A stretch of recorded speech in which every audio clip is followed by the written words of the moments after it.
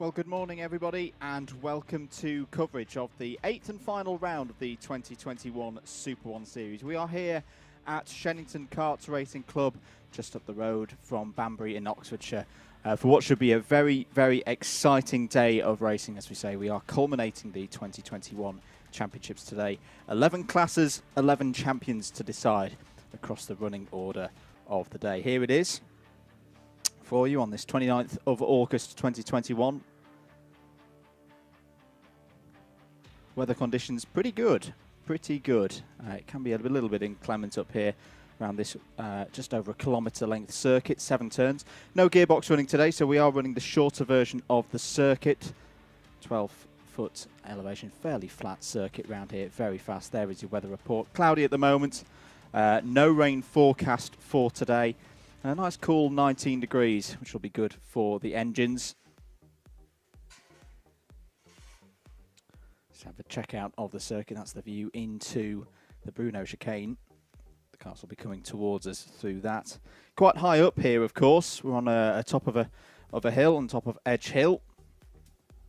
As I say, the weather can be a little bit spicy up here, but at the moment, cloudy, no rain, and a brisk wind across the circuit, which will be good news for the gliders next door. So we'll keep an eye out on them as well. They always like to give us a little bit of a surprise. Let's run through the running order for the day. It's a little bit different to normal.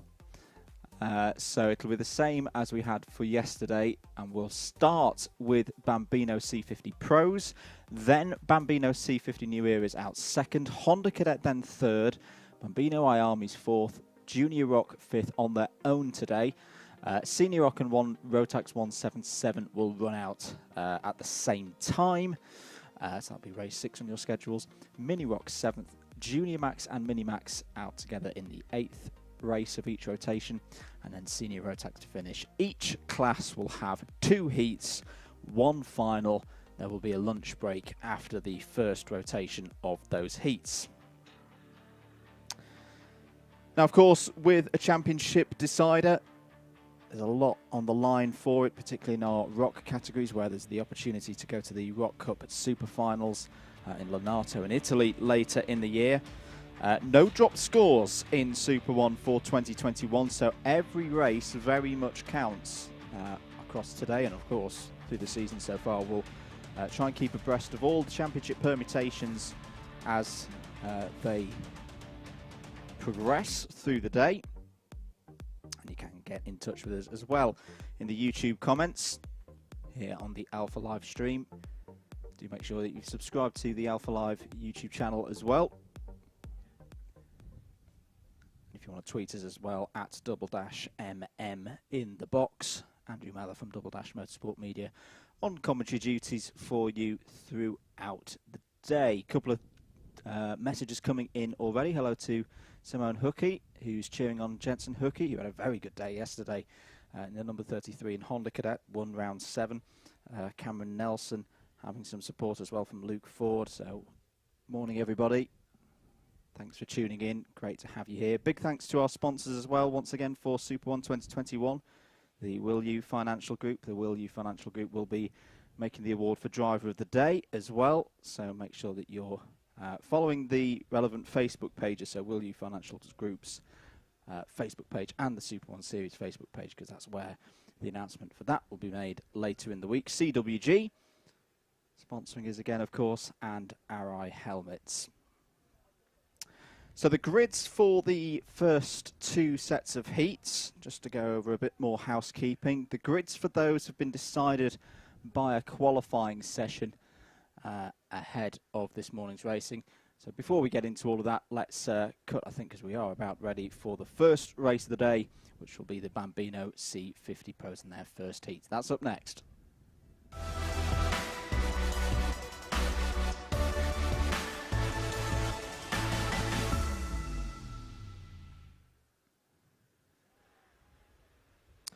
So Shenington awaits us here for what really should be, as I say, a fantastic day of racing. Bambino C50 Pros will be out first. Here is their grid. Championship leader Austin Newstead has pole position for the first race of the day. Joshua Cook is alongside him on the front row of the grid. Cole Patterson and Jack Baker are on row 2. Maximilian Abrahart and Morgan Weston are on the third row of the grid. Marley Fisher and Austin Oman are on row number 4. Josh Cormack and Jensen Sale are on row 5, wrapping out the top 10. Joshua Griffin and Max Gilman are 11th and 12th on the grid. They're on the 6th row. Harper Das forms up the 13-kart field for Bambino C50 Pro Heat 1, Race 1 on your schedules here today. So, championship situation looks like this after 7 rounds of this 8-round championship. Austin Newstead, as we say, is your championship leader. Had a perfect day yesterday. 3 races, 3 wins. Has 846 points on the board. Jack Baker is second on 810. Maximilian Abrahart, 801. Cole Patterson, fourth on 784. Jensen Sale, who was on the podium yesterday in the final, is the first podium in a final this season, is fifth on 755. 34 points are available for a heat victory, so there'll be 2 chances to score 34 points in the first 2 rotations, and then the big final, longer race, more points, 60 points for a final. That's still quite a way off, folks. But that's the key numbers of points to keep in the back of your brain. It also means that because there's still a lot of points on offer relative to the gaps at the front of the field, there are mathematically still quite a few drivers able to win this championship. But for Austin Newstead, he's done a very good start to the day, getting pole position. The karts will be out on circuit in a moment or 2, I believe. I'm just looking at the time. It's 10:28 according to my watchers at the moment here in the commentary box, and I think we are due to go at 10:30. Standing start for the Bambinos, of course. You can see the parents and guardians, mechanics out there on circuit. Will be helping our drivers. Drivers now rolling out from dummy grid for this first race of the day, first heat for the Bambino C50 Pros.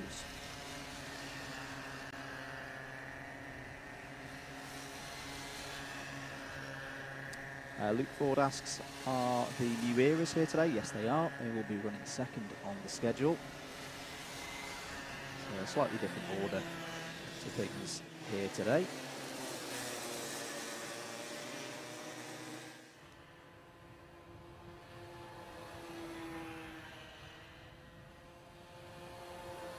So the situation in terms of heat victories so far this season, it very much has been a class dominated by Austin Newstead. He's had 6 victories in heats so far this year.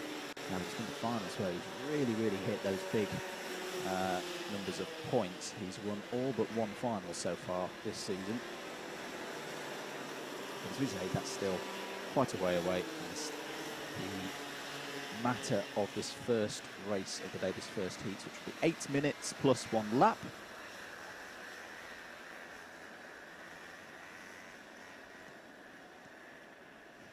See the number 40 of Jensen Sale there on the right-hand side, number 40. As I mentioned, had a very good day yesterday.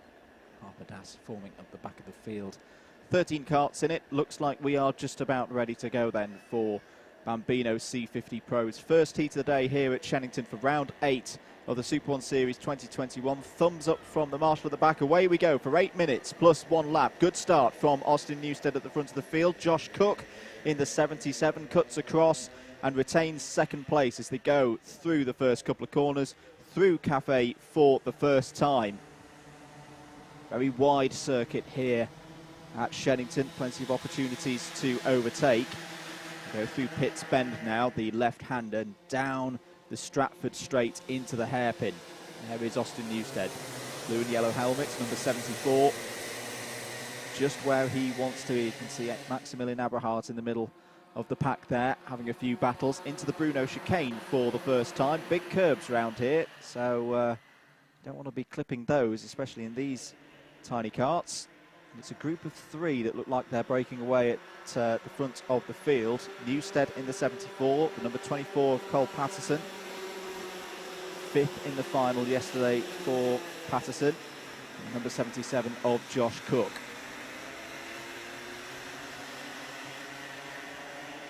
live.alphatiming.co.uk/SuperOne for all the latest facts and figures. If you've got a spare tablet or screen to pop that on. It's a very good start, this, from the trio at the front of the field. They've got 1.4 seconds over the second group of drivers, which currently is led by Austin Oman in the number 16. Patterson just holding down the inside there of Josh Cook's half attempt to overtake.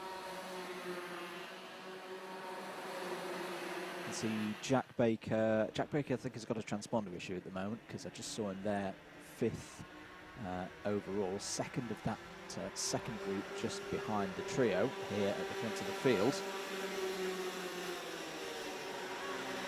But this is just what Austin Newstead wanted at the start of the day. Nice comfortable start, no dramas. 6 minutes of the race to go. Being followed here by Patterson and Cook. This is a circuit, of course, being quite high speed, big long straights. You can sit in a slipstream around this circuit. It is quite tricky to lead out from the front and not crumble under the pressure of those behind. Like Patterson and Newstead are just breaking away from Joshua Cook now. Josh Cook there in the 77. I hope to not get swallowed up by the second group, which is still led by Josh Cook. Jack Baker still in there as well. Morgan Weston, Maximilian Aberhart and Joshua Griffin have all had decent starts here as well.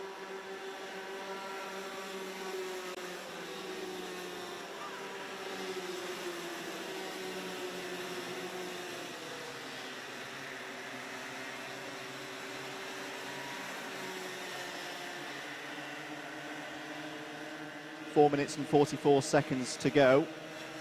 Still Austin Newstead leading out front from Cole Patterson. Number 77 of Joshua Cook still doing a really good job in 3rd place. The second group has started to break up a bit as they go down to the Stratford hairpin. A couple of drivers off the back are just being dropped there. Into the Bruno chicane go the leaders, back into our view here in the commentary box. Austin Newstead still out front. Cole Patterson doing a great job as well. We're just trying to set up for a late race move. It's still quite a while in this one to go, 4 minutes, plus the 1 lap. You can see Patterson really putting the pressure on down through the last couple of corners. Flash over the start line once again into Cafe Corner. I'd say the gap, apologies, timing's down in the comms box at the moment. I'd say the gap is holding about 1.5 seconds. Austin Oman still at the front of the second group of 6 drivers.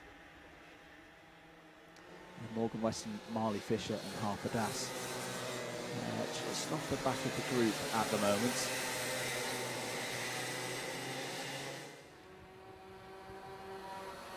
Change for the lead. Cole Patterson has taken the lead down at the Stratford hairpin. This comes back into my view here in the box. Has got through ahead of Austin Newstead into the Bruno chicane. Now that's not too much of a problem for Newstead. Newstead just needs to score good solid points today. Race victories earlier in the season are what has put him in this strong position. 2 minutes 43 on the clock to go. Into Cafe they come once more. Slightly defensive line from Patterson. Keeping the speed up now. Just looking back, I think Maximilian Aberhart has made he's got the E-plate up to 4th place now. Yes, Maximilian has indeed got that kart up to that position. Abrahart second in the final yesterday. In fact, had a very good day yesterday in round 7. Third, second and second for Abrahart.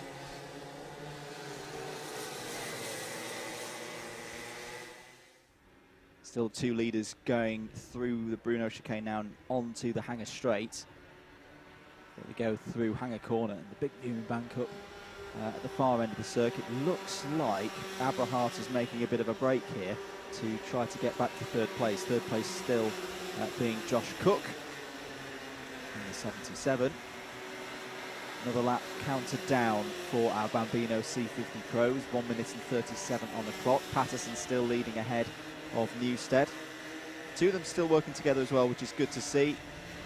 And yes, indeed, it looks like Josh Cook has now been caught by Maximilian Abrahart for third place, and the number 50 of Max Gilman coming through the field as well. I seem to remember Max having some strong races here in previous years.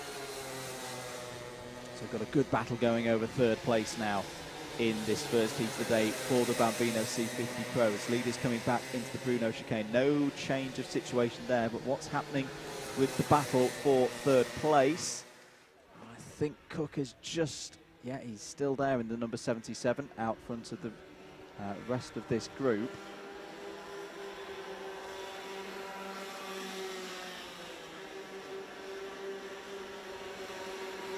"45 seconds to go."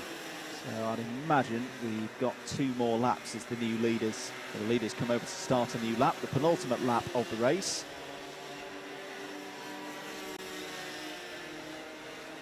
Cole Patterson so far this year has not had a race victory, so if we could hold on with this would be a fantastic result for Cole. Change for third place. Maximilian Abrahart has indeed got through to third place. There's some squabbling going on for fourth place as well. Still all to play for. That group of 6 tightly packed together as they go down to the Stratford hairpin. Best result so far for Patterson. He had a second in the final back at Clanny Gores in round number 1. He took a second place in one of the heats at Wilton Mill as well. So this is a great opportunity for Cole Patterson to take this race victory.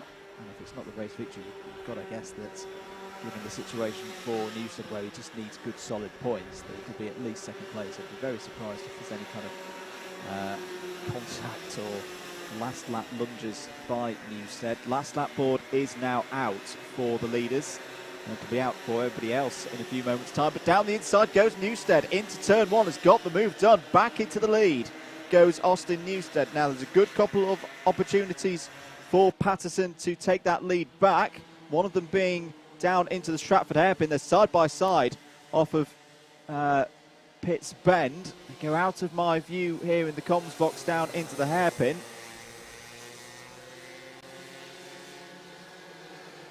Newstead still holds the lead then into the Bruno chicane. Could be taking a big step towards wrapping up this Bambino C50 Pro Championship.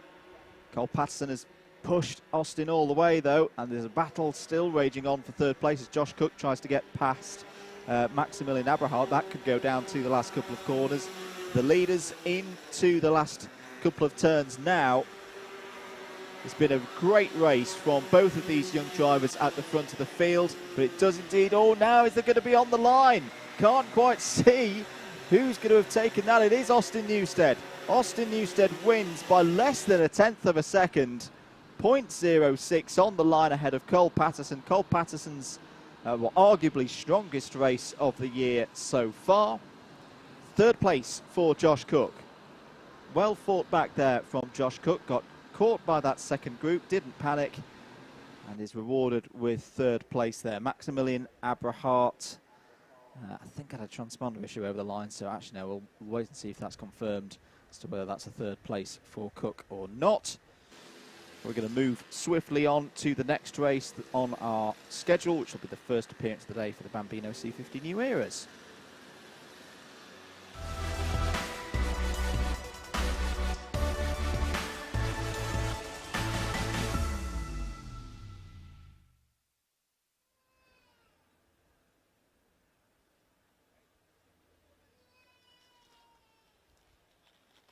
So the Bambino C50 New Eras, as with all of our championships today, completely wide open. This one really is wide open. So your situation at the start of the day, Mateo Garcia Patino leads the championship on 816 points. And that's a 17-point lead over Otis Cleary, who won the final yesterday. Had a very, very strong day. Cole Teal in third place in points on 770. Sophie Morris 763. Connor Butler 747. And the last of those that I have as having a mathematical chance of winning the title is Dylan Glasgow on 718. Carts out on circuit. Let's have a look at the grid for this first heat for the Bambino C50 New Eras. Ellis Wildchild has pole position with a time of 64.085. Fraser Anderson alongside on the front row of the grid. Otis Cleary and Drew Davidson line up on the second row of the grid. Championship leader Mateo Garcia Patino and Connor Butler are on row number 3. Dylan Glasgow and Sophie Morris both have had strong races so far this season at times. Start the day on row 4. Cole Teal and Amelia Dial are on row 5. Sebastian Behrman and Ethan Lucas row 6. Eli Lizecki and Finley Bedford are on the 7th row of the grid for this race. Mason Brooks and Maximus Lewis on row 8. Ella Dixon and Arthur Farrow row 9. And then Bertie Cooper and Alfie Mayer row 10. Aurora Joel did not set a time in timed qualifying earlier on this morning.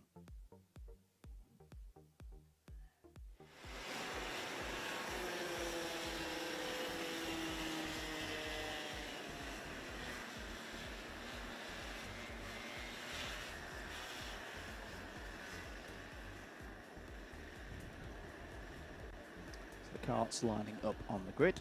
Will be a standing start for this group as well. 8 minutes on the clock.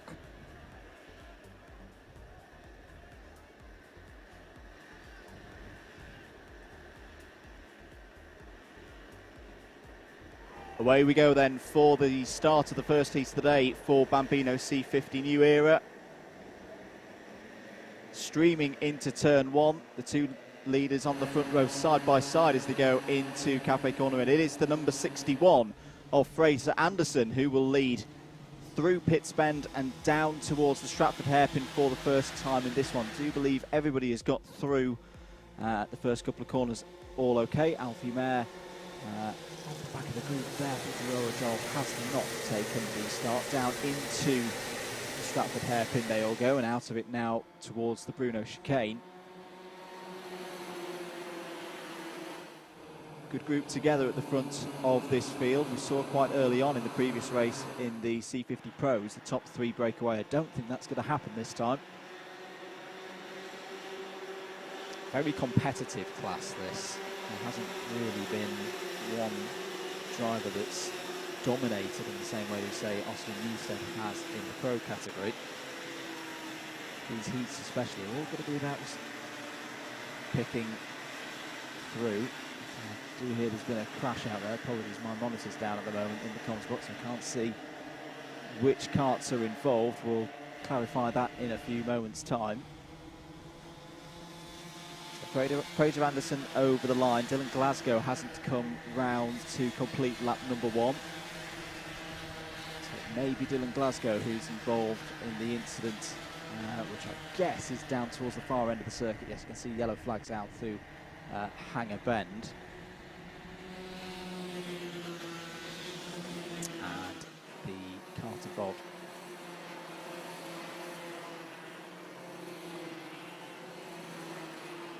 Out now, 2 minutes of the race already gone. And you can see the cart that was involved in the incident coming past my window now, and it was indeed the number 13 of Dylan Glasgow.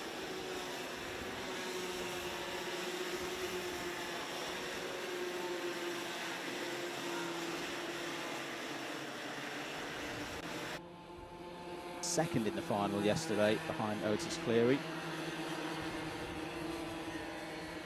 So change at the front of the field. Otis Cleary has gone to the front of the order ahead of Fraser Anderson in the number 61. As who's in trouble there? Unfortunately, it's the number 12 of Connor Butler. Oh, Connor Butler, is that down? I think that's down at Hanger Bend.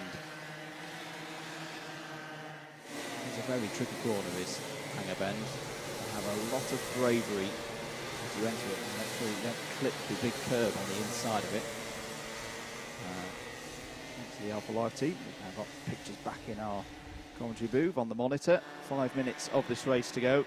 There you can see the yellow flags out on the entry to Hanger. Yep, so it is indeed Hanger Bend where Conor Butler's had that issue.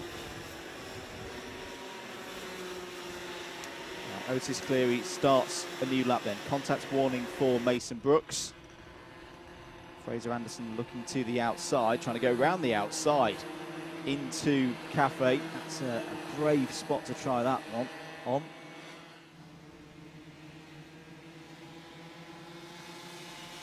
But a good race this so far from the Bambino C50s. Otis Cleary defensive and to the inside. So unfortunately, I think the 84 of Mason Brooks is out of the race. See Mason is pulled over to the side of the road, perfectly okay, but a problem there with the kart. And Mason Brooks is out. Change for the lead. Fraser Anderson to the front of the order then. It's got past Otis Cleary. Best result so far of the year for Fraser was a 3rd place in one of the heats at Wilton Mill. So another opportunity for a driver to get their best race result of the year so far here, right at the start of the day. He's been pretty comfortable. Here's Fraser, a little bit wide to come onto the pit straight.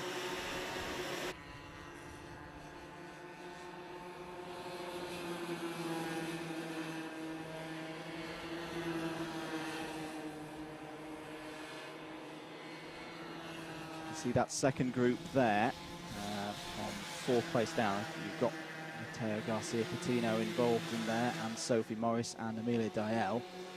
Ellis Wildchild, your pole sitter, still running up towards the front of the field. Diel looking down the inside there. The pink suit and the pink helmet. Good move there, gets past the number 88 of Ellis Wildchild. Almost 3 wide as they're going into the Bruno chicane.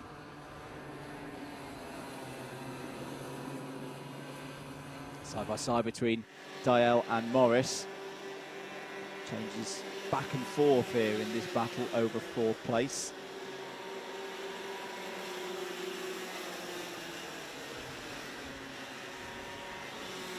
Through the tricky turn 9 they go then, or back past Marshall Post 9. There's a couple of bits of traffic for the leaders to deal with, and a change for the lead. So Otis Cleary back to the front of the order.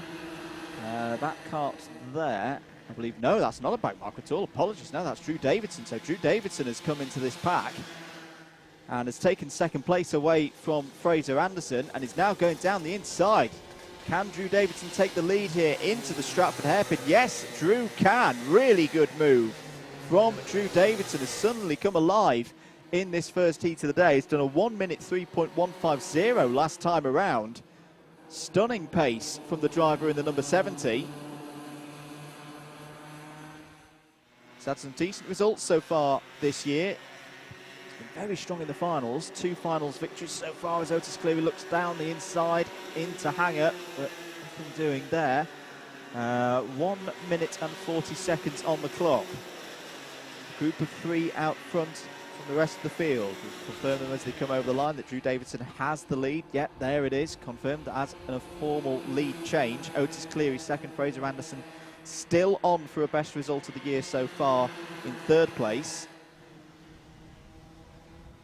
Mateo Garcia Patino is up to 4th place now, ahead of Ellis Wildchild, and off is the number 15 of Alfie Mayer. That's a real shame for Alfie. That's just approaching the final corner. Coming onto the park straight, has changed the lead once again. Otis Cleary gets back through, past Drew Davidson there.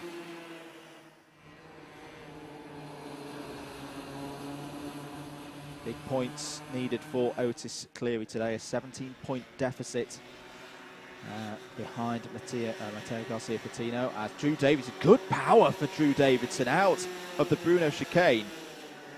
Means Drew Davidson has retaken the lead there as they go around the outside of Hanger Bend.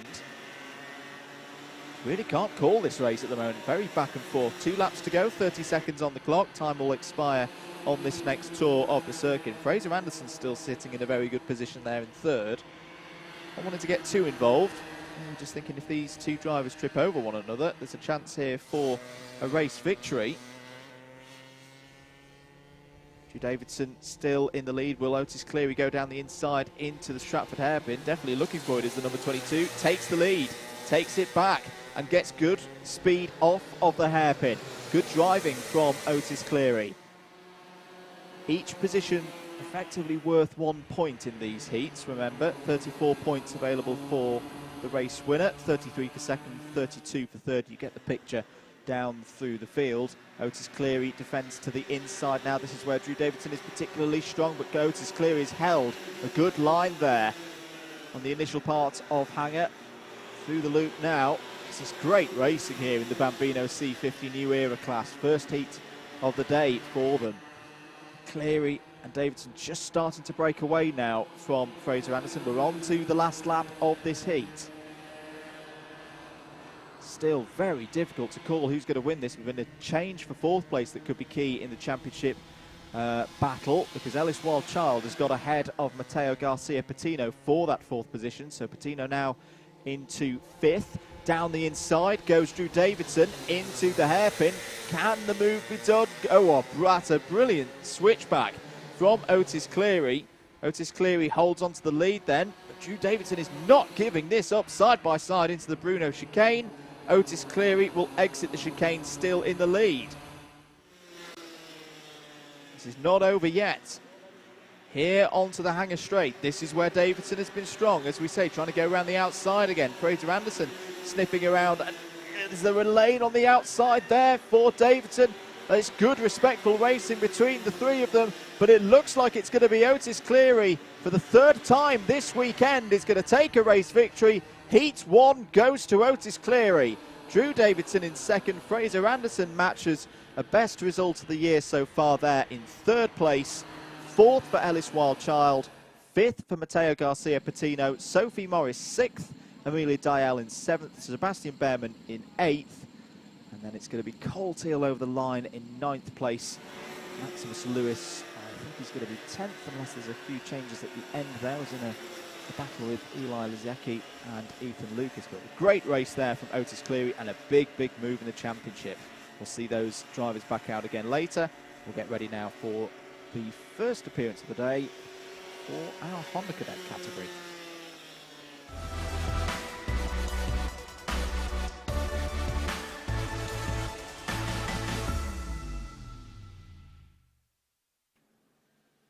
Honda Cadet out next for their first heat of the day.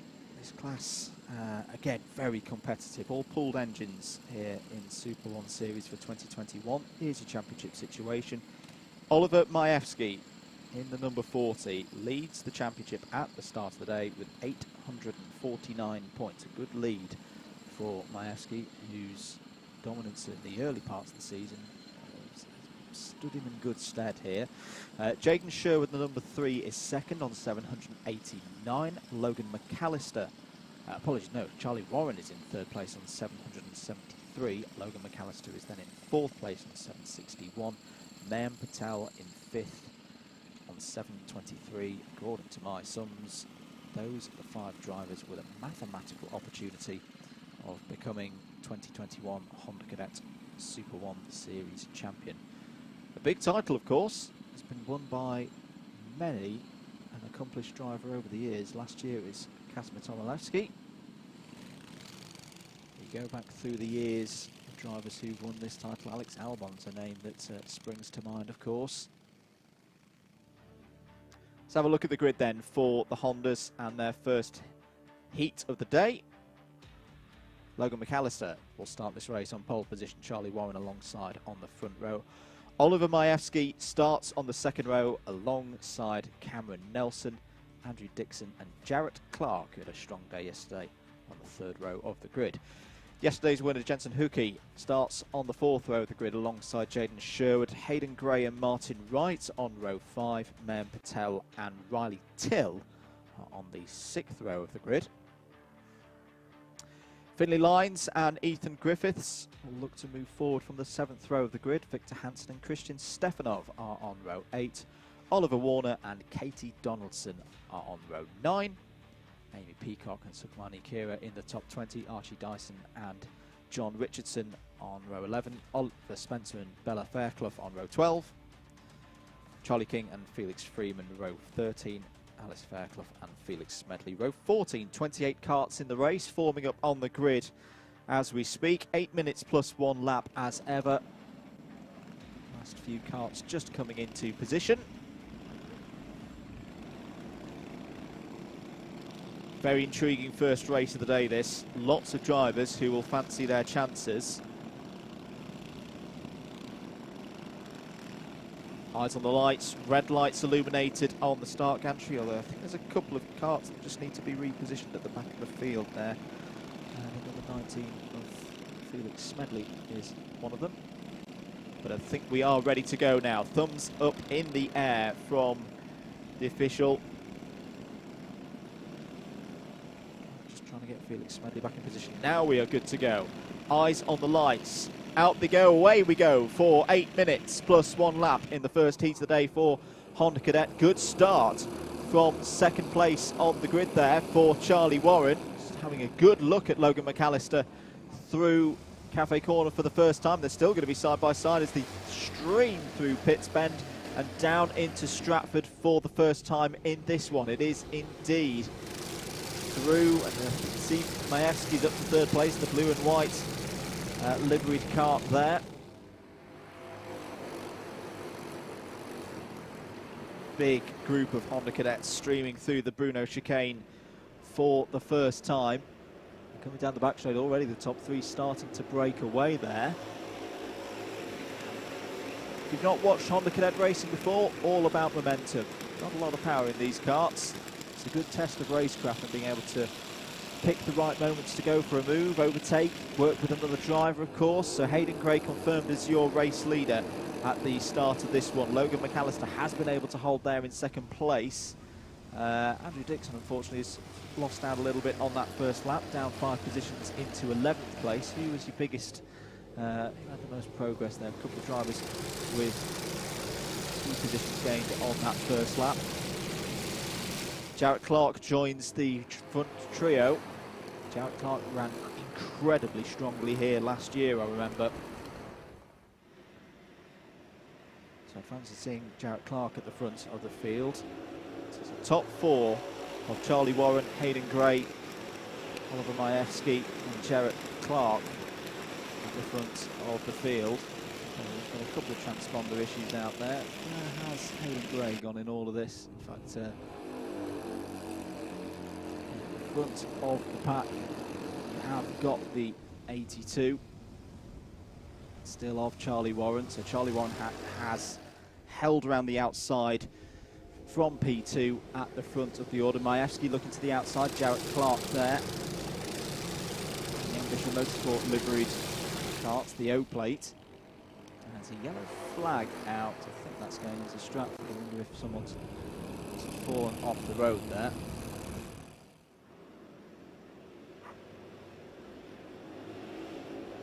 Down the back straight go the leaders.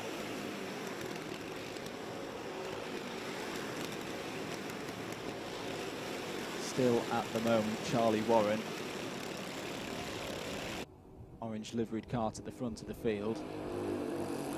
This is what tends to happen in a Honda Cadet race at these early stages. Everybody just finds out each other's pace, what they've got in this particular running. Work the tactics out from there. This top 4 working together very nicely as Majewski elects to look to the outside. Tries to go for a move, and that offers the opportunity for Jarrett Clark to get up the inside, take third place, possibly even second place as well. Down the inside of McAllister. And Jarrett Clark is definitely in the mood here. Through into third place goes, or initially goes Majewski, but they're being joined now. Trying to make out the number there. I think that's the 44 of Cameron Nelson. Yes, it is. So Cameron Nelson up to 4th place, gets past Logan McAllister there in 95. You see the Dayglow yellow details, and here comes Jarrett Clark down the inside, takes the lead. Bit of help from Oliver Majewski behind. But great driving there from Jarrett Clark. Likes this Shenington circuit.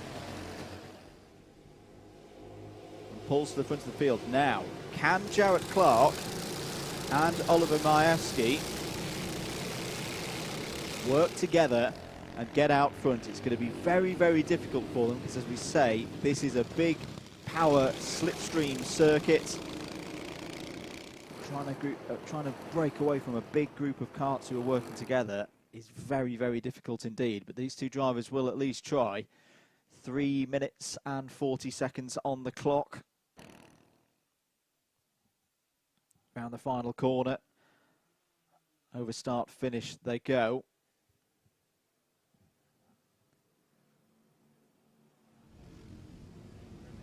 The O-plate of Jarrett Clark still leading then. Started this race 6th on the grid.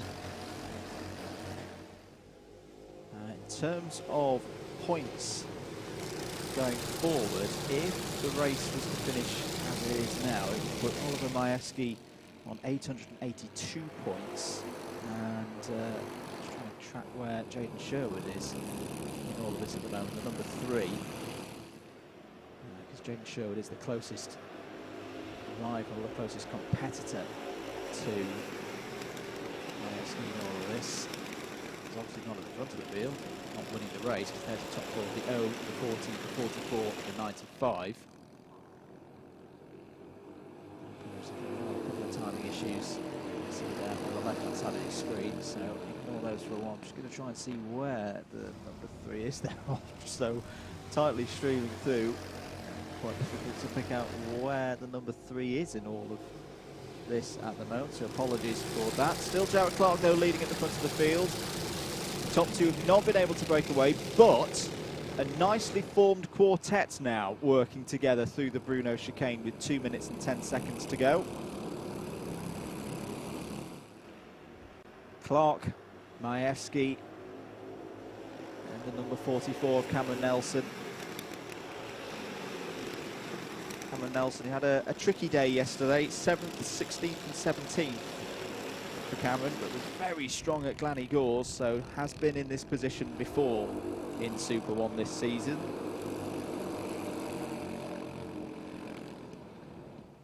Right, just caught sight of where Jaden Sherwood is. You can see the yellow helmet there coming through the middle of the pack. So Jaden Sherwood's in about 10th place at the moment.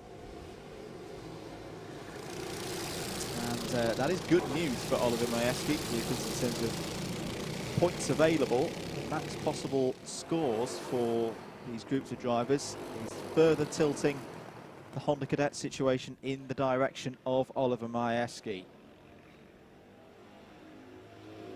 Still this quartet working together, say perhaps 2 seconds over the rest of the field at the moment.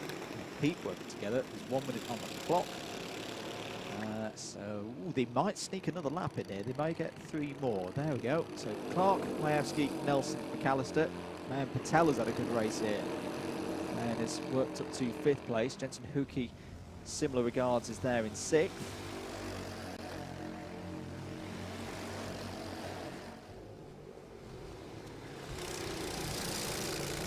Do the hairpin again. A couple of marbles.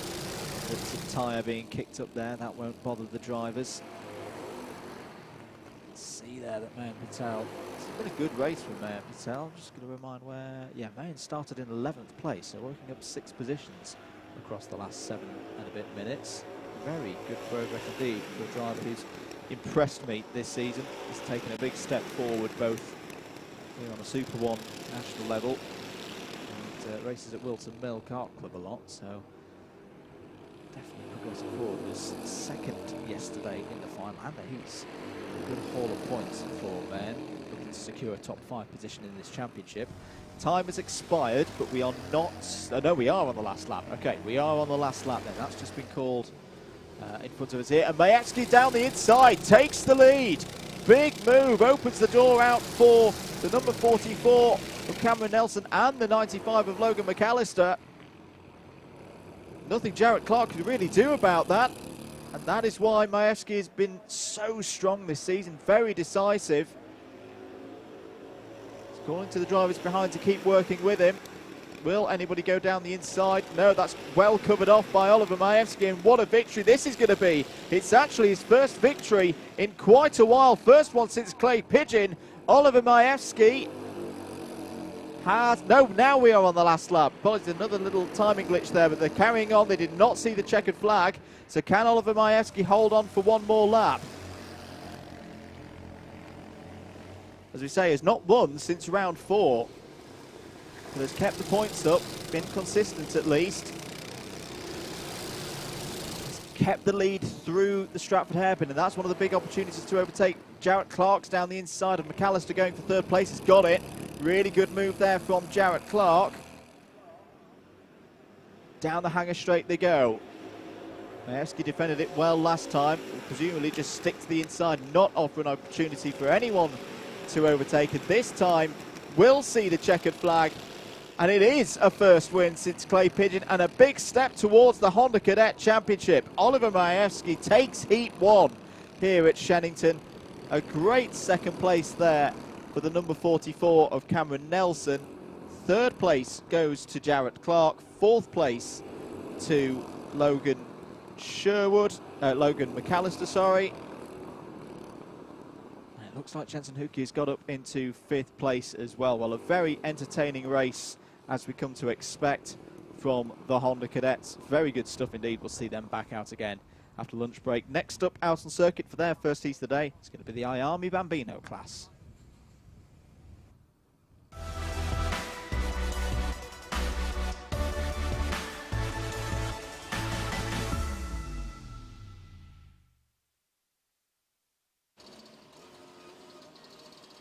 So iArmy Bambinos heading out on circuit. Here's their championship situation. George House, the number 5, is your championship leader on 858. Edward Haynes, though, is only 7 points behind in the 101. Charles Sayer, a further 30 points behind on 821. Manav Dew on 815. Ethan Owen on 793. Archie Rutter at 766. Charlie Clough 752. Dax Farrer 730. So those drivers are all have a mathematical chance of overhauling there. The number 5, George House. Clean sweep from Edward Haynes yesterday, and gave a very good interview, if you don't mind me saying so, on the podium yesterday for such a young driver. Had the points figured out, as he said to me. Yeah, if George finishes second across the course of the day, i.e. a repeat of the scores yesterday, then George House will be champion. He was absolutely spot on. He was absolutely correct. So expect George House to be pushing for those 2nd places, but if it is that situation of, as we saw yesterday, Haynes in the lead, House in 2nd, House does not need necessarily to go all out for the victory. So it's going to be a very, very intriguing situation in this iArmy Bambino class. And we've seen bigger swings in points turn before. Remember to the 2020 edition of this series. A little wave there from the number 15. A good field once again here for the iArmy Bambinos. Danny Ferguson, the number 15. Archie Rutter, the number 20. Warming up the karts. We'll start this race from 11th on the grid. Harper Das back out in the number 95. Little wave. Ah, that's a driver ready to rumble there in the number 95.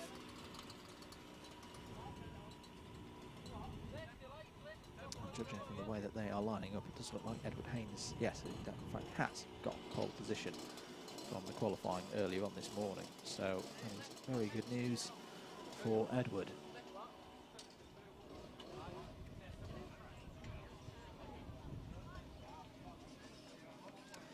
So the driver's just waiting for the instruction to go out on circuit. There's a thumbs up from Ethan Owen in the number 27. A good opportunity this for Ethan. Best results so far this season. A couple of 2nd places along the way. One of them at Wilton Mill in our last streamed round of round number 6. Took one at Clay Pigeon as well. Round number 3. There's Darren Dimitrov. Start this race from 6th on the grid. Nice smile there from the driver with the number 65.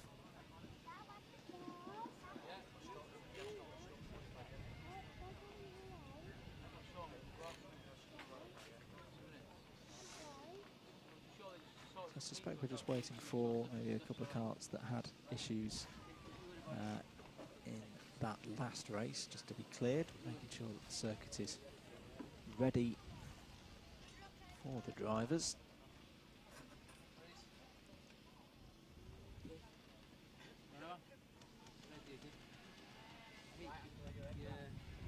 Just to go through the result in the final yesterday for round 7 of this championship here at Shenington. As we mentioned, Edward Haynes was your final winner, round winner. Took the full complement of 60 points. George House was second. Manav Dew was third. In fact, those 3 drivers, respectively, took clean sweeps of first, second and third across the races. Fourth place was Jarlath Sayer. Ethan Owen in fifth. Archie Rutter working through well to 6th place. Charlie Clough in 7th. And we've got quite a few new drivers as well, we should say. So we've seen a couple of them already. Dimitrov being one of them in 8th place. In the final yesterday, Grayson Wortley 9th. Dax Farrer in 10th. 11th was Danny Ferguson, and 12th was Harper Das. We say new drivers. A couple of those drivers, the eagle-eyed or eagle-eared, which were the 2.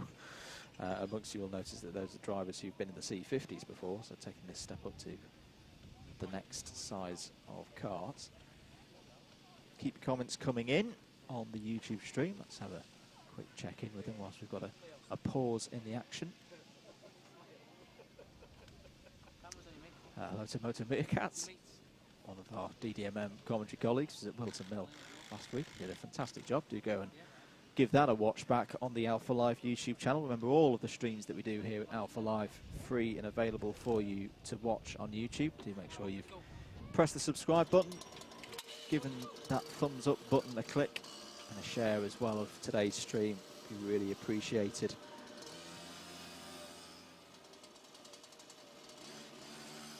Hello to Thomas Spearing, who was cheering on Jarrett Clark in that last race.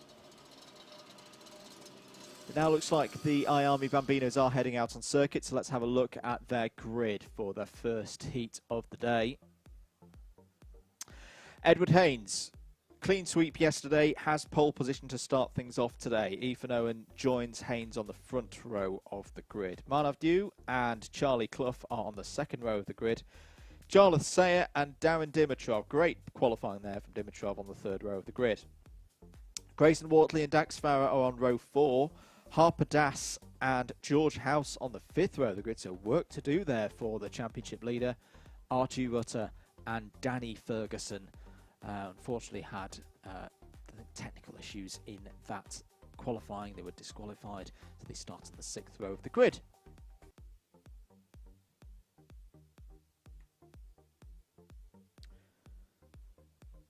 So the drivers will come round for a standing start. The last of our standing starts that we will see in this first rotation. Edward Haynes on the right of your screen there in the orange and black kart. Ethan Owen on the left-hand side. It looks like we are all ready to go here for the iArmy Bambinos and their first heat of the day. 8 minutes plus 1 lap. Lights out, away we go then. Is it going to be a good start for... No, it's going to be a good start for Ethan Owen. Fantastic shot from the second row of the grid. It looks like the number 82 of Manav Dew is trying to go through for second place and has got it. So great start there from Ethan Owen in the 27 and Manav Dew in the 82. Edward Haynes shuffled down to third, but is already trying to fight back here down into the Stratford hairpin, going for second place and gets second place. Decisive move, but has run a little bit wide off of the hairpin, and Dew will cut back underneath. Yellow flag is out for a spinner at the back of the field. We'll just try and track who that is in a few moments' time, but a really good start here from Ethan Owen. Said before they headed out that this was a good opportunity for Ethan to get a best result of the year so far. He's getting another top 3, and that's just the start that Ethan would have wanted, and I think there's been a great start as well for the championship leader. I think I saw George House there has got up to 4th place. Yes, indeed. There's a transponder registration issue there, so TX321 is not a Stormtrooper, but is George House in 4th place. So immediately, House has got the number 5 into the position he wants to be. Just sit on the rear bumper of Edward Haynes. That's all George needs to do today to become Miami Bambino champion. Haynes going for a move down the inside there. Trying to get through. There's been a change for the lead. Marnadieu has got to the front of the order. Ethan Owen checking over that right-hand side shoulder. Here comes Edward Haynes down the inside. Gives racing room there. And I think George House is going to go down the inside as well. What a move that is from George House. Saw the gap on the inside caused by Edward Haynes going through and decided to go for it as well and gets third place. So it's your top 3 from yesterday in a slightly different order at the moment. Marnadieu ahead of Edward Haynes and George House. Ethan Owen will try and work now. But these drives at the front. In fact, House has got through. George House has got past Edward Haynes on the exit of Pitts Bend. Well, this is quite a race from George House. Started in 10th on the grid. Not where we'd expect the number 5 to be. But in a matter of a few laps, is already up to second place and maybe challenge for the lead in a few moments' time. Good speed for Dew in the braking zone. No opportunity for House to get through there. Archie Rutter has had a problem, unfortunately, because Archie has fallen down to 11th place and is off the back of the field. Has lost some 50 seconds or so, side by side between House and Haynes. Haynes has got to get through to close down that gap. It's only 7 points at the moment between the two of them.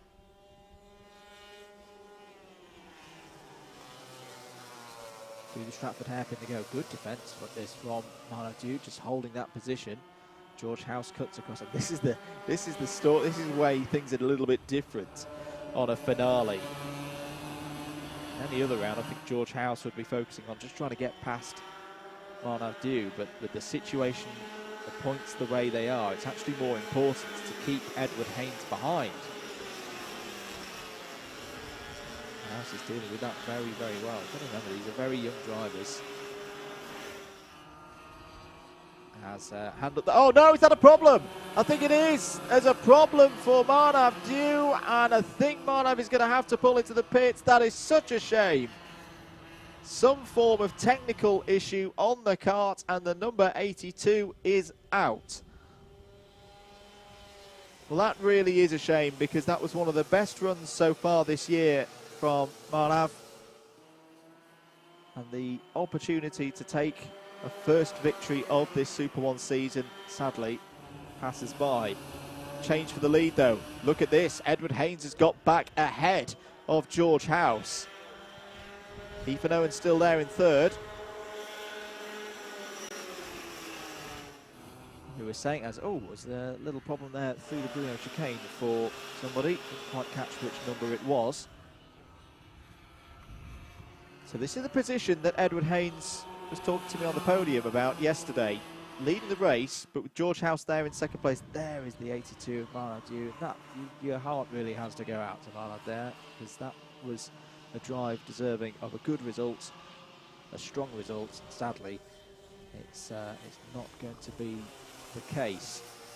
3 minutes to go. Oh, Haynes wide, very wide, and that's going to be George House up the inside and taking the lead again. Here comes Ethan Owen as well, taking the opportunity to go into second place. Great driving from Ethan Owen there.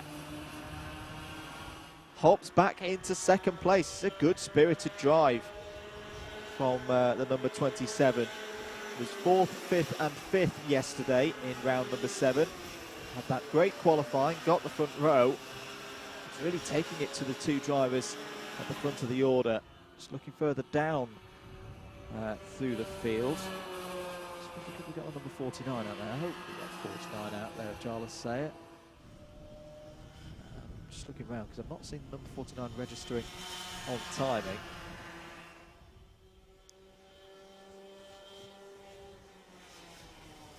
Down into the hairpin they go, still as you were. House from Owen and Haynes, but Haynes is going to have a go on the exit to retake second position. Unfortunately, I don't think we have Jarlath say it running out there. Not spotted the number 49 going around. That would be a real shame for Jarvis there. I'm not quite sure what the issue is, or the reason why that kart is not running. That would pretty much mean the end of Jarvis' championship campaign. Laying down the inside for Edward Haynes, looking for second place, has taken second place. Good respectful racing between the two of them there. And it means Haynes is back into second place, but he needs to be ahead of George House. He needs to get some points over the number 5. If Edward Haynes is to be the IARMI Bambino champion at the moment, the points gap would be going even further out from 7 points to 8 points as things stand. A minute to go.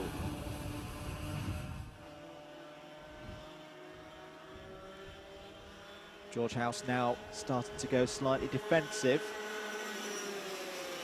Edward Haynes wants to get through here. It's going to have to go around the outside. Is there a switch back on maybe? As they come onto the pit straight. Oh, there is a chance there for Edward Haynes to get down the inside. Here comes Ethan Owen though around the outside once more. If that could sting, that's a brilliant overtake. Still side by side as they go through Cafe Bend. What a race this is. George House still leading, and I think Ethan Owen has got ahead. What a couple of corners from Ethan Owen.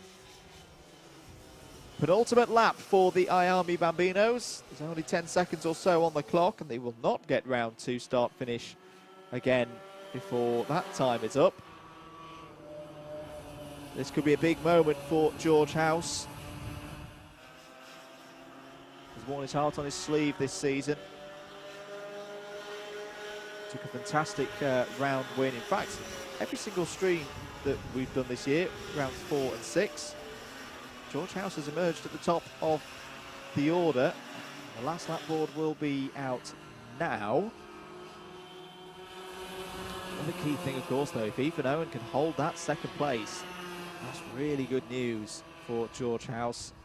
Takes the pressure off a little bit, extends the championship lead out to 9 points.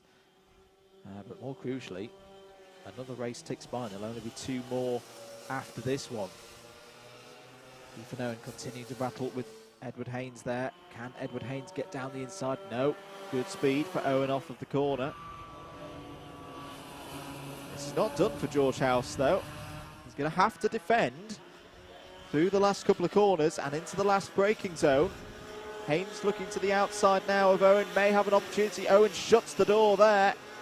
Great racing from these 3 drivers. George House is going to come round and take a brilliant victory in the first heat of the day in the IARMI Bambinos. It's very close on the line, but Ethan Owen's got it. Takes second place ahead of Edward Haynes. In fact, in the end, nearly had House on the line as well. 0.029 of a second between House and Owen there. Haynes in 3rd, Archie Rutter 4th, Charlie Clough in 5th, Grayson Wortley, good result there in 6th place. Harper Das, Darren Dimitrov, Dax Farah, Danny Ferguson will be your finishers there. 10 of them are due the 1 retirement. Well, a really entertaining race there from the IARMI Bambinos. We'll see their second heat after the lunch break. And we will move on to race number 5 on our schedules, which were the first heat of the day for, I believe, Junior Rock.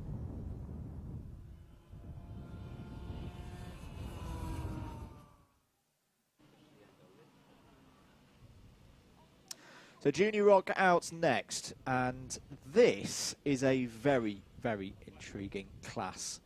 For one simple reason, the 2 championship leaders are tied on points going into today, and as we say, no dropped scores for the 2021 SuperOne series.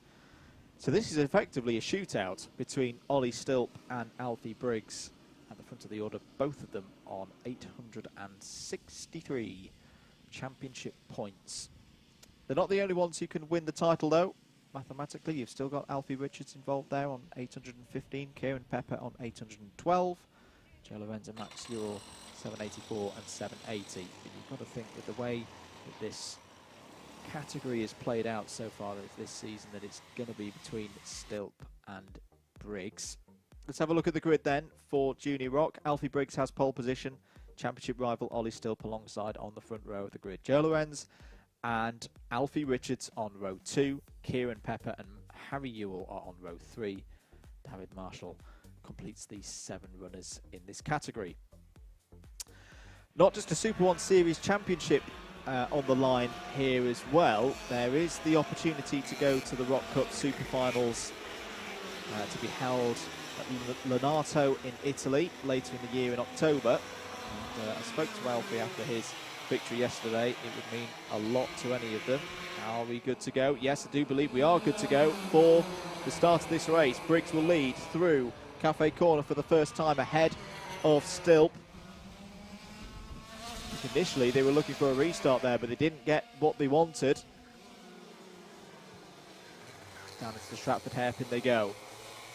Finals results yesterday. So like I say, mentioned Briggs and talking to him on the podium.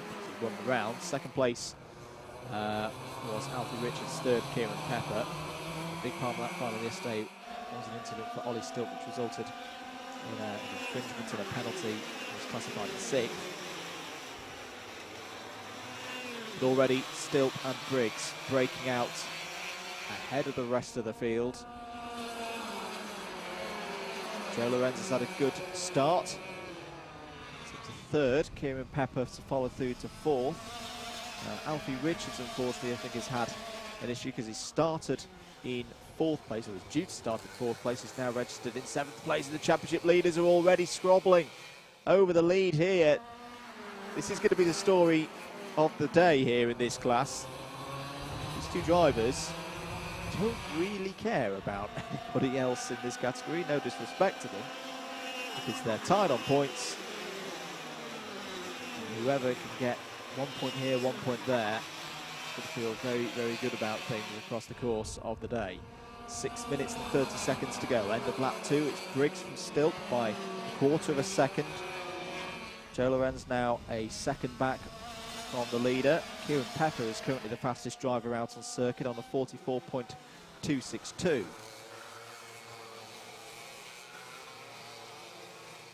Alfie Richards is back up to speed, 44.660, but is 5.5 seconds behind these two drivers now. Alfie Briggs using the total karting. Running on the Charles Leclerc machine, the Charles Leclerc chassis this season. And serving him very, very nicely. He's done a lot of work preparing for this.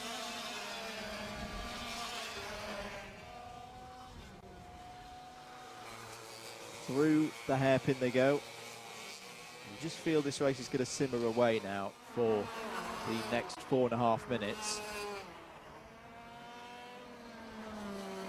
Briggs and Stilp pulling away from the rest of the field. Oh, is there a hand up there? I think there's a problem for Alfie Richards, and out is Kieran Pepper as well. So Kieran Pepper in the number 3 sadly is out of this race. That will at least bring out a yellow flag through Pitts Bend. Yes, it has. If it's serious enough, may bring out a Battenberg flag, which would definitely get things interesting. But sadly, Kieran Pepper's Kart Republic chassised kart is out of this race. It looks like we're down to 5 runners at full pace. Briggs and Stilp still out ahead of Joe Lorenz there. Joe Lorenz, the top rookie, 2 rookies in this class. Rookie, i.e. they have not competed in this section of SuperOne before. So Joe Lorenz versus Harry Ewell is the battle to be looking at there for the rookie trophy. Lorenz is a 2.8. 2 points. No, that's gone up from 2.8 seconds now. There's Kieran Pepper there. Walks disconsolately off to the side of the road. We'll hopefully be able to get that kart fixed and running again for the second heat. 4.1 seconds now, the gap between Joe Lorenz and Harry Ewell.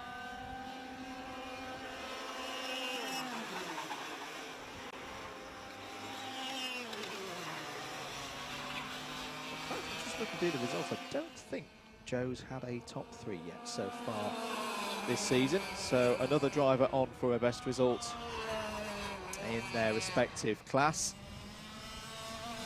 Alfie Briggs and Ollie Stilp.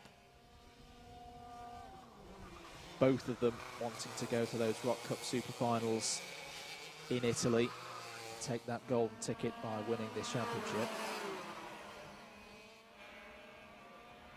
There's a good group of Team GB drivers there last season. It'd be great to have not just the golden ticket winners, but some other drivers out there as well. We'll be able to follow those races with Double Dash Motorsport Media, as we say, in October. 2 minutes and 50 seconds to go. Briggs just keeping Stilp at a distance at the moment, still not within striking range.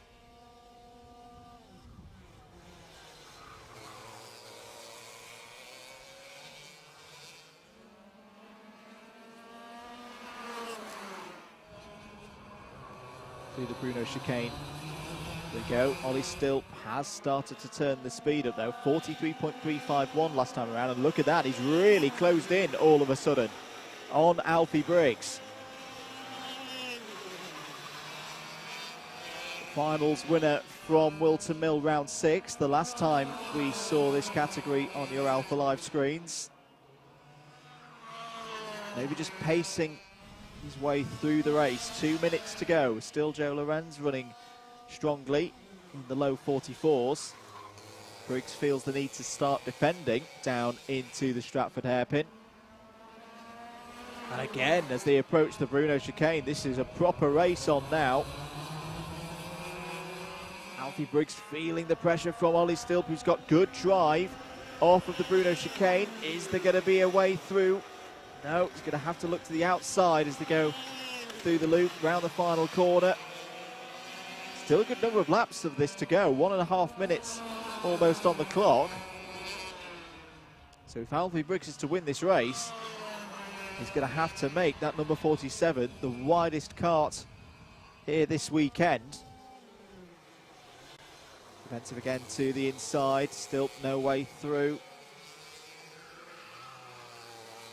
Looks like a simple hairpin, the Stratford hairpin. Trust me, it is not. It's very, very tricky to get your line right, especially if you're trying to overtake round the outside. Briggs knows that, that's why he just keeps holding to the inside. All the corners tighten on exit. Make it difficult to get a bit of a run off of them if you're going for the big move round the outside. Keep seeing Stilp looking for it, he just cannot find a way through at the moment. Keep an eye on that clock, because they were fairly close to 43, 44 seconds last time around. The pace has completely dropped off. They're into the 44.4s now. Fastest driver out on circuit at the moment is Joe Lorenz on a 43.9. And still Briggs defends as they go through the Bruno chicane. Stilp obviously has the benefit of a big slipstream off the back of the number 47 at the moment. Looks like they will be showing the last lap. This great defensive driving from Alfie Briggs. Time has expired. This will be the last lap then. Can Ollie Stilp find... You've got to find a way down the inside, I feel, if you're Ollie Stilp. Because Briggs is so good with those defensive moves. There's simply not going to be the opportunity to get round the outside of him. Stilp's gone for a big one, but run wide, and there's just not the level of grip that Stilp needs to get the drive off of the Stratford hairpin. There's still opportunities for Stilp to get through. It's a kart length or two behind as they go through Hanger. It looks like Alfie Briggs has got this one. Round the final couple of corners. A big defensive drop. Alfie Briggs 1-0 here today at Shenington. Takes heat number 1 ahead of Ollie Stilp. Joe Lorenz with a good run there to 3rd place. A first top 3 of the year, I believe, for Joe. 4th for Alfie Richards, 5th Harry Ewell. Darren Marshall in 6th place. A good recovery there, actually, from Alfie Richards as well, because obviously he had his issues early in the race. One retirement from the race was Kieran Pepper. Well, there we go. Alfie Briggs takes an absolutely enormous 1-point lead into the second heat of the day. We'll see them again later on. Next out on circuit on the schedule, race number 6, the first heat of the day for Senior Rock and Rotax 177.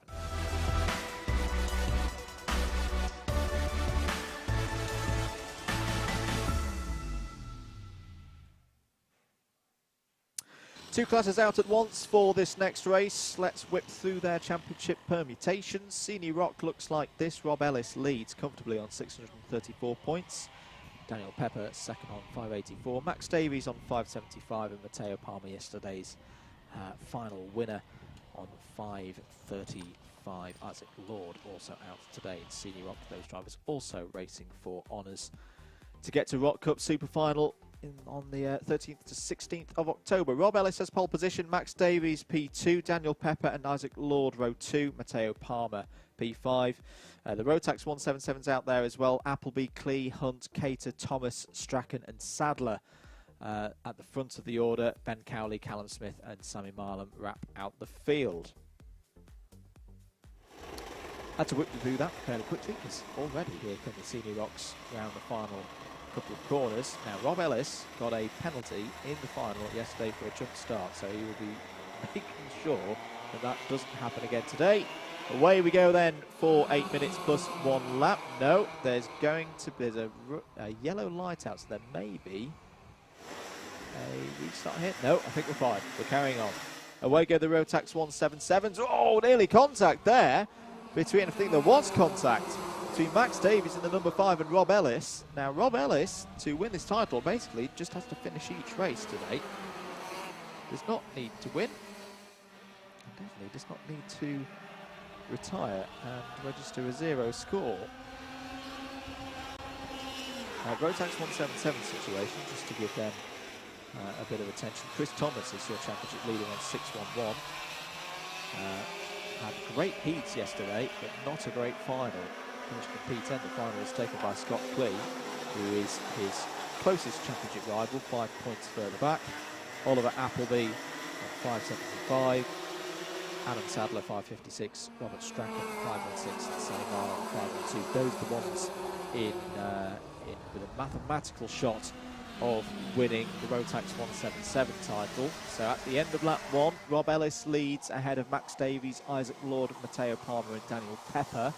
In Senior Rock, in 177, it's Oliver Appleby. There he is at the front of the field, leading ahead of Scott Clee, Joe Hunter, Hayden Cater and Chris Thomas in 5th place. Chris Thomas having a little discussion there with the driver ahead, which is the 66 of Joe Hunt, to keep going, crack on with it. Thomas does have a little bit of work to do here. Similar to how we've seen with a couple of classes already today. Chris Thomas will just, for me, have eyes on Scott Clee today and staying as close to Scott Clee's number 16 as possible. Unless, of course, he gets ahead when he wants to break away and get that gap. But if you're in this situation as a championship leader, you need to defend that lead. Don't want to do anything too rash. 5 minutes and 47 seconds to go. And we're having a look at the battle for second place in Senior Rock between the number 5 of Max Davies, also on a Kart Republic machine there, and Matteo Palmer, the number 75. I was a little bit surprised. As down the inside goes Palmer. Great move. Fantastic move into the hairpin.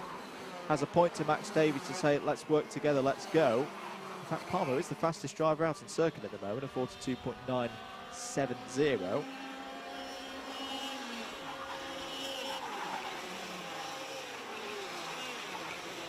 Matteo privateer on the Tony Kart chassis, you can see there. Another start finish to go, 5 minutes on the clock. Ben Cowley's taken a position in Rotax 177 away from Sammy Marlam. That will be 8th place, I believe, in that category. Still Oliver Appleby at the front of Rotax 177. Scott Clee trying to go with him. Hayden Cates, Joe Hunt and Chris Thomas is the top 5. So Thomas is dropping points at the moment here to Scott Clee. It'll be 3 of them. would more than half the championship lead, in fact. There are your leaders in Rotax 177. Scott Clee has built across the course of this weekend. Was third in the first heat yesterday, second in the second, won the final, as we say. And here he is, second day of running, first heat, really in the battle for the race win. And Oliver Appleby is coming under an immense amount of pressure. Appleby, last time he won was back at Wilton Mill in round number 5. And down the inside goes Clee, gets the move done. Textbook move there from Scott Clee into the Stratford hairpin, had the confidence on the brakes. Fair play to Oliver Appleby. He was very compliant in that, didn't turn in, didn't try and get too aggressive because there's still quite a while in this race to go. Scott Clee back to the front of the order. Didn't win a race in this Rotax 177 category until the second day at Wilton Mill, which was round 4 for these guys because they didn't compete at Glannygores at the start of the season. But since then, he's had first, third, second, and then the win in the final yesterday. So a very solid set of results. Could this be another victory coming in as well? Rob Ellis has started to turn the pace up a bit. It's just set a 42.6. 1.3 seconds is his lead over Matteo Palmer now. Was disappointed with the results yesterday. Up until the final yesterday, was on for a perfect score. But that dream is gone now. He's just got to focus and make sure that he gets the kart through these 3 races to become a deserving CD Rock champion. Scott Clee still out ahead of Oliver Appleby here in Rotax 177. Hayden Cater looks like he's trying to cross the void between the second group with Hunter Thomas and this Lean duo involved in that scrap for these 34 points.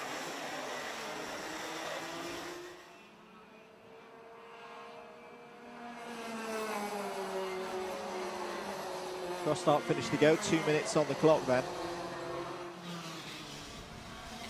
And it's a good race this in Rotax 177. They've put on some fascinating runs so far this year. This is definitely a class that's very much up for grabs. Just reminding myself of what Hayden Cater's best result so far this year is. He had a couple of seconds at Wilton Mill. Third place as well. Wasn't present for the first meeting with the Rotax 177 present. So that was back at Clay Pigeon. So he isn't part of the title picture. So he's definitely just out for a bit of glory and trying to get some trophies at the end of the day. 1 minute to go then for both of these categories. Chris Thomas has got through past Joe Hunt. That could be a big move in the context of the points table. But they need to work very hard to catch up to Hayden Cater, take another point. That could be a crucial move on Joe Hunt, who was very happy to be on the podium yesterday. There is Rob Ellis, going for 2 senior titles today. We'll see him in the Rotax Max category later on. But he's looking nice and comfortable. I get the feeling he's not pushing overly hard at the moment. He's taking care of the kart, taking care of the tyres. So as I say, he doesn't need to win the races today. He just needs to finish, pick up those points for finishing in 5th place. Across the line they go. Bit of time still remaining, so there'll be 2 more laps for everybody out there. Back again with our leaders in Rotax 177. Still Scott Clee leading out ahead of Oliver Appleby. Doing a good job to defend there. And what's the gap between Appleby and Cater looking like at the moment? It's about 2 seconds, and then a further second back is Chris Thomas. think that unless something extraordinary happens, that is how Keaton and Thomas are going to finish. Last lap board is now out. Rob Ellis goes by here in the commentary box. Looking comfortable again. Definitely didn't jump start today. So he's just going to get around the circuit one more time, take another batch of 34 points. We're going to keep our eye, I think, on this Rotax 177 battle. No disrespect to the senior rocks, but there's quite a squabble between Scott Clee and Oliver Appleby. Here they are down into the Stratford hairpin. Scott Clee got good confidence, didn't feel the need to fend there. Over the line goes Rob Ellis, takes another victory and a fastest lap to boot at the end there. Matteo Palmer second again, he's having a strong weekend. Max Davies third in senior rock. Daniel Pepper and Isaac Lord will be fourth and fifth. Is Scott Clee going to hold on here in Rotax 177? It's going to be a bit of a drag race to the line. Nearly underneath there was Appleby, but Scott Clee takes it. A really good victory for Scott Clee. Oliver Appleby second, Hayden Cater third, and crucially Chris Thomas fourth. So that's a 3-point swing for Scott Clee. Joe Hunt in fifth, Ben Cowley, Robert Strachan, Adam Sadler, Sammy Marlam and Callum Smith wrap out the 10 runners there in Rotax 177. We'll see both of those categories again later on in the afternoon for their second heat, their second running of the day here at Shenington. We're going to move swiftly on to a very intriguing class, this one of my favourites of the season so far. It's the first appearance of the day for Mini Rock.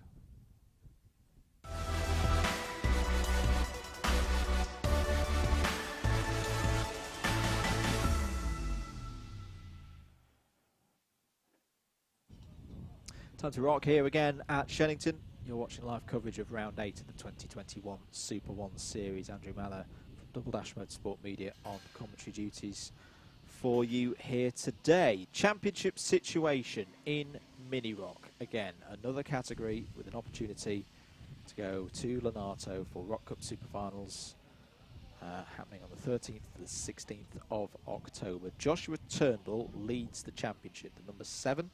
On 823 points. Harry Bartle is second on 808. Both of those drivers finished on the podium in the final yesterday. David Vischer is third on 729 in the 47. Max Hollor is fourth on 721 in the 36. Charlie Benson is fifth on number 25 on 717. Milam Anderson in the 77 is sixth on 704. Those are the ones who have a mathematical chance of winning the title. Let's have a look at the grid for the first heat of the day. Sam Woolley has pole position for this one. Milam Anderson alongside on the front row. Harry Bartle and David Vischer are on row 2. Jasmine Taylor and Isaac Barker are on row 3. Cooper Snedden and Jake Woods row 4. Kasper Tomaszewski and Max Hollor are on row 5. Charlie Benson and Ethan Weldon on row 6. Max Ewell and Joshua Turnbull are on row 7. Jensen Powers and Marcel Poppical row 8. JJ Lowe and Eddie Stewart row 9. Jacob Anslow and Zach McDonald row 10. Cameron Edmonds and Jack Paul Gifford row 11. Frankie Smedley, Finley Fishburne, Max Drake and Jarrett Clark wrap out the field. False start, first false start of the day. So the drivers will have to slow down, reform and go around again. There you go, through the cut through there. Final result from yesterday. Jake Woods, perfect day, 2 heat wins and a final. However, Jake missed the first meeting, so is out of title contention because of no drop scores. Expect to see him doing well today. Second, as you say, with Harry Bartle. Third for Joshua Turnbull. Are we good to go this time? No, we're not. We're going to go around again. And that's opportune just to go back and review more of that final result from yesterday. This category, I'd say, the most competitive in terms of number of drivers who could take the victory here today. Jarrett Clark was fourth yesterday, ahead of Jasmine Taylor and Max Hollor. We've got the competitive nature. Ooh, that's all a little bit messy. Something is going on there with Harry Bartle, but I think this time we are away and running. So, start of 8 minutes plus 1 lap here in Mini Rock for heat number 1. They all stream down, and Sam Woolley's got a really good start there in the number 34. Had a strong run in the heats yesterday, did Sam Woolley. Was second in both of them. He just fell back a little bit in the final, finished in 7th place. Keep an eye on our championship contenders as they try and come through. As we say, there's a lot of drivers out here that want to finish this season on a high. Milo Anderson has held a good spot there in 2nd place. There is Jake Woods. New helmet for Jake Woods this weekend. The Dayglow yellow and blue. And I was saying to him yesterday, I think we got him a little pace. I reckon two tenths a lap with the new paint job. As he went to race victory and he's down the inside there. And I think that was Isaac Barker, possibly, the number 53. 7 minutes to go in this one. Woolley leads ahead of Manderson. Jasmine Taylor there in 3rd place. Isaac Barker has indeed been overtaken by Jake Woods for 4th place. Contact warning for Harry Bartle, who's currently down in 8th place. So Turnbull and Bartle, the 2 championship leaders, not having a happy time of it at the moment.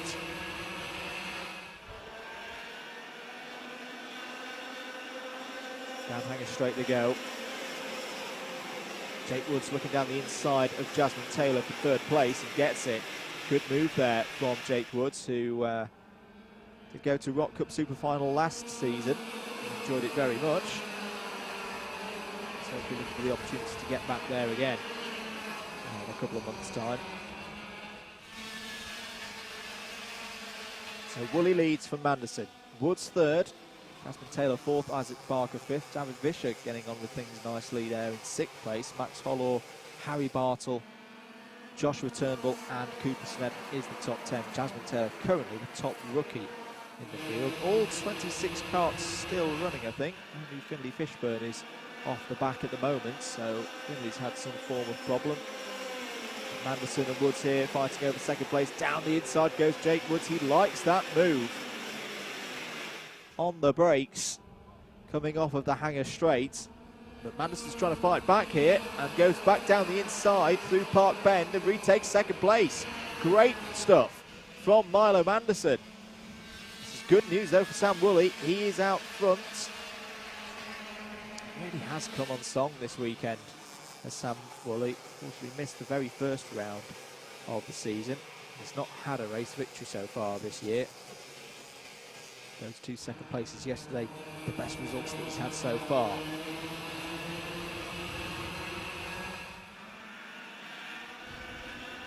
This chasing group of Manderson, Woods, Taylor, Barker. Looks like, I think, Harry Bartle. Yes, Harry Bartle has got through into 6th place, the number 27 there. You see with the purple helmet. Josh Turnbull gained a position as well.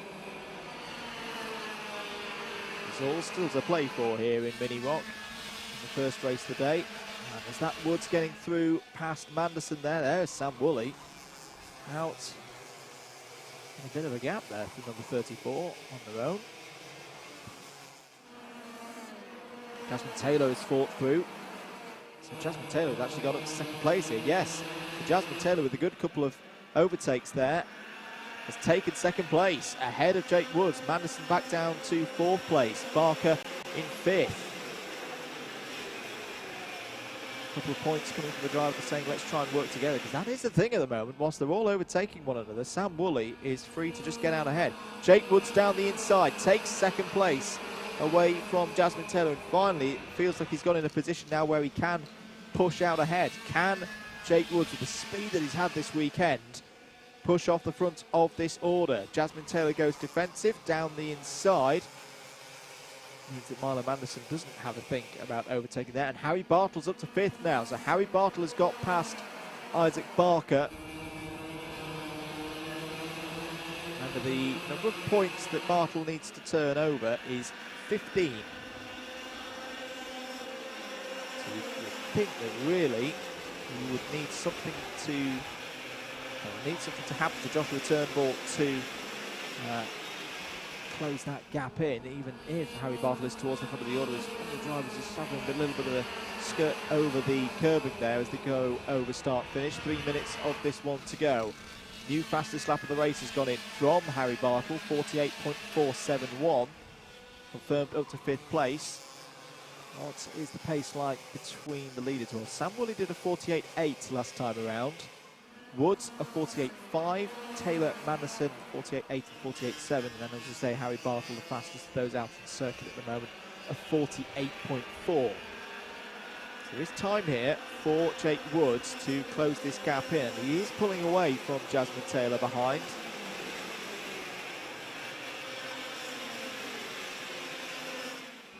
Woods and Woolley did plenty of battling yesterday. The first and second of both the heats.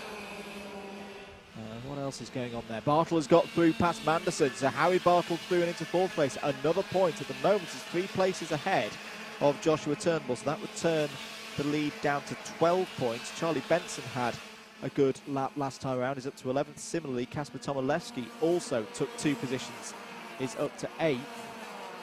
Who else is on the move? Jacob Anslow is up 2 positions to 21st place.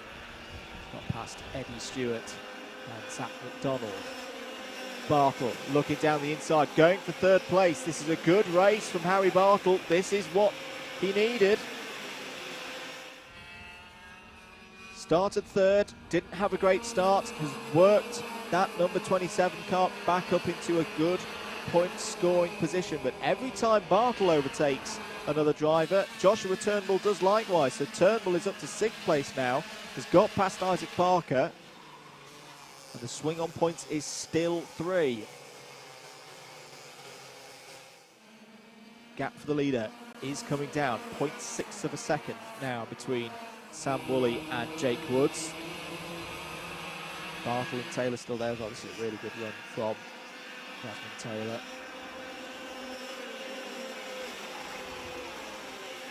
Has had a couple of top 3s so far this season. And then in the final at Danny Dawson, round number 1.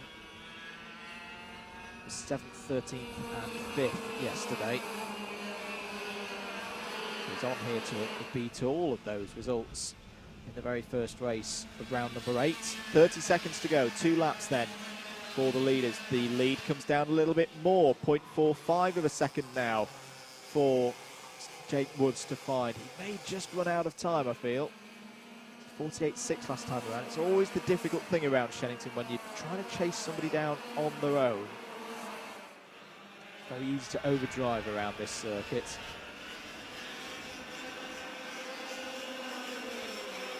There are your leaders. Time is up. Last lap board will come out. This is a big lap actually from Jake Woods. He's got it together and has pulled in a heap of time on Sam Woolley last time around. In fact, a new fastest lap of the race from Jake Woods, and now he will definitely have the benefit of the tow off the back of the number 34. 48.418 last time around for Jake Woods, 48.7, a new personal best from Sam Woolley. Woolley goes slightly defensive into the Stratford hairpin, deals with that well. Was a little bit wide off of the hairpin there, and here comes Jasmine Taylor trying to get past Harry Bartle. Still 3 points the swing between Bartle and Turnbull in terms of the championship. Woolley defensive, 2 drivers right again. As they go through Hanger, is there going to be a chance for Jake Woods to sling one down the inside like he's done so many times in this race? No, it's not going to happen. Sam Woolley is going to take a first victory of the season here in Mini Rock. If he can get it on the line, it's going to be a sprint. He does get it. Sam Woolley takes the win. Jake Woods in second. Harry Bartle fights back to 3rd place. Very nicely done there. Jasmine Taylor, another strong result for Jasmine in 4th. Milo Manderson was a big factor in that race. He finishes 5th. Josh Turnbull in 6th. Isaac Barker 7th. Charlie Benson 8th. Kasper Tomaszewski and Cooper Snedden complete the top 10. Well, very entertaining race there from Mini Rock, and they continue to serve up some really, really great racing here in SuperOne for 2021.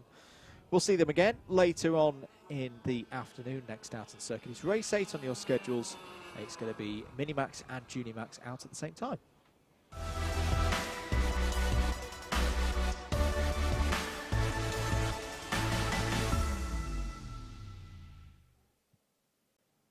Minimax situation championship-wise into the last round today looks like this. George Barker leads on 614 points.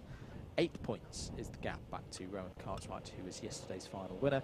584 for Harry Cottrell. Let's talk Junior Max. Get the calculators, the abacuses, the big CPU, whatever you want to use, because this one's going to be difficult to call. I have 15, yes, 1-5 drivers with a mathematical opportunity of winning this title today. This is a wide open category. For what it's worth, because it's all about to change, here is your point standing at the start of the day. Zaki Hussain, the number 13, is your championship leader on 543 points. These drivers have raced 6 rounds so far because they were not at GYG for rounds or meetings 1 and 2. Jack Cooper is second, 532, so that's 11 points the lead for Zaki Hussain at the moment. Ethan Bentley is third on 528. Aidan Hassan is fourth on 523. Charlie Pritchard is fifth, last year's champion, on 522. James Jackson is sixth on 503. Finn Smith 491, and I'm going to cut it there because we're going to go to a grid for these two groups. Jack Davies and Finn Smith start on the front row for juniors. Jack Cooper and Ronnie Smith, row 2. Billy Edgecombe and yesterday's winner, Rory Burke, are on row number 3. Donovan Dyer and Jake Howarth are on row 4. James Jackson and Zaki Hussain, row 5. Aidan Hassan and Cameron Crockett are on row 6. Ethan Bentley and Ben Cordingley, row 7. Jacob Broden and Freddie Ingram, row 8. Holly Woolley and Charlie Pritchard are on row number 9. And then into our minis. Rowan Cartwright and Harrison Morrow, row 1. George Barker and Emily Ackett's row 2. Harry Cottrell and George Ivanov, row 6. And we're going to have to cut away from that because the juniors are setting off then for the start of their first heat. 8 minutes plus 1 lap. There they go into the first couple of corners. Very tightly bunched there. 2-3 wide going through Cafe. The minis are about to set off. In fact, they have set off, and it's side by side between Rowan Cartwright and Harrison Morrow, I can tell you. Through the hairpin they go for the first time then. It's a good start from both Jack Davies and Finn Smith at the front. There's a spinner off towards the back there. And someone's rearranged the tyres as the minis go through. 7 minutes and 30 seconds on the clock. Already 30 seconds of this one gone. Counting through in juniors as they finish lap number 1. It is Jack Davies leading from Ronnie Smith. Finn Smith, Jack Cooper, Rory Burke, Billy Edgecombe, that's the top 6. Big start from Jake Howarth. I think he may have been a little bit out of position across the start line, but he's gained 7 spots and is up to 8th at the end of lap number 1. Minis end of lap 1 looks like this. It's Rowan Cartwright, Harrison Morrow, George Barkey, top 3, Emily Ackett's, Harry Cottrell and George Ivanov crap out the field. Freddie Ingram was the driver in trouble on lap 1 there in the juniors. Freddie is not one of the drivers that I have as having a mathematical opportunity of winning this championship, and it's gonna take quite a while across the course of the day to work out who is in all realities going to be competing for the title when we go into the final later on this afternoon. We'll have a lot of fun along the way getting there. Down the inside, good move from Finn Smith. Had a very good time at Clay Pigeon. Nearly got the move done there. Well, he did get the move done on Ronnie Smith, but got pipped there, I think, by Jack Cooper on the overrun. On the back straight they go. Indeed. In fact, no, I think it's Rory Burke. It's Rory Burke who got through in the 98. Yeah, Jack Cooper there in the 17 in 4th place.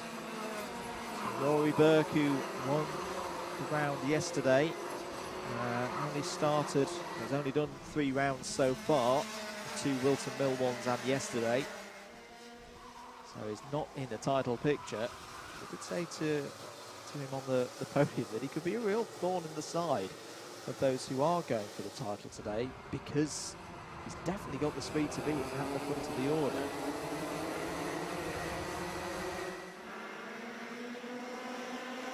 No changes in Minimax. Still Rowan Cartwright ahead of Harrison Morrow and George Barker. So for that situation, that means at the moment that the 8-point lead is going down to 6 between Barker and Cartwright. 3 minutes of the race gone. Side by side there, two leaders really going at it in the juniors, and here comes Burke down the inside. Gets through on Jack Davies. Well, it's got a contact warning for his troubles. Jack Cooper's got past Finn Smith as well.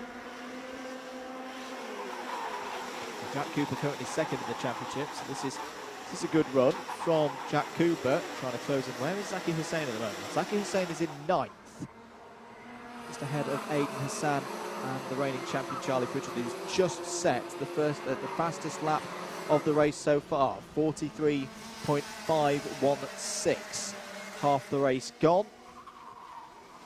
Burke, there he is in the blue and white kart, ahead of the rest of the field at the moment. Had a swagger about him yesterday. A lot of confidence taken from the race victory in that final.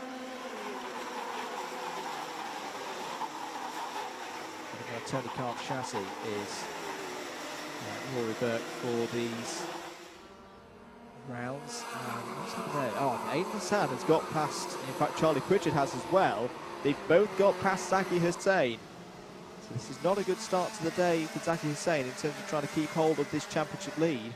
Such is the wide open nature of this junior Rotax Max class that Zaki Hussain has the championship lead, but has only had one race victory so far this season, which was the final at round 6 at Wilton Mill the last time we streamed. He very much came out of nowhere in that final. Had to start both of those heats on that day from further back, finished 5th in both of them, and then continued working forward to get into the lead. Here are the minis. Rowan Cartwright there in the number 26, leading ahead of Harrison Morrow in the dark blue and white suit there, and the white helmet. George Barker on the Jack Dex Racing entry, desperately trying to keep hold of these two, but it's just slowly slipping away. 2.5 minutes to go, and Harrison Morrow working with, it feels, Rowan Cartwright at the moment. A sensible strategy around this circuit in particular. More changes going on in the top 10. Jake Howard's got past Donovan Dyer. That's for 7th place. Charlie Pritchard has got past Aiden Hassan. Disappointing day for Charlie Pritchard in the final. Was fantastic in the heats. Finished 2nd and 1st. And had problems in that final and was classified 24th. He's looking to strike back. Still has an opportunity, I feel, in this championship. With so much going on and such a close field, 10-15 point gap is not enough for the lead today to be comfortable. Charlie Pritchard is only 21 points behind the leader at the start of the day. The leader who has just received a warning, a driving standards warning for Zaki Hussain there in 11th place.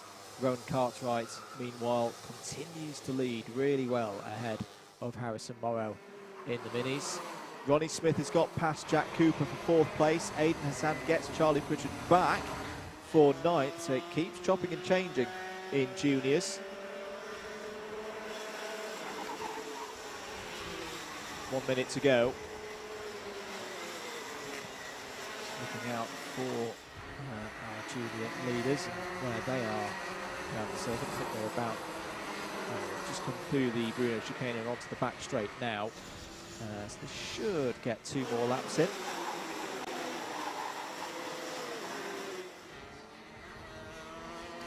So change for 2nd place there. Just saw Finn Smith in the black suit and the white helmet getting past Jack Davies.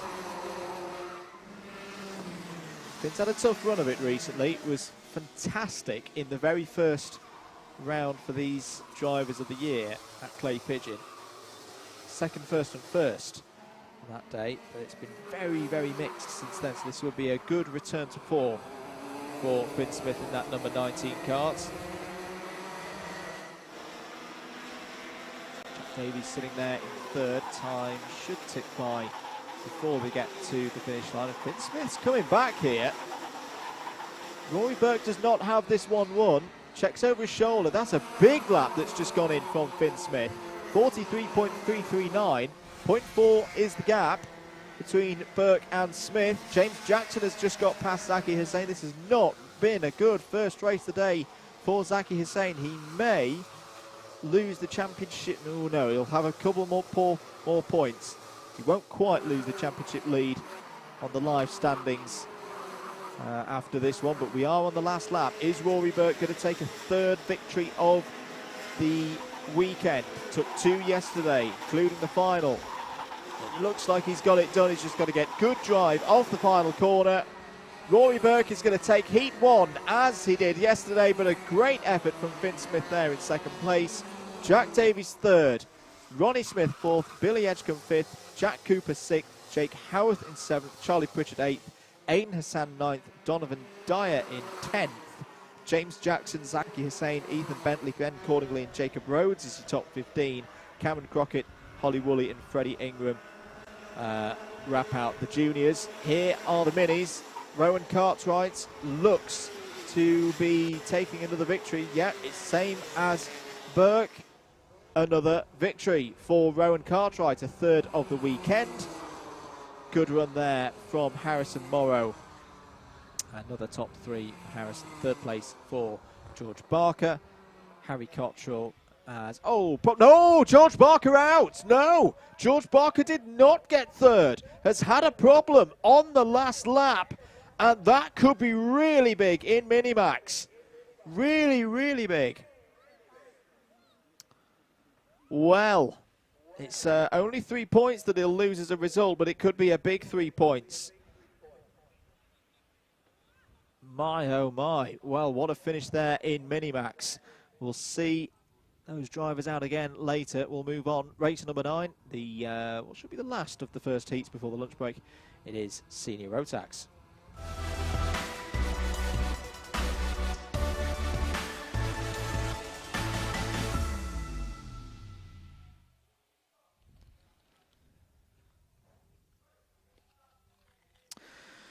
Wow, what an end to the race there in Minimax.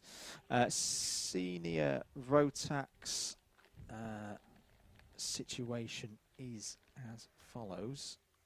Let's just pull the scores on the doors up for you. Rob Ellis leads the championship, 599 points. Sean Berry is second on 578.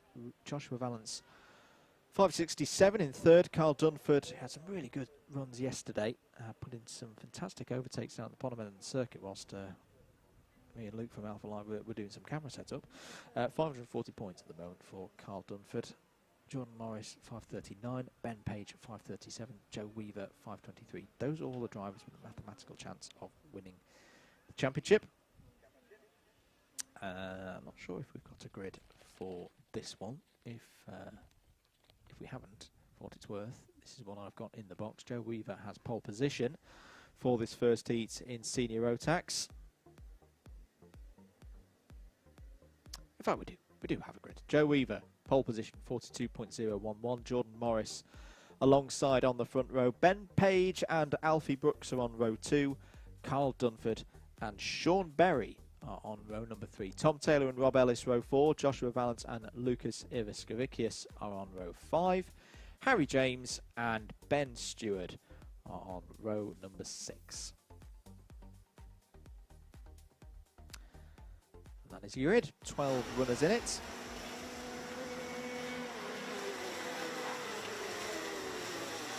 Away we go then. No, we don't. That's going to be a false start. The grid is not properly formed or formed to race control's liking. And oh dear, drivers didn't quite see that flag, and they're going to go around for another warming up lap. I think the reason was that Ben Stewart just coming out of... No, Ben Stewart is already out there, apologies. There was one kart coming out of pit lane there. It was Carl Dunford. Yeah, Carl Dunford we were missing. is now out on circuit.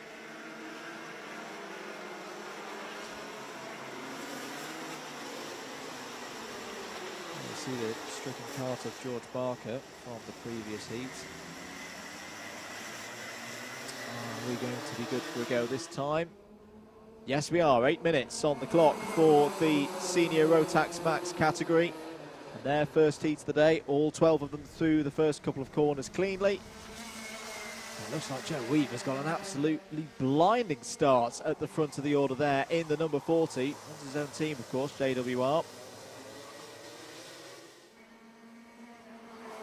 Into the Bruno chicane for the first time they all go. Jordan Morris has held on to second place there as appearing through. Yeah, the number 17 there. With the attentions of Alfie Brooks in the 57, not too far behind, and Ben Page. It's pretty much held as they were off the start. No big moves up into the top however, Rob Ellis has gained 2 positions, 2 crucial positions. He's up to 5th place. Carl Dunford has followed through. He's up to 6th.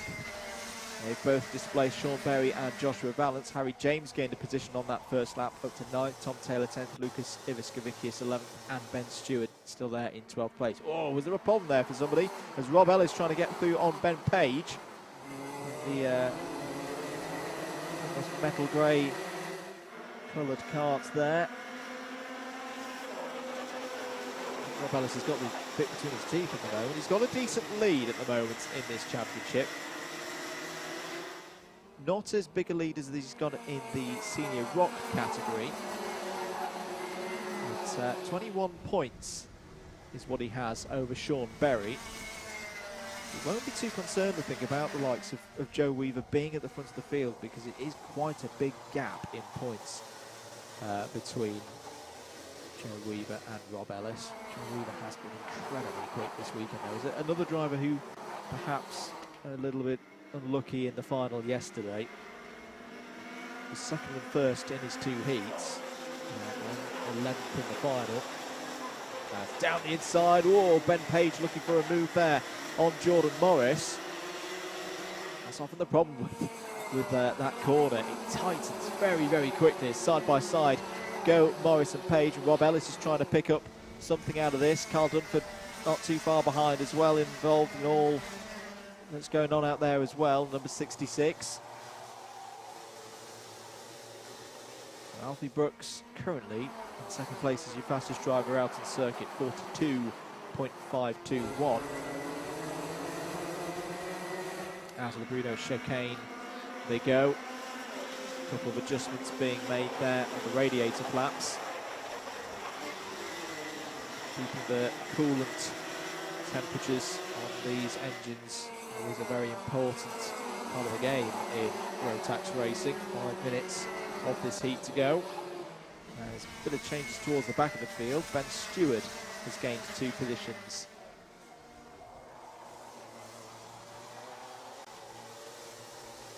Do go the leaders then.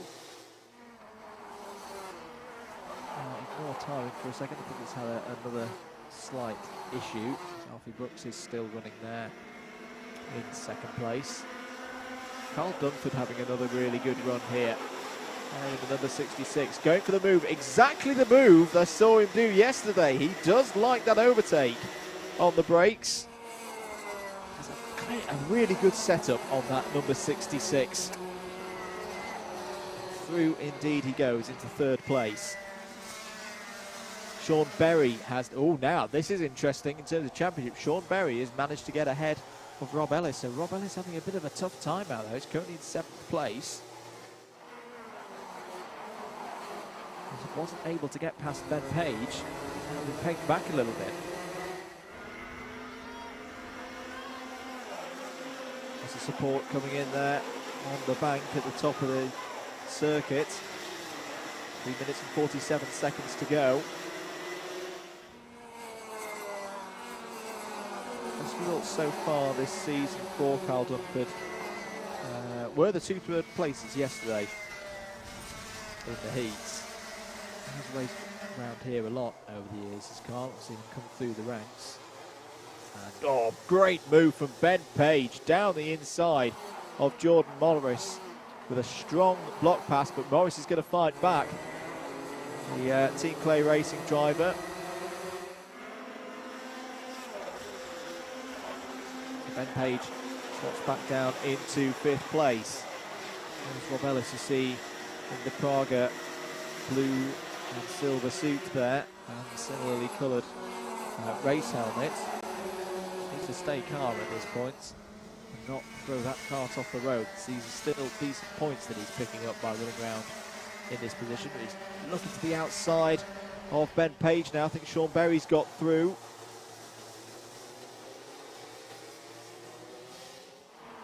Out of the hairpin they go. Joe Weaver still looking very comfortable.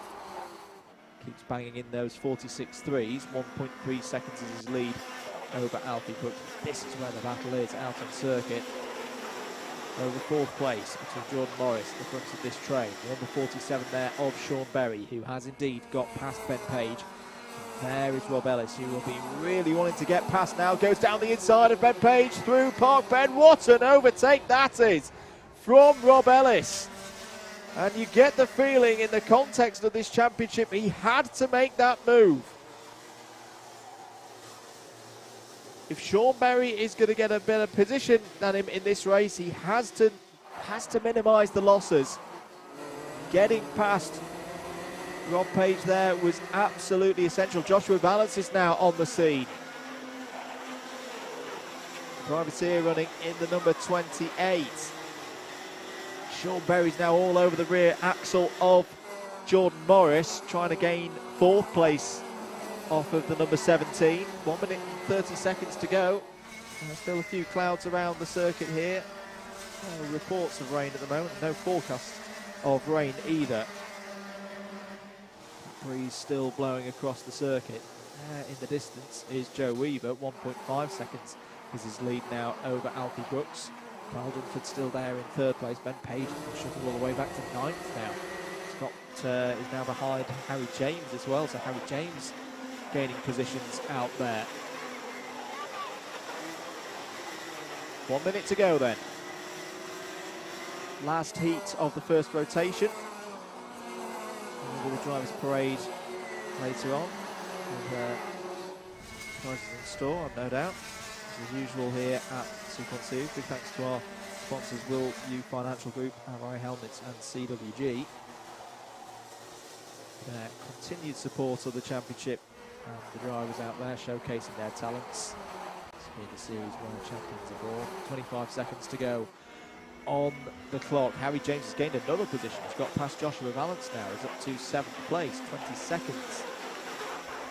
Still pushing there, and a lot of pushing from Sean Berry, and I don't think Jordan Morris will be too happy about that, because it looked to me like Sean Berry had got into the rear of Jordan Morris's number 17 there. That's why we leave decisions to the stewards to comment on that one. Time has expired, so the last lap board will be out for Joe Weaver shortly, who's driven a superb race here. Contact warning shown to the 47, so that's what the judgment is on what just occurred down there at in the loop.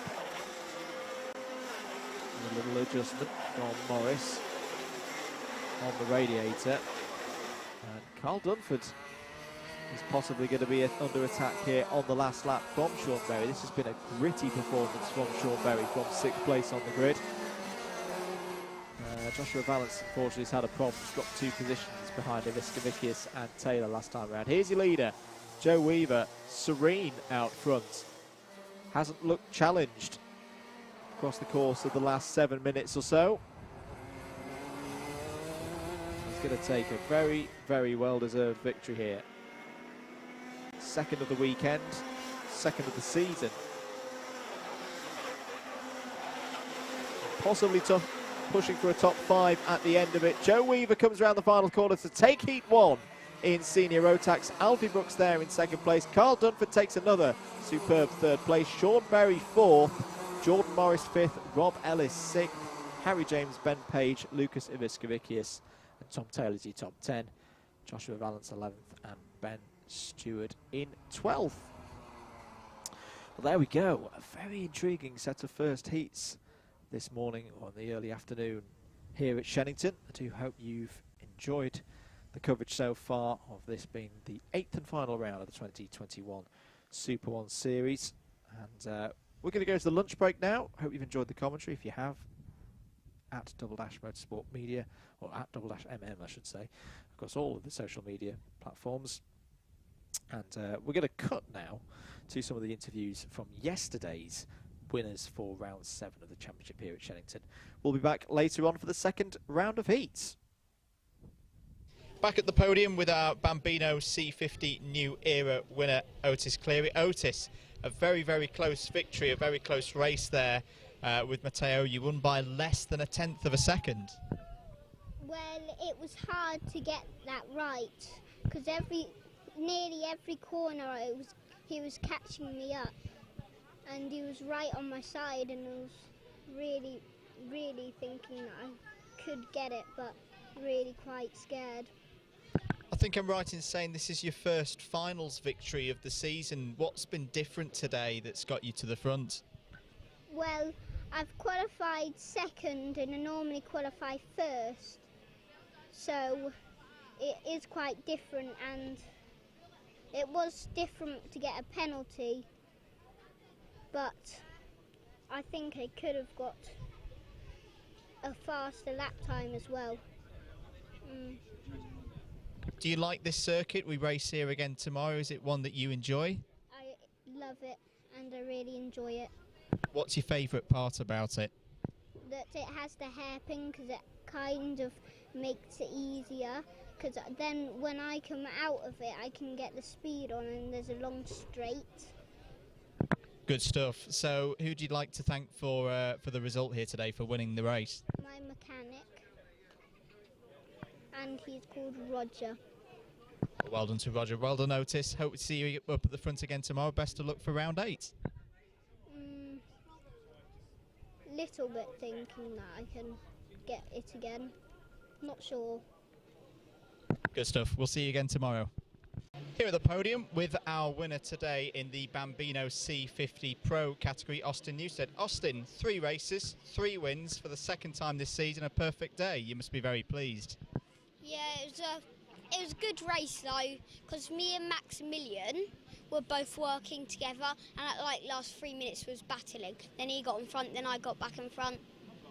You talk about the battling. It's a very important circuit to work together with another driver, so that must be something that you really enjoyed. And are you looking to do it again tomorrow? Yeah, I feel really confident because like I'm up there today. And doing so well today, talking about the championship table as well, you're leading the championship before the final round tomorrow. Do you think you can finalise it off and win the title? Yeah, all I probably need to do is like beat Maximilian and Jack Baker, top 3 all the way through, then I've won it. Excellent. Who would you like to thank for how well things have gone here today? For my engine builder, my dad, and all my other sponsors. Fantastic stuff. Well, well done, Austin. We'll see you again tomorrow, and hope you keep doing well. Thanks. Here with our winner in Honda Cadet today, Jensen Hookey. Jensen, a shortened final. Talk us through it, but you must be very pleased to win. Yeah, it was a tricky race. Not expecting the win going into the weekend, but I managed to get first place. Well, at one point I went down third, but got second, and then managed to get first, and then the red flag, but still win. A win's a win. As I say, for your first win of the season, best result since Glanigor's round 2. What is it about this Shenington circuit that seems to be suiting you this weekend? I've been here a lot. I love the circuit, so yeah. Another doubleheader, of course. Final round of the championship tomorrow. What do you think you're aiming for off the back of today's result? First. Good answer. And what do you think in terms of the championship? Do you think you can get that top 5? Yeah, I'm hoping to get top 5. Yeah. Who'd you like to thank for the result today? My dad, my granddad, and my mum for supporting me. Fantastic stuff. Well, well done, Jensen. Keep plugging away. Keep stepping up through the ranks. We'll see you again tomorrow. Thank you. Bye. Here with our winner in Iarmi Bambinos here at Shenington today for round 7 of the SuperOne Series 2021. Edward Haynes on the top step. Edward, a really good victory, 3/4 or nearly 2/3 of a second. Talk me through it. So At the start I started first, so that was good. And then on the start, George House overtook me.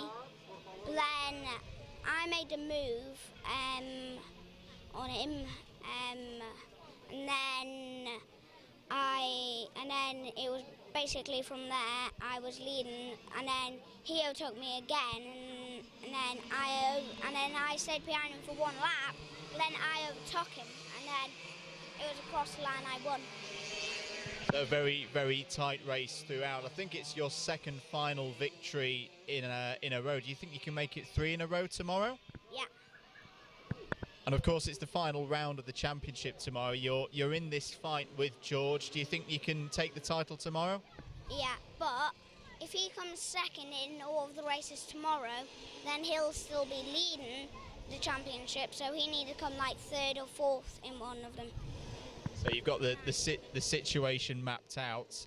Who's really supporting you here this weekend? So my mum and dad for letting me race, and also Jordan at Force and Dave at RCE. Very good. So a big team behind you. Best of luck for tomorrow, and hope you do well. Yeah, thank you. Here with our winner today at Shenington for the Junior Max category, Rory Burke. Rory, a really strong race that. You must be very pleased with the victory. Yeah, I'm really happy. I'd like to thank everyone at Passion Motorsport, and they're all out there. My mechanic Reg, all my tools. Yeah, it was a difficult race to be honest, because like when you're up front pushing, it's really difficult. But yeah, just managed to bring it home. So happy with it. Yeah. Shenington always a tough circuit to get on top of. What was key for setup today? I think just making sure the car didn't bulk, because there's a lot of slow corners here, and also setting it upright to the grip, because there's not a lot of grip around here. Yeah, we found the right setup though, so it helped. Yeah. You started your championship year at Wilton Mills, and unfortunately the points aren't going to be there to be as part of the championship battle, but you're going to be a real thorn in the side of a lot of drivers tomorrow, I suspect, with this speed. Yeah, but honestly I'm not really bothered about everyone else. I just want to focus on my own race. But yeah, I think I am. So you've already thanked the team. You know, how big is this to get a win on such a stage here at SuperOne here in 2021? Like really big. Like the amount of work put into it is insane. So like to finally get the win, it's really big. So yeah, really happy with it. Yeah. Well, fantastic stuff. Well done, Rory. Hope to see you again doing well tomorrow on the live stream. Yeah, thank you. Yeah. Back at the podium with our winner today in Junior Rock here at Shenington, Alfie Briggs. Alfie, that looked like a really, really tense race out there. Talk me through it. Yeah, so I think I started P5 because we DNF'd the first heat, and then we ended up about 3rd or 4th going into the turn 1 on the first lap, and then we just picked them off on the first lap, and me and Ollie was 1 and 2. And ideally, I really wanted me and Ollie to work together and push away, so it wouldn't, the race wouldn't have ended how it did. But I think if me and Ollie would have pushed away, it would have been a much cleaner race. If I'm right in saying Wilton Mill final finished with a bit of disappointment for you, so how good is it to strike back here at Shenington with a win? Obviously, it's good, but I think I would have liked it to be a bit of a better race, to be honest. Yeah. Before the start of the day, you and Ollie Stilt were tied on points. I've not done the maths yet, but I'm guessing it's still fairly close heading into tomorrow's finale. Yeah, I think because Ollie got the penalty, I think we should be bang on level again, because I didn't finish the first heat and then he won the second heat and I was second, so I think he'll just have the lead maybe. You've driven this circuit many times over the years as you've come through the ranks. Does that stand you in good stead ahead of the pressure that's bound to come tomorrow? Yes and no. I think if Ollie tries to make a hack out of it again, it could be a difficult day. But on overall pace, we're quicker, we believe. But yeah, we just need to hope and see how it goes. Last question, this being a rock category, of course, there's the chance to go to Lenato later in the autumn and the big super finals. What would it mean to have that potential opportunity? Oh, I mean the world. I mean, be a big step forward in my career. Well, best of luck. Give it your best shot, and we'll see you tomorrow. Thank you. Here with our Mini-Max winner here at Shenington, Rowan Cartwright. Rowan, if I'm not mistaken, that is a first finals victory of the year for you, and to do it here at Shenington, you must be very proud. Yeah, I'm really proud. Of course, being in SuperOne and getting such a high-class trophy, it's a real dream, really. Talk me through the race. How did it go from start to finish? Well, in Heat 2, I had a really bad result, meaning I started P4 for the final. I managed to, from the start, managed to get my way quickly up to first, and then from there on, just looked ahead and kept my head cool, and of course managed to win it. It's always a very tricky circuit to master this. It looks simple, it's anything but. Which bits of this circuit do you enjoy? I really like the hairpin because my local track is just like it's quite familiar to me. Of course, being my first time here, I've had a lot to learn. But yeah, and I think also the boot is always quite fun. To be fair, it's a good overtaking opportunity as well. We do it all again tomorrow for the season finale. What are you hoping out of not just tomorrow but out of the championship as a whole? Well, if I beat my rival George, I will be able to win it. But of course, he's a great driver as well, so we'll have to see who comes out on top.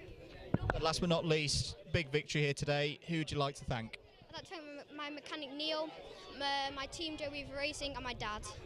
Fantastic stuff. Well done, Rowan. Fantastic racing. We'll see you again tomorrow. Thank you. Yeah. Back on the podium, a quite busy podium here at Shenington with our Mini Rock winner for today, Jake Woods. Jake, back on the top step. It was quite a difficult time at Wilton Mill, so you must be very happy to strike back here at Shenington. Yeah, very happy with the result I had today. Talk me through the race. It's always a very competitive class, Mini Rock. It looked tricky again out there. So, off the start, I kept first with Harry Bartle on my bumper, and then throughout the race he didn't overtake me and he just kept pushing me. And then before the last lap, he wasn't right on my bumper to overtake me, so then I didn't have to defend from there. Good stuff. There's quite a buzz in the air this weekend with it being the finale of the championship. How much confidence does today give you going into tomorrow's final round? I have good confidence like always, but I hope I'll do well. And of course, this being a rock category, we asked Alfie Briggs earlier, there's that opportunity to go to Lenato at the end of the year. How much would that be something you'd look to enjoy and take advantage of? I went last year and it was good, so I think we'd probably go again. Well done, Jake. Brilliant stuff today. Keep driving hard and hope you have a good day in round 8. Thank you. Here at the podium with our Rotax 177 winner today, Scott Clee. Scott, I've got to ask you, what changed in that final? The heat's very much the Chris Thomas show, but in that final, you really struck it at the front and took the win. We knew he'd be quick. He's been quick all week, all day, so we managed to work out what we need to do for the final, changed a couple of settings, and it seemed to work. We just brought the car on quicker. I think Chris's was set up to come on late, and that's how we got the jump at the start. Very good stuff. In terms of how today in that finals played, is that something that you'll maybe tweak again tomorrow for round 8? Yeah, we'll see how the car handles in the morning, and then maybe we'll make some changes to it. It's been a really, really tight Rotax 177 class across the year. You know, several drivers coming to the fore across the course of the season, yourself today. What would be a good result in the championship for you at the end of play tomorrow? Well, we're going for the win, so if we can get the win, then we'll be over the moon. Fantastic stuff. You're definitely one of the best dressed drivers, I'd say, on that podium there. You've got your sponsors. Who would you like to thank for your victory here today? I just want to thank my dad, Martin Curry on the spanners, also Adam Sadler, ASR Karting, and Dave Large Crown Windows. Fantastic stuff. Well done, Scott. Really good victory. We'll see you again tomorrow. Thank you. Cheers.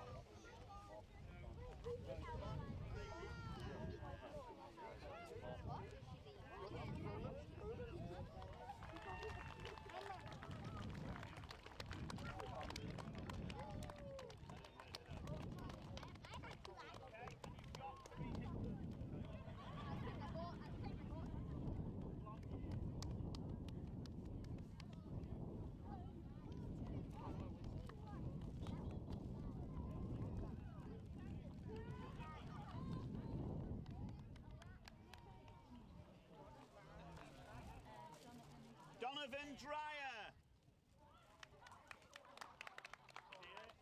Gotta be here to win it. Well done.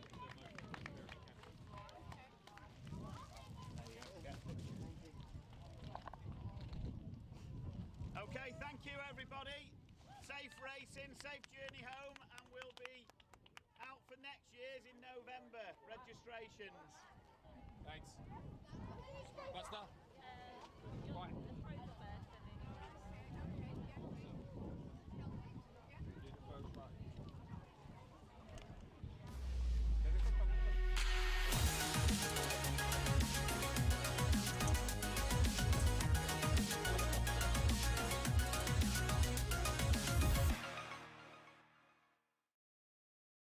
Alfie Brooks here, our winner in Senior Max today.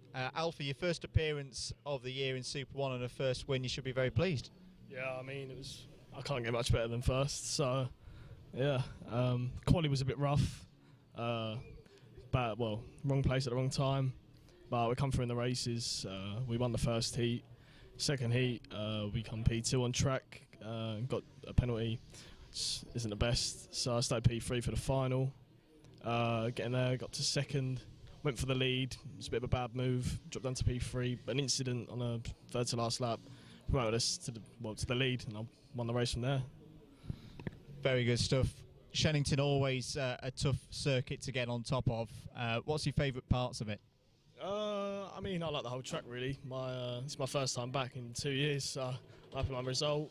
Yeah, the whole track is brilliant. I mean, I recommend it to anyone.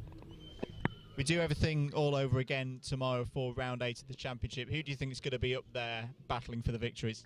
I'm not too sure, to be honest. Well, you'll be seeing me at the same time tomorrow anyway, so it's all right.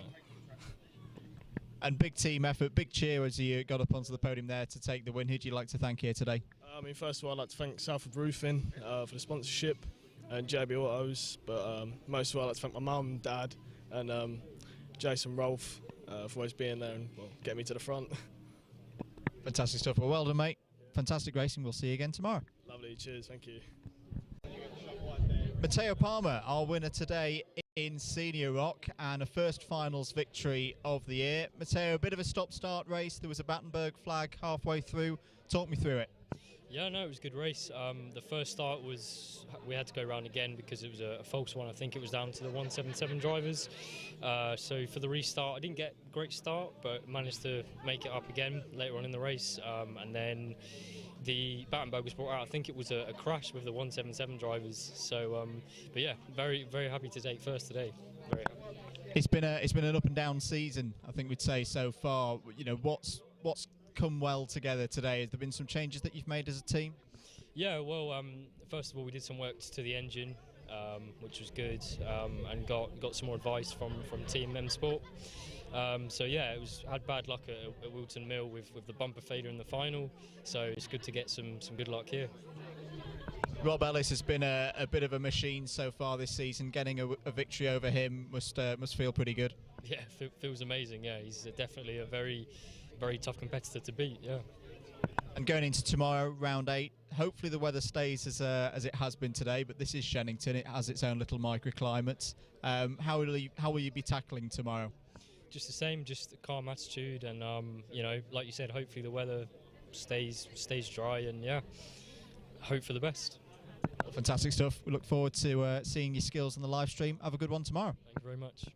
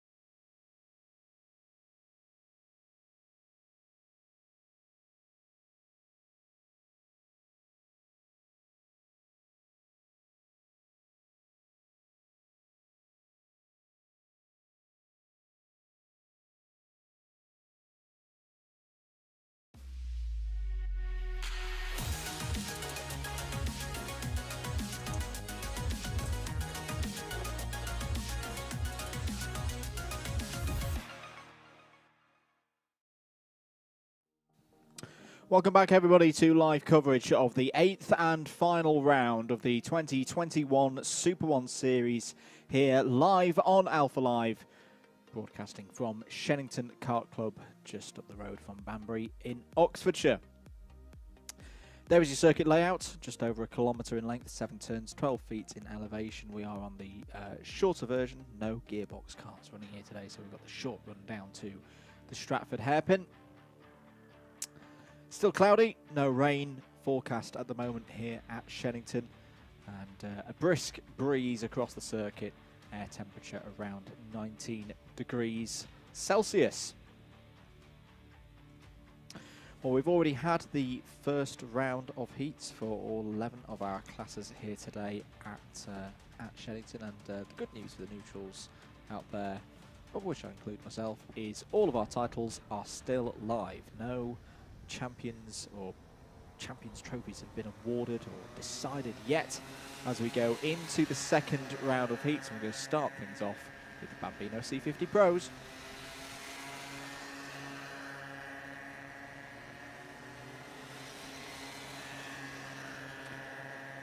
Let's have a look at the grid then for Bambino C50 Pro heat number 2.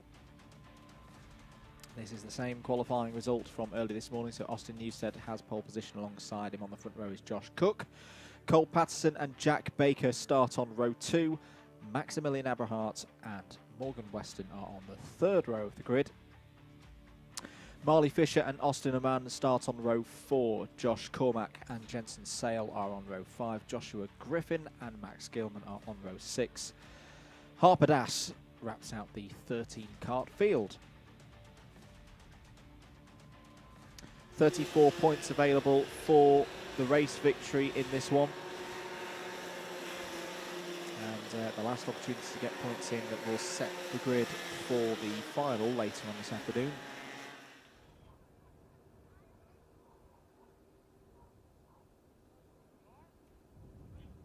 Austin Newstead, your championship leader, won the first heats earlier on this morning. Cole Patterson second, Maximilian Aberhart in third. And this is a good opportunity for Austin Newstead there on the right of your screen in the blue and yellow helmet to further cement his position at the top of the standings. Away we go then for 8 minutes plus 1 lap. Good start from Austin Newstead in the number 74. Good start again as well from Josh Cook in the number 77. Into Cafe Corner they go for the first time in this one. All 13 of them are through safe and sound and running through Pitts Bend on their way down to the Stratford hairpin.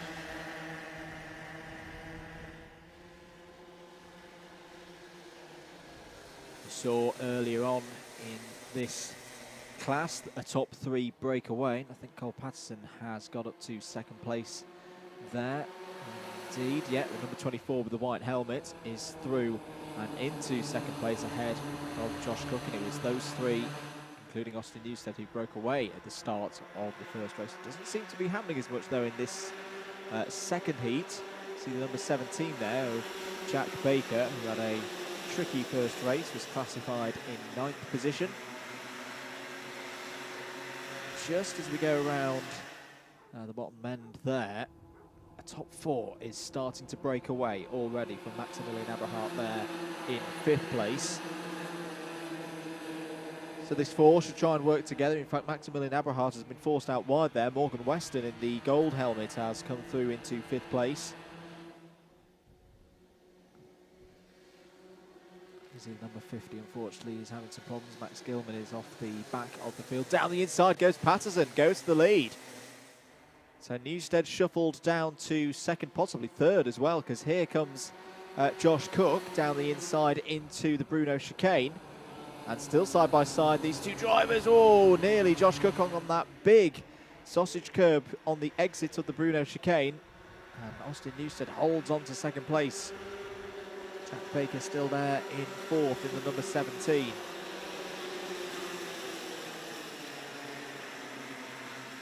The last couple of corners they go. And over, start, finish to confirm Cole Patterson now in the lead of this race, ahead of Austin Newstead in second place. Josh Cook in third. Josh Cook also the top rookie, making his debut appearance. And side by side there between Cook and Newstead. Encouragement coming from the side of the track. Has Josh Cook been able to get past Austin Newstead there? I think Austin, in fact, yes, no, he has. He has got past Austin Newstead down into the hairpin. So really good driving from Josh Cook.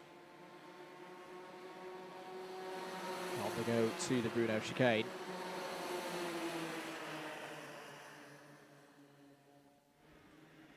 It's a fascinating race this, with the top 4 clear. Jack Baker just about holding on there at the back of that pack.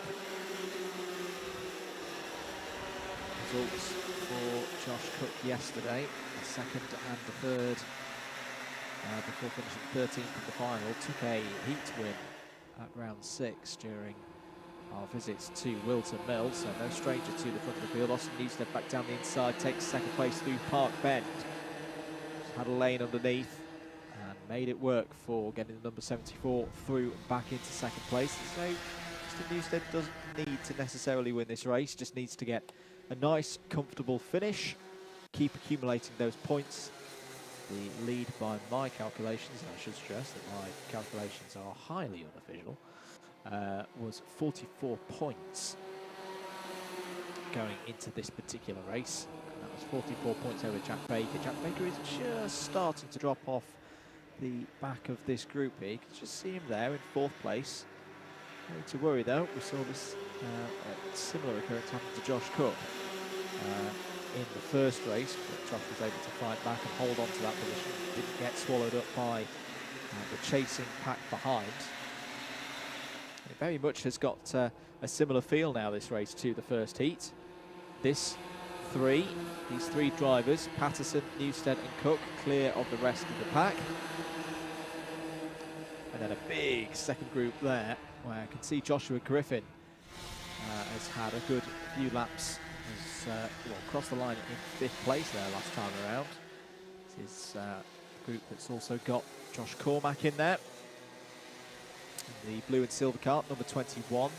Harper Das having a good race as well. Good to see Harper up there in 7th place in the number 95. Morgan Weston, Maximilian Abrahart, Marley Fisher and Austin Havan all in there still. And Johnson Sale has unfortunately had some problems. I think the number 40 is currently registered 2 laps off the overall lead.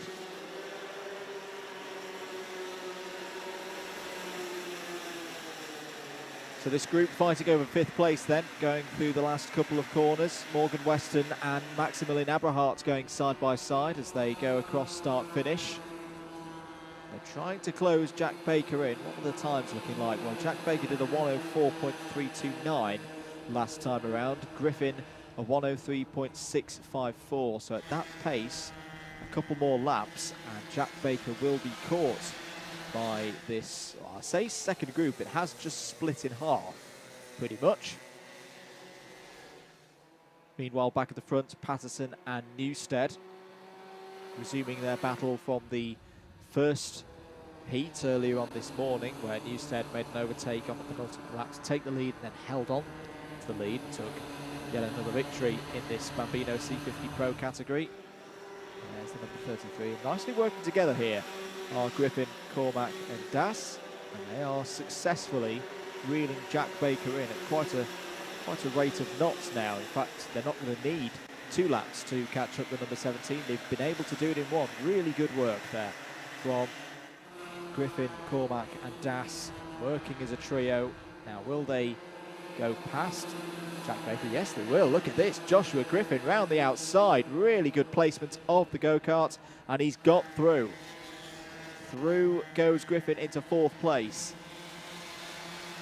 And Cormack followed through as well. So Cormack up to 5th. Austin Aman has got past Marley Fisher. Back with our leaders. 1 minute and 10 seconds to go.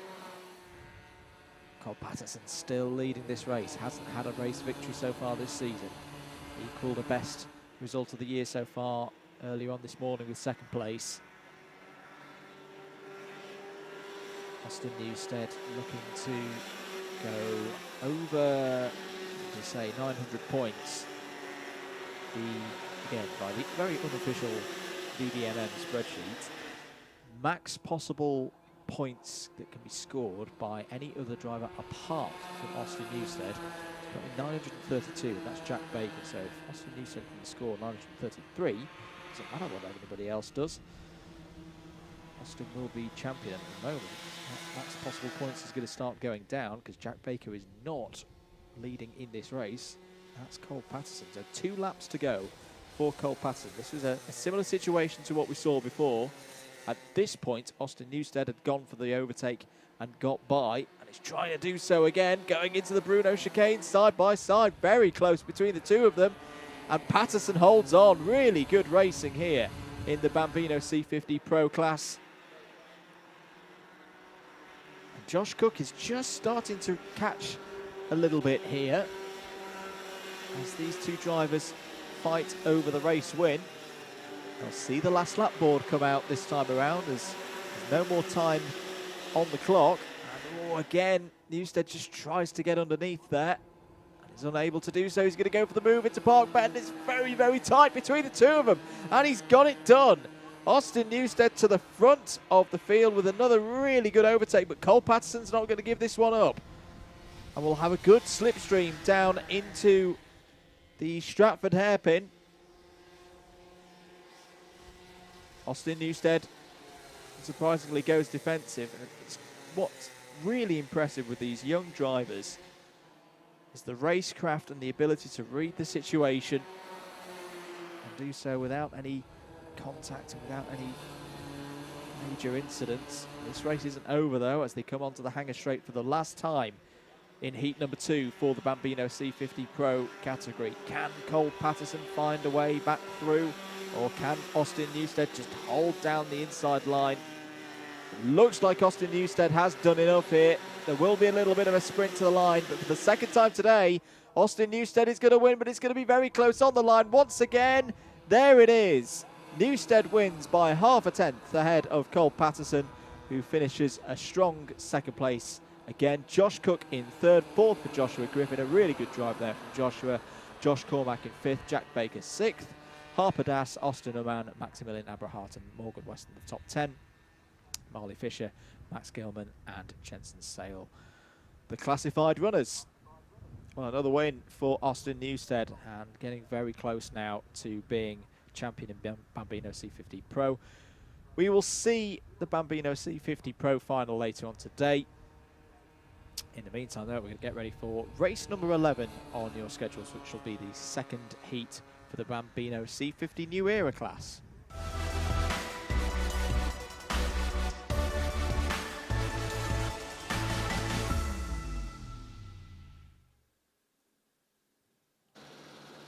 Back here at Shenington for the second heat in Bambino C50 New Era, more unofficial points situation. 13 points is what I've currently got between Matteo Garcia Patino and Otis Cleary. Otis Cleary on great form though this weekend. Has taken 3 wins from a possible 4 races so far here at Shenington. So this stands to be a very interesting race. Not just in the context of deciding who will be on the final grid, as some of our Honda Cadet drivers there entertain themselves ahead of their second heat, which will be after this one. In the meantime, let's have a look at the grid for the Bambino C50 New Eras. Ellis Wildchild has pole position, Fraser Anderson alongside on the front row of the grid. Otis Cleary and Drew Davidson start on row 2. Matteo Garcia Patino and Connor Butler are on row number 3. Dylan Glasgow and Sophie Morris start on row 4. Cole Teal and Amelia Dial are on row 5. Sebastian Behrman and Ethan Lucas are on row 6. Eli Liziecki and Finley Bedford are on row 7. Mason Brooks and Maximus Lewis are on row 8. Ella Dixon and Arthur Farrow are starting this race from the 9th row of the grid. Bertie Cooper and Alfie Mayer complete the 20 runners.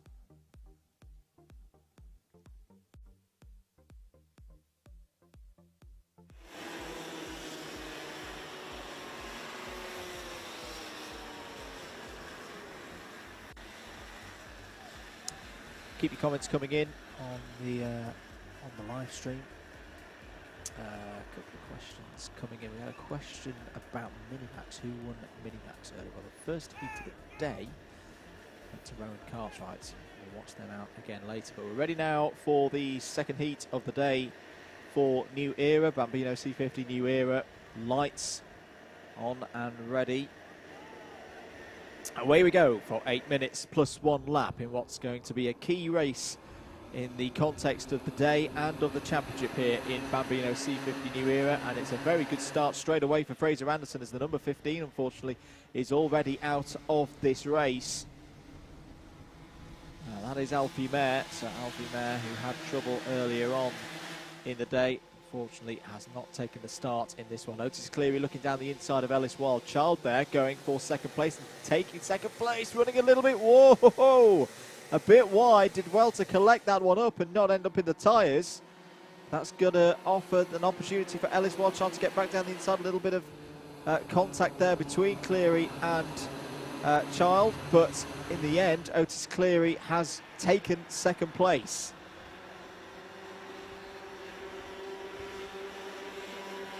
Through Hanger Bend to go for the first time then.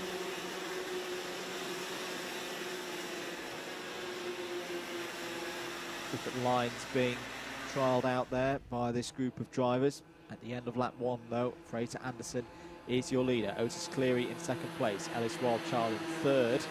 Drew Davidson is fourth. Biggest number of positions gained on that first lap is, well, that's Bertie Cooper. Bertie Cooper up 3 positions to 15th at the end of lap number 1.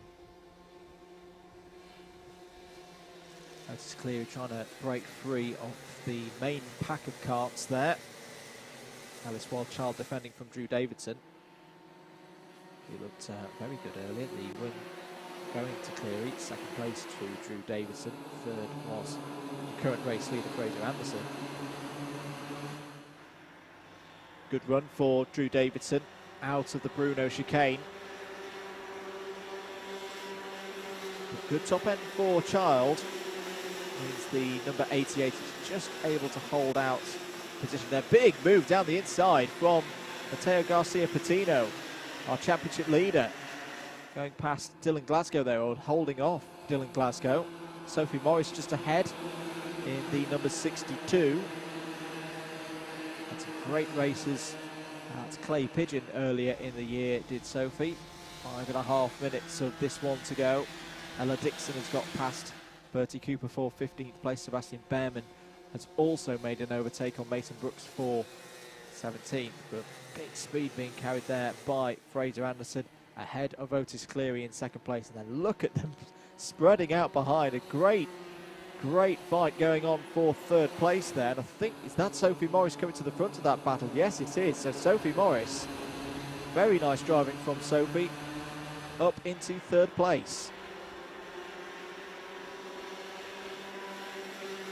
Davidson looking around the outside for that position. Oh, they're nearly 3 wide. Look at that, down the inside from Ellis Wildchild. What bravery, and through and into third. Fantastic racing in the Bambino C50 New Era. It's one of the most entertaining races I'd say we've seen so far this year from this group of drivers as they get to the end of their season. Ellis Wildchild down the inside, made it 3 wide momentarily. More importantly, made it work. 3-4 wide as we're going down into the hairpin now. This is still all over third place. Sophie Morris retakes that third position. Let's see, Connor Butler is having a stronger run in this one after disappointment in the first heat. Amelia Dial is in there as well. Has just set a personal. And there's a spinner. There's a spinner. Who is that? And there's a couple of other karts. And I think one of them may be Garcia Patino. It is. The number 36, the championship leader, is stranded on the large curb on the exit of the Bruno chicane. There we go. It's going again now. Well, that is a big moment for Mateo Garcia Patino and also Otis Cleary, because it now means that this 13-point gap between Cleary and Garcia Patino may be about to disappear. There is Dylan Glasgow off. Dylan Glasgow in the 13 is off. Down at Park Bend, it is all going on here in the C50 New Era category. I'm just trying to work. It's Ethan Lucas was the other driver, I think, who was spun out at the Bruno chicane, and unfortunately, yeah, he's out of the race. I can see the number 53 parked in front of me in the cut through. That's a real shame for Ethan. He was having a strong run, but is out of this race. There is your race leader, Fraser Anderson. Having a fantastic run here. And could this be a first race victory of the season in SuperOne for Fraser Anderson? Over start finish goes the number 61. 2 minutes and 37 seconds remaining on the clock. And a 4.3 second lead over Otis Cleary here. Now, I don't know whether Otis will be aware of the situation regards Matteo Garcia Patino, and there's 16 positions between them now. So we could see the championship lead swinging in the direction of the number 22 after this race. There is the number 22. Ellis Wildchild still having a great run in third. And I'm just seeing here, well, Ellis had some race victories at the start of the season. At a visit to Glanigors in North Wales. I don't think it's not been in the top 3 since GYG. Drew Davidson gained 2 positions on that last lap. It's up to 5th place. Connor Butler still in there in 7th as well. Arthur Farrow is having a great run as well. I think there's quite a few drivers, I think, in this race who are on for best results of the year so far. Yeah, Arthur Farrow is one of them. They're in 8th. 1 minute and 20 to go. Still, this is brilliant from Fraser Anderson. 6.2 seconds now the lead for the number 61, and a new fastest lap of the race from Anderson. 63.358. As the rest of them file through, Ella Dixon is past Bertie Cooper for 15th place, as we're watching side by side between the 37 of Sebastian Behrman and the 54 of Finlay Bedford, and that's Behrman down the inside and has got the move done for 11th place.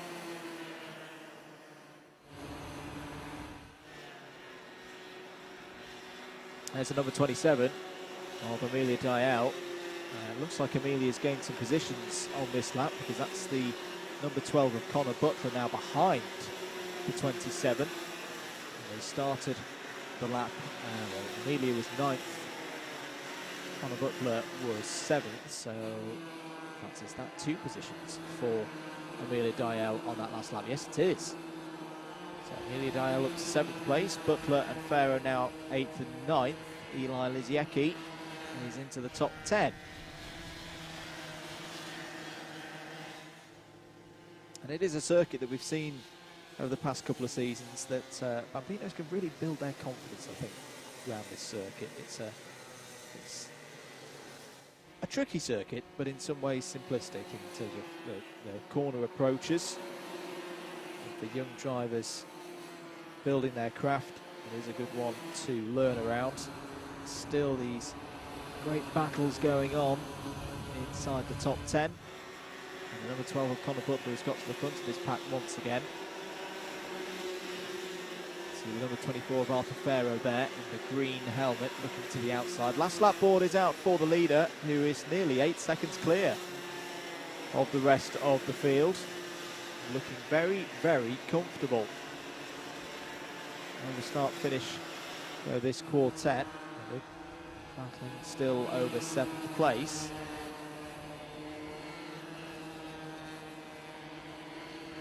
Matteo Garcia Patino, meanwhile, is still stranded in 18th place. And I think that's where number 36 is going to finish. 3 wide into the hairpin there. This is all over 3rd place. This is Ellis Wildchild in the 88, the 70 of Drew Davidson, and Sophie Morris in there as well. Morris looking down the inside, in the end just slots back into 5th place. The leader going down the back straight now, Fraser Anderson. This is going to be quite a moment. A first victory of the season as long as the number 61 can just keep going, go around the last couple of corners. There it is. Fraser Anderson takes heat number 2 and a first victory in the Bambino C50 New Era category this season. A big second place, though, for Otis Cleary and possibly the championship lead. Third for Drew Davidson, fourth for Ellis Wildchild, Sophie Morris fifth, Cole Teal in sixth. In the end, it's going to be Eli Liziecki in 7th place. Great drive from Eli there. Amelia Dial in 8th, Arthur Farrow 9th, Sebastian Behrman 10th, Dylan Glasgow, Connor Butler, Finley Bedford, Mason Brooks 14th. And really close battle here to 15th on the line. It's going to be Maximus Lewis, who just takes it ahead of Ella Dixon, Bertie Cooper, and Mateo Garcia Patino finishes in 18th. Well, that sets up a very interesting final later today and a very interesting situation in the championship for the Bambino C50 New Eras. Do stick about for that. We're going to move on to our next race now, the second heat for Honda Cadet.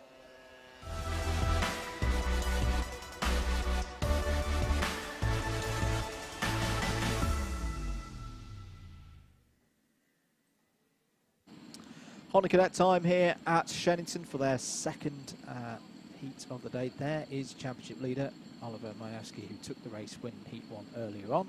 Cameron Nelson second, Jarrett Clark in third. Hello to Catherine Potter, regular racer up at Teesside, in the Teesside Sprint Series, another one of the series covered here in Alpha Live. Cheering on Amy Peacock today in the Honda Cadet category. And Peacock was 16th in the first heat earlier on this morning. Championship situation looking pretty good for Oliver Majewski, and I think I'm right in saying that this is the first opportunity for someone to wrap up a title victory.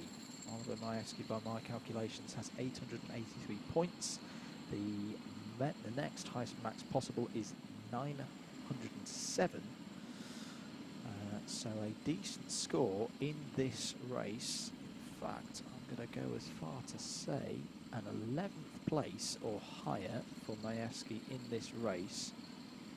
But officially, I should just state that for anyone listening on the tannoy, would give Majewski the championship, because of course all results are still provisional. Let's have a look at the grid then for this next race.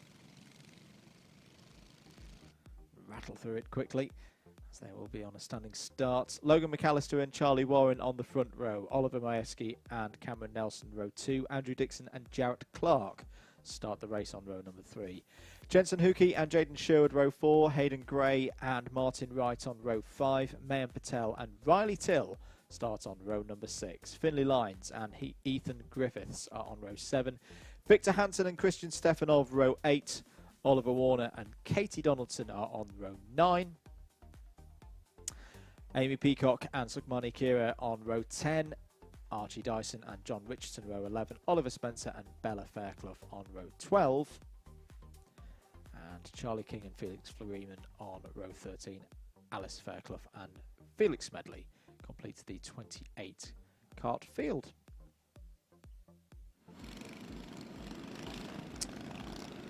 So the grid forming up then. For this second heat in the Honda Cadets. 8 minutes. Away we go for this second heat. Good start from those at the front of the order, but it looks like Charlie Warren again, same as heat number 1, has had a brilliant start from second place on the grid and will lead them through the first couple of corners. Bit of dirt being kicked up there by runners in the midfield. But apart from that, everybody safely down into the hairpin for the first time. Lots of drivers going defensive. This could be interesting through the Bruno chicane for the first time. I think, no, there's one driver at least off towards the back of the field. That's why there's a yellow flag out. And, oh dear, the 65, unfortunately, is one of them, Charlie King. So Charlie King is out of the race. Started in 25th place. Oh, he looks okay. That's the most important thing. And look at this train coming round the final corner. at the end of lap number 1. It's got Charlie Warren at the front of it. Logan McAllister second as Oliver Majewski goes for second place there, side by side. Through Pitts Bend, well defended by Logan McAllister, holds on to second place. Cameron Nelson, Jarrett Clark, Jaden Sherwood, Andrew Dixon, Jensen Hookey, Hayden Graham, Mayan Patel are all there. Full course yellow. Full course yellow. That is why it's for the stranded number 65, as we mentioned, of Charlie King. So the race is neutralised.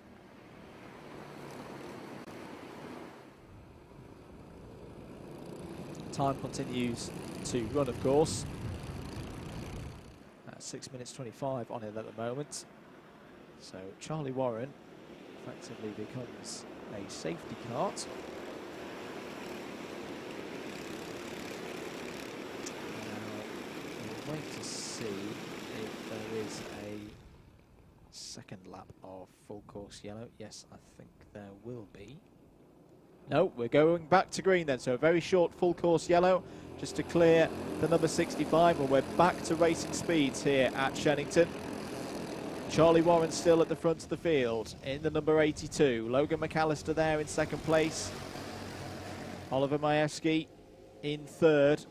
Those top three trying to break away from the rest of the field already. As down the inside goes Jarrett Clark, going for fourth place there on the number 44, I think it was, of Cameron Nelson. Through they go. A couple of contact warnings coming in, including for Oliver Majewski. So Jarrett Clark is indeed through to fourth. I think Jaden Sherwood there in the yellow helmet has popped through into fifth place. And here down the inside, look at this. The number 95 of Logan McAllister forces a way through. And such is life in Honda Cadet. Charlie Warren all of a sudden finds himself in fourth place.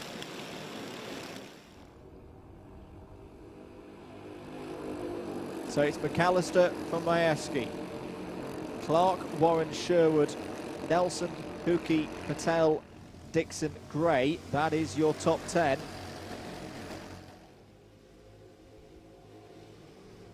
So as things stand, I do reckon here in the commentary box that this result would be enough for Oliver Majewski to be crowned champion in Honda Cadet for 2021 in the SuperOne series. Still a good amount of time on the clock, 4 minutes, 4.5 minutes. Contact warning for Oliver Majewski. Needs to be careful here to not pick up any silly penalties, as we say.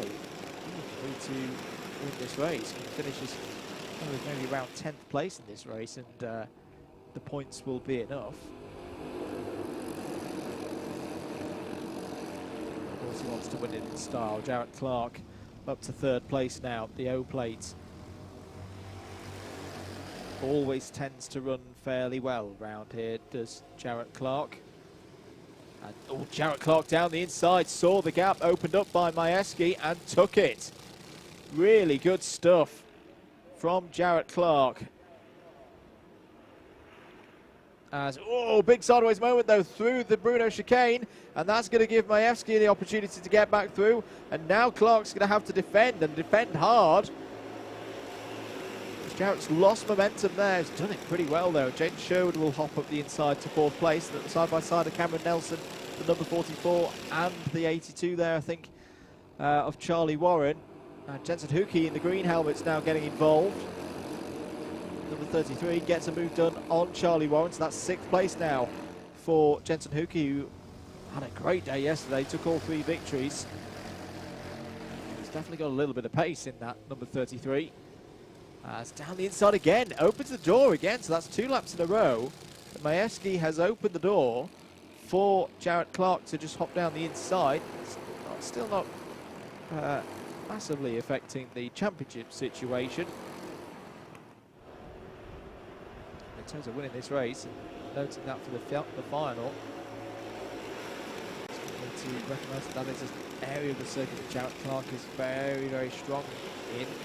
A little bit wide through the bottom loop there. 2.5 minutes to go, and still Logan McAllister leads this race.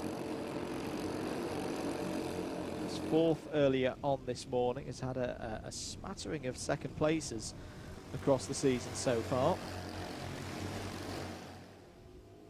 mainly in heats.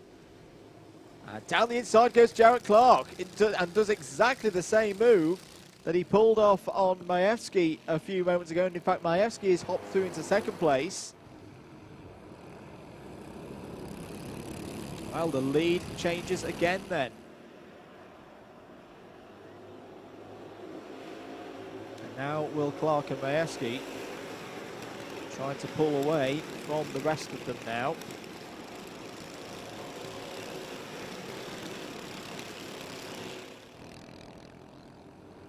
It was Majewski from Nelson last time around. Jared Clark finished in third place. Contact warning for the number 12 of Martin Wright. We have had a few more results formally confirmed in on results on alphatime.co.uk/SuperOne. So if you're interested in any of those, do go and check those out. Here at the front of Honda Cadet, Jared Clark trying to take this victory. Oliver Majewski just trying to get to the end of the race in a decent position to be made champion-elect, shall we say. See the number 91 there, Ethan Griffiths, trying to get past Andrew Dixon in the 99. That's over 8th place.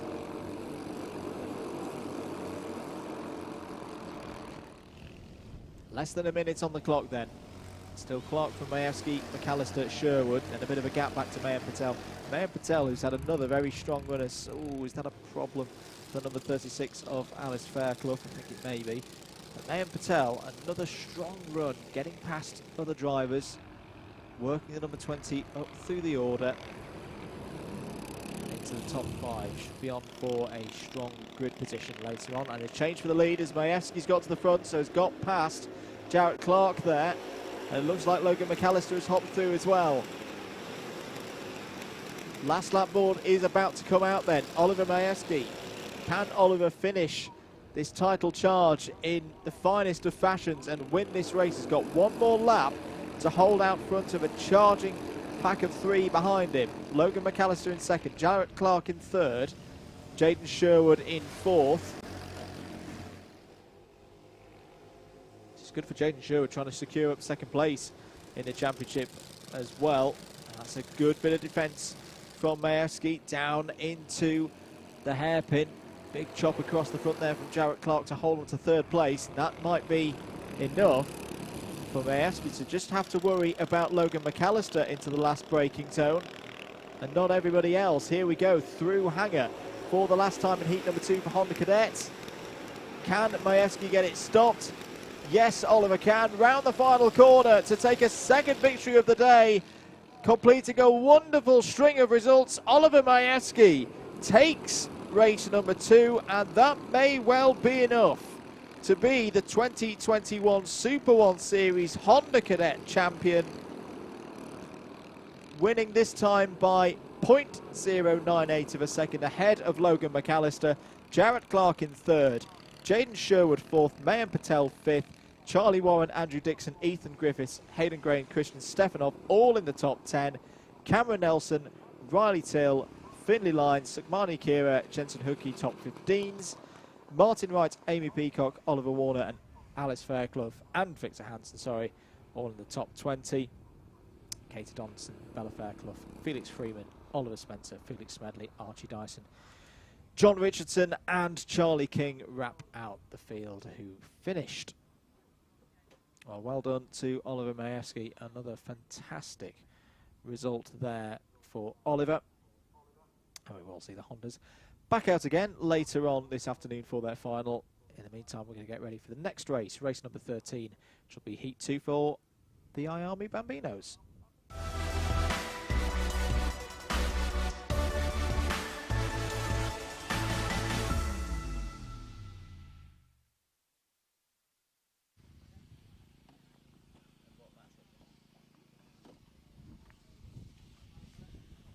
Down in the paddock then with the iArmy Bambinos on their dummy grid.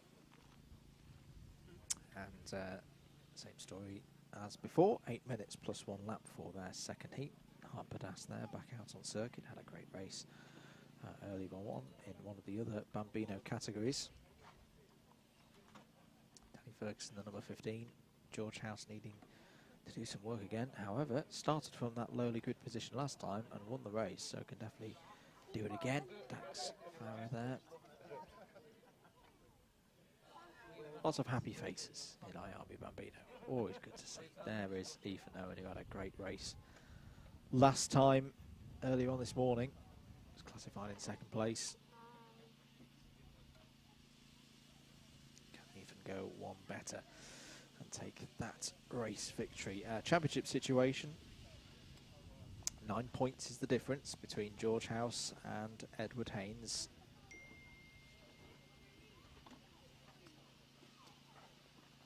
Championship cannot be decided in this race.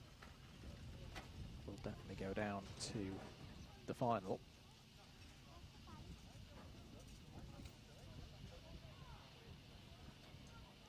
Grid will be the same as heat number 1.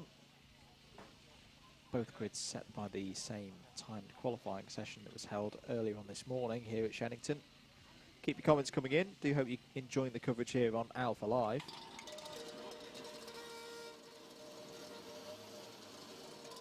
Engines fired up then for the IRB Bambinos.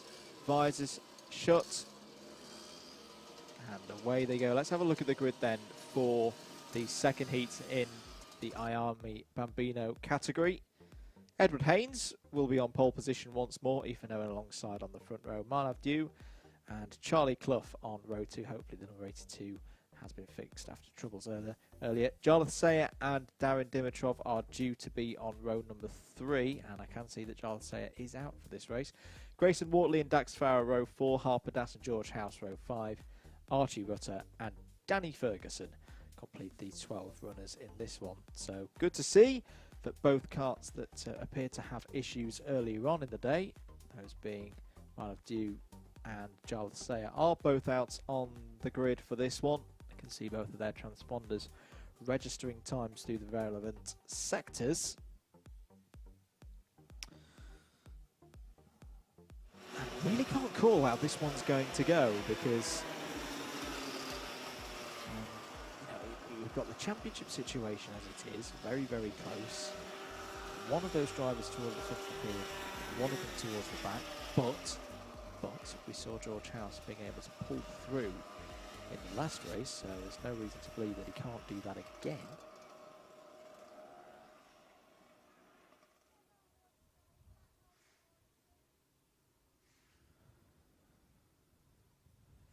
But all the karts lined up here on the grid at Shenington for heat number 2 in the IRB Bambino class. Grid being cleared now. Almost ready to go here. Drivers will watch the lights. Out they go, and away they go for 8 minutes plus 1 lap. Good start once again from P2. Ethan Owen takes the lead through Park Bend for the first time in this heat.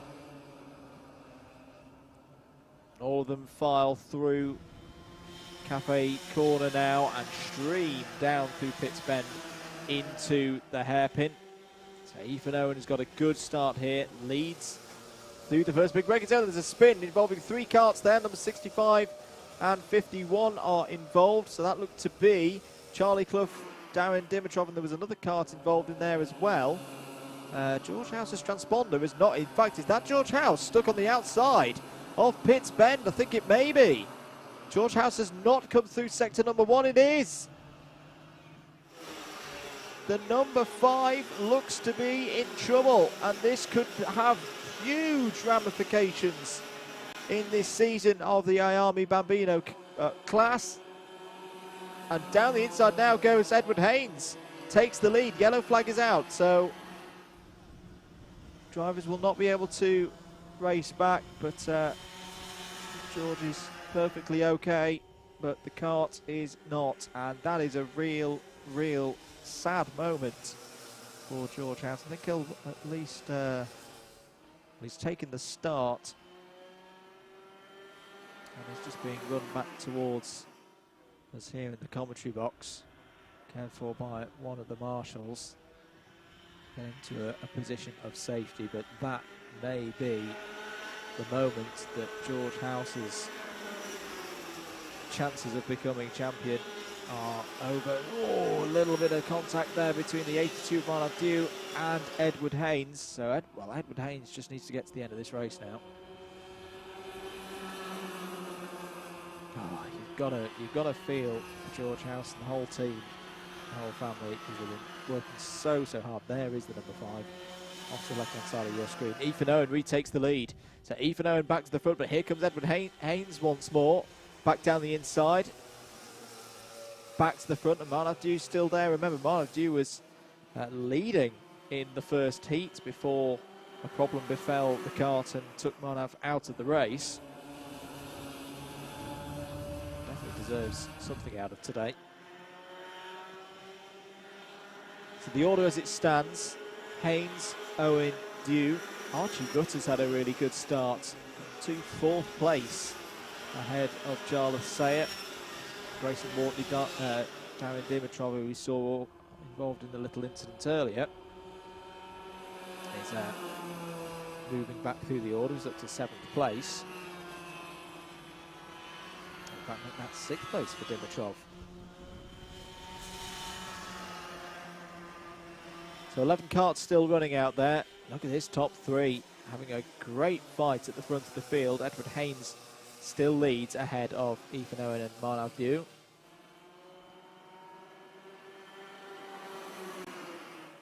Probably be a little bit too far back to catch up to George House. The likes of Marnav Dew and Jarlath Sayer still out there running. But still a chance in the final, of course, for George House. It's not all completely lost yet.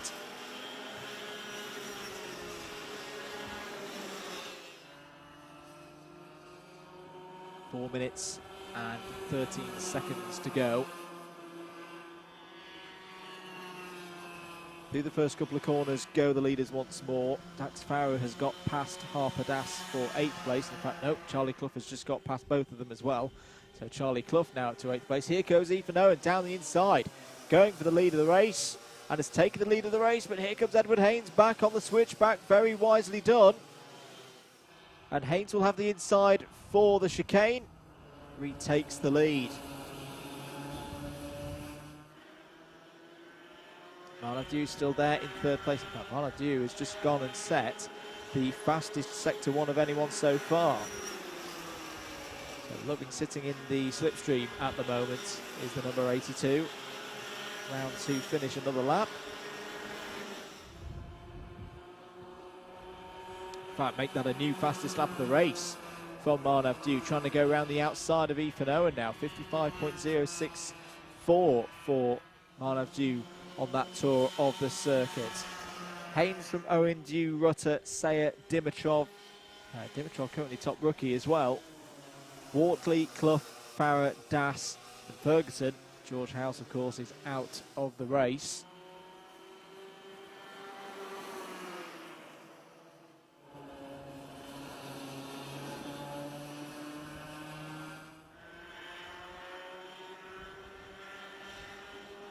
Ethan Owen looking down the inside. Oh, big chunk of curb there.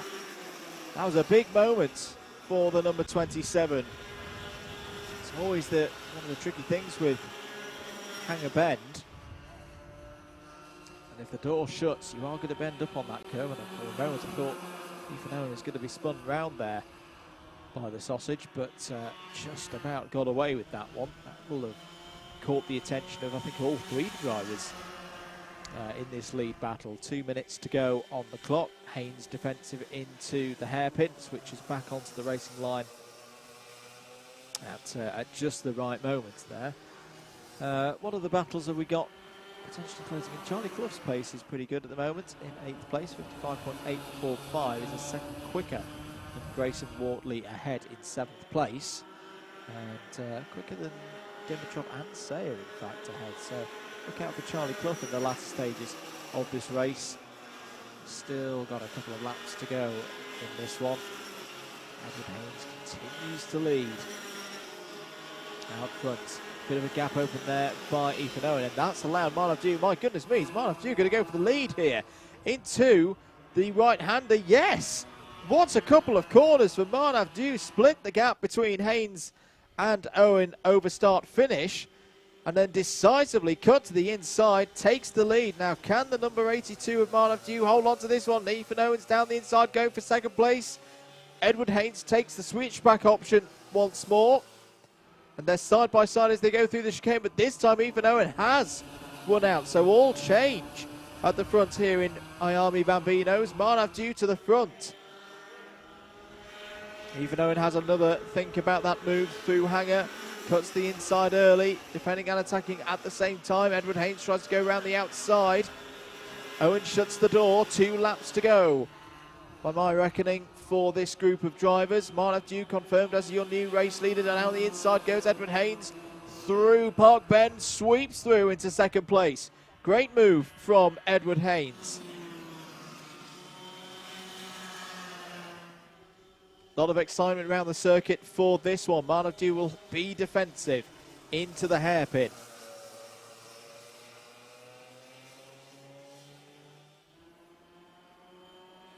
One and a half laps for these drivers. Grayson Wortley, meanwhile, has got past Darren Dimitrov for 6th place. Charlie Clough continues to close in on that duo as well. And has set a personal best. Sector number 1 is down. Oh, Haynes trying to look for a way through. Has got back into second place. Past Ethan Owen. Last lap board is out now.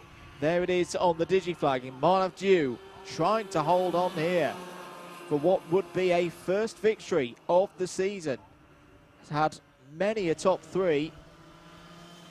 Took a couple of second places at Clanny-Gores in round number 2, but has not had a full complement of points in either a heat or a final so far in SuperOne 2021. That's the Stratford hairpin done. Got to get across to stop Edward Haynes coming through. Here comes Ethan Owen having a little look as well through the Bruno chicane now. This has been a fantastic race at the front of the order between these 3 young drivers. Edward Haynes is going to have a little look through Hanger Bend, has got the run down the inside, has got the move done. What a time to take the lead.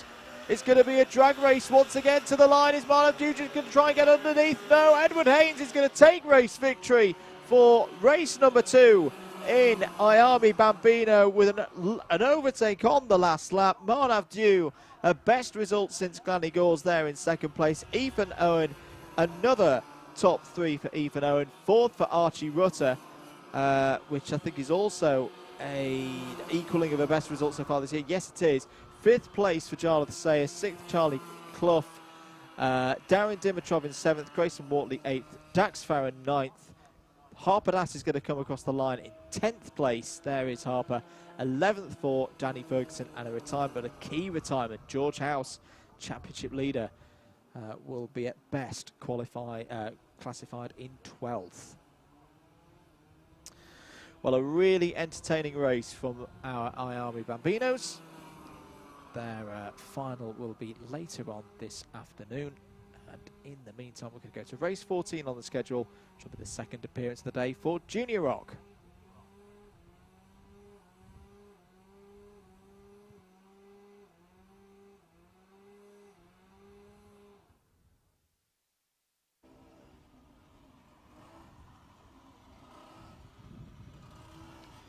Back with us here at Shenington for coverage of the 8th and final round of SuperOne 2021. Andrew Mather from Double Dash Motorsport Media on commentary duties. And we're getting ready for the Junior Rock heat number 2. Very simple situation this in the points. That driver there, Alfie Briggs, leads the championship by 1 point over Ollie Stilp. There is Ollie in his number 43. There were a couple of exclusions in the first heat, so Joe Lorenz and Harry Ewell will be looking to bounce back after those. It means that Joe Lorenz is still looking for a top 3 in this category this season.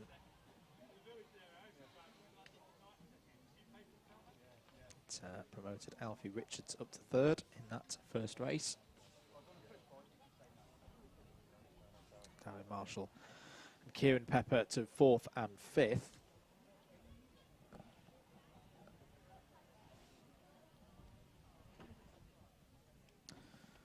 some of the other results that we've had confirmed in Austin Newstead's victory in heat number 2 of the Bambino C50s is in. In Senior Rock, we've had a confirmed result from race number 1. Rob Ellis winning it ahead of Matteo Palmer. Max Davies in 3rd place. Daniel Pepper in 4th. Isaac Lord in 5th. Doesn't quite mean that Ellis is in championship winning position yet, but he's not far off. Rotax 177, for those interested, we've had a confirmed result come in, so a race victory for Scott Clee in that one, ahead of Hayden Cater in 2nd place. Chris Thomas in the end in 3rd place. That's another really good haul of points from Chris Thomas. 4th place in the end to Joe Hunt, who's having a really solid weekend. Oliver Appleby in 5th place in the end.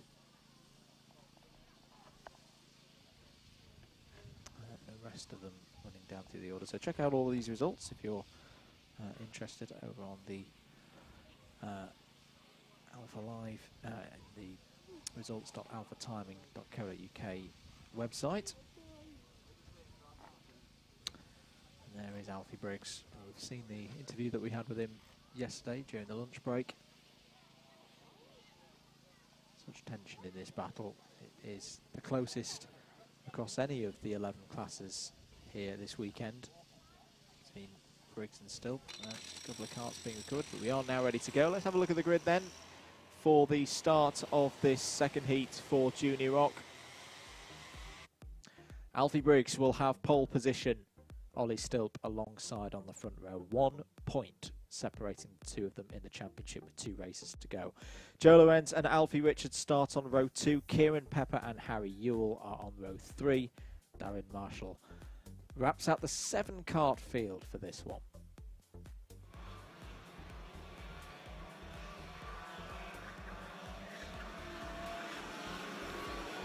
Rolling start then for this group of drivers. 8 minutes on the clock. And another very important race in the story of Junior Rock here this season. Away we go, first time, no false starts. Great start for Briggs.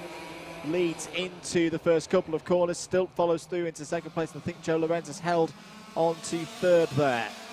All of them running pretty well as they go down into the Stratford hairpin for the first time in this race. A little bit deep there was Alfie Briggs, but just about hooks it all up together. There's a yellow flag as I think 2 drivers are off towards the back of the field. One of them looks to be, is that the 36 of Darren Marshall? And it looked like he was having ignition issues as well. It is indeed Marshall, so sadly the number 36 does not even finish the first lap of the race here in this one. Over start finish. And it's those 2 again at the front of the field, Briggs and Stilp. Flashing away at the front of the field. Yellow flag is out, so there'll be no opportunity to overtake because Darren Marshall's stricken number 36 is down there and off 2 drivers left. Joe Lorenz, was involved in the incident on the first lap, so the number 14 has fallen down the order. Darren Marshall just being given the instructions there as to where he needs to go. So Alfie Briggs, if he missed the first heat earlier on this morning, held this kind of gap.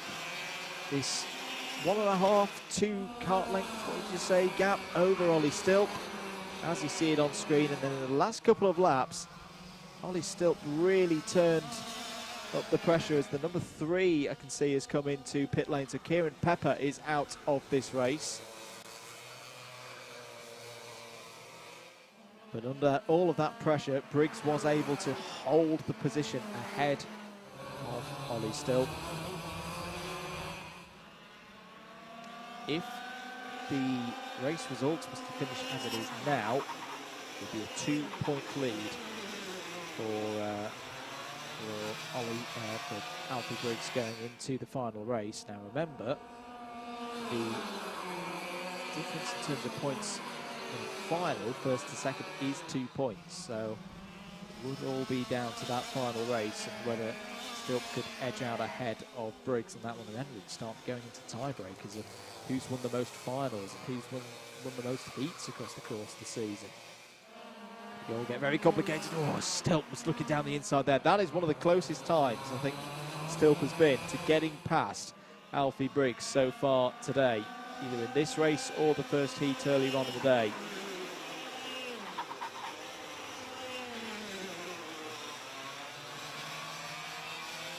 Over start finish to complete another lap, 5 minutes on the clock. Alfie Richards going along pretty nicely at the moment, 43.923. Fastest driver out on circuit is Richards in the number 83. So he's worth keeping an eye on. And it was something that Briggs said in his interview yesterday, that he kind of wants to work with Stilp early on in these races, get out front, get clear before starting any kind of battles with him, because then it encourages other drivers to get involved. Now, you could argue that Ollie Stilp wants that. He wants to be able to put other karts between himself and Alfie Briggs in this championship picture.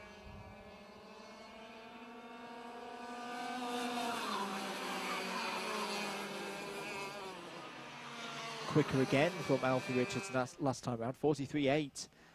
0-0 for Richards. 10th and a half quicker than Briggs is around the outside. Looks Stilp again, but Briggs is positioning, and in particular braking performance is so good that oh, it's contact. There was definite contact there. Now this is going to be interesting, because that looked like a little bit of contact on a front bumper, and this is where I always need my eyes checking. Is that, and there's a contact warning for Ollie Stilp there, I hope not, because I don't like it when it happens, but there may be a drop bumper on that 43. I can't quite tell from my position, so I'm going to leave that one alone to the stewards to check out. So that was a hefty bump for Ollie Stilp. All of the carts get checked when they come in for the bumper penalties, of course. But, oh dear. Ollie Stilp is really pushing hard now. Determined to get through, but Alfie Richards has beautifully driven his way into this race, and it is now a three-way battle at the front of the order. Alfie Richards is perfectly obliged to be there, because especially when he starts putting times in like that. 43.574 for Alfie Richards. Absolutely flying in that number 83. 2.5 minutes. Still looking a little bit ragged through the hairpin there.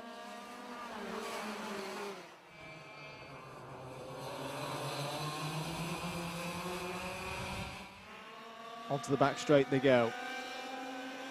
Still very even between these three drivers. There's a good battle going on between the two rookies in this category, Harry Ewell and Joe Lorenz. Harry Ewell winning out in that one at the moment. New PB goes in from Alfie Briggs, 43.801.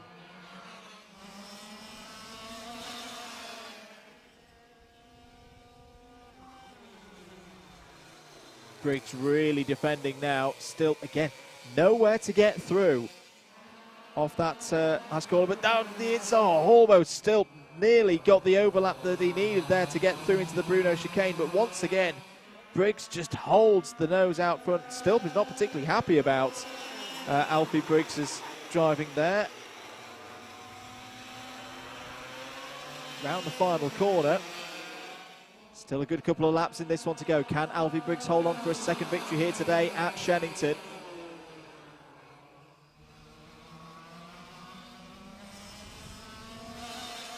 Briggs was not able to take a heat victory yesterday. He had to wait until the final to get one. As, oh, contact between the two championship leaders, and through goes Alfie Richards. Well, in a way, I think it was inevitable. And side by side, here goes Stilp has got through. Stilp has got through now. Past Briggs, it was down through the Stratford hairpin. Racing incident, if you ask me, but then again, I'm not a steward. I'm just in the commentary box. That's why they keep me there. But for Alfie Richards, this is a great opportunity now, because the thing is, they will just let him go, I reckon. I think Alfie Richards is perfectly on his own now to pull away, because these two are so focused on one another that they're quite happy to let that win go out front, because it does not matter to them in terms of this championship situation. Can Briggs fight back and get back through?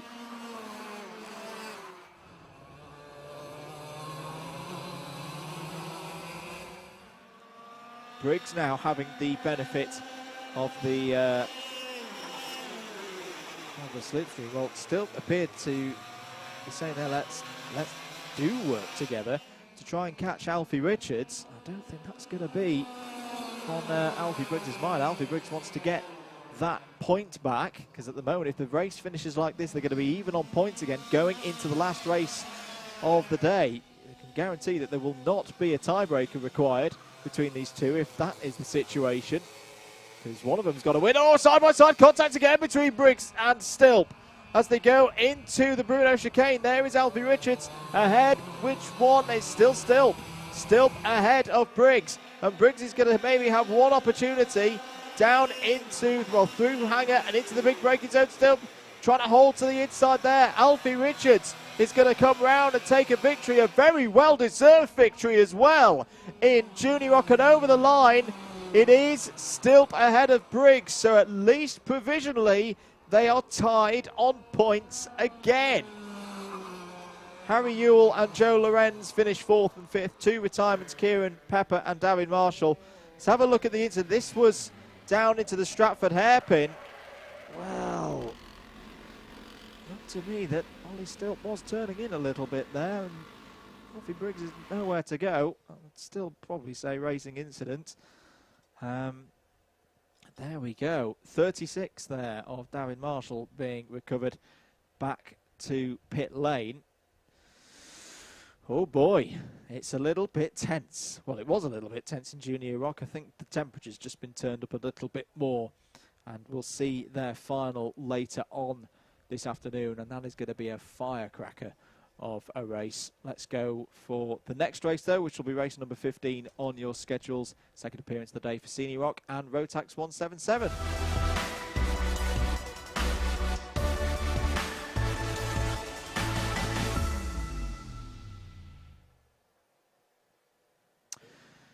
In the paddock then, there's Rob Ellis in his number 88, leading the championship in Senior Rock.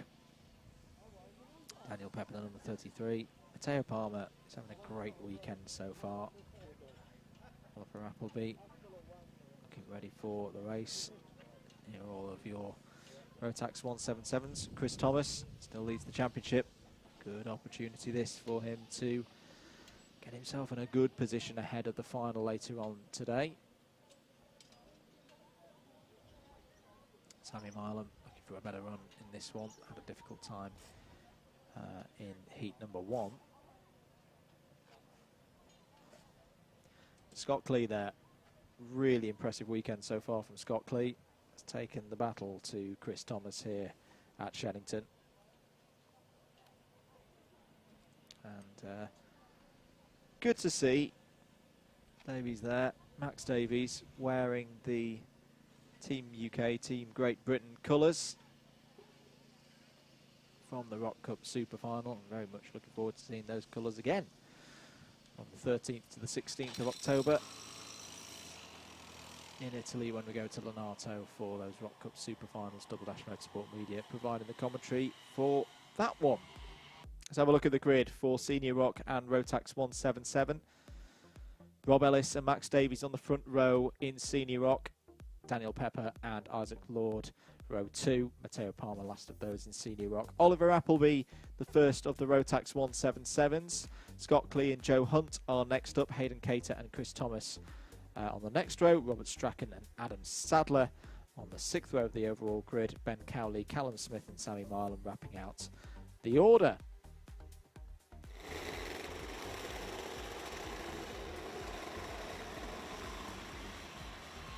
All set to go then for 8 minutes plus 1 lap. Second heat of the day for these two classes.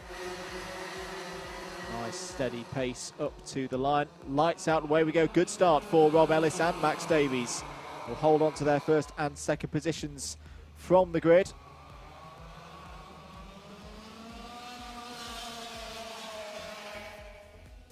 Looks like the number 75 has had a good start as well. Away go the Rotax 177s.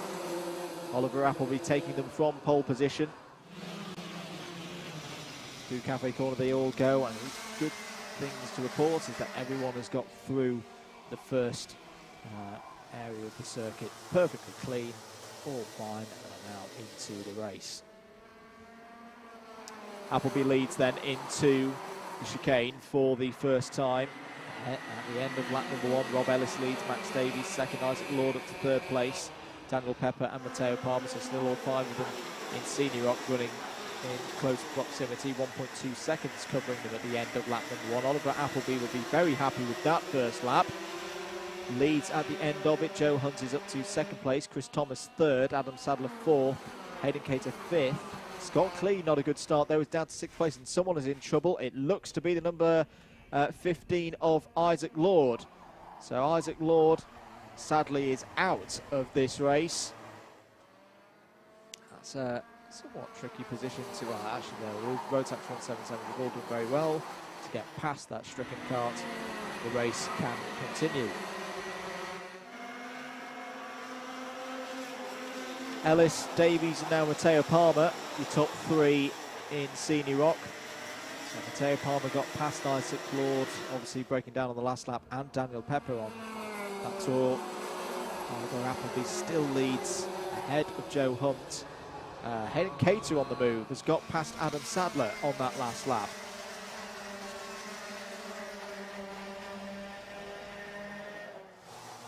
Six minutes of the race to go. There is your leader in Senior Rock, Rob Ellis.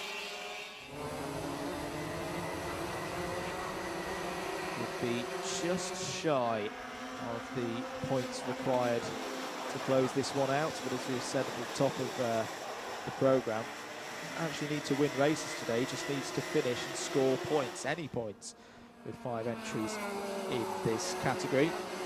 Chris Thomas looking pretty racy there, trying to get past Joe Hunt for second place in Rotax 177. Sensing the opportunity here to get some points back over on Scott Clee, because Scott Clee at the moment is running in 5th place in Rotax 177. He's got past Adam Sadler for that position. Crucially, it's the 2-point swing that Thomas lost earlier. Whoa, a little bit wide though, out of the Bruno chicane.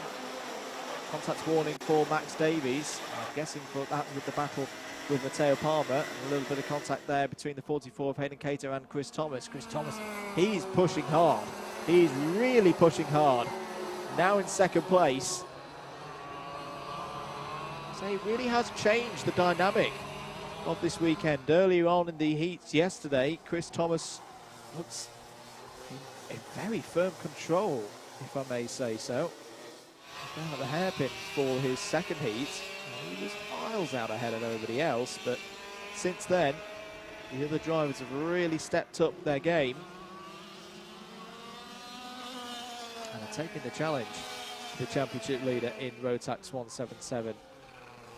There's Rob Ellis though, comfortably out front, move for second place. Down the inside goes Matteo Palmer on Max Davies. Max Davies will fight back, retakes second position, so only momentarily was down to third.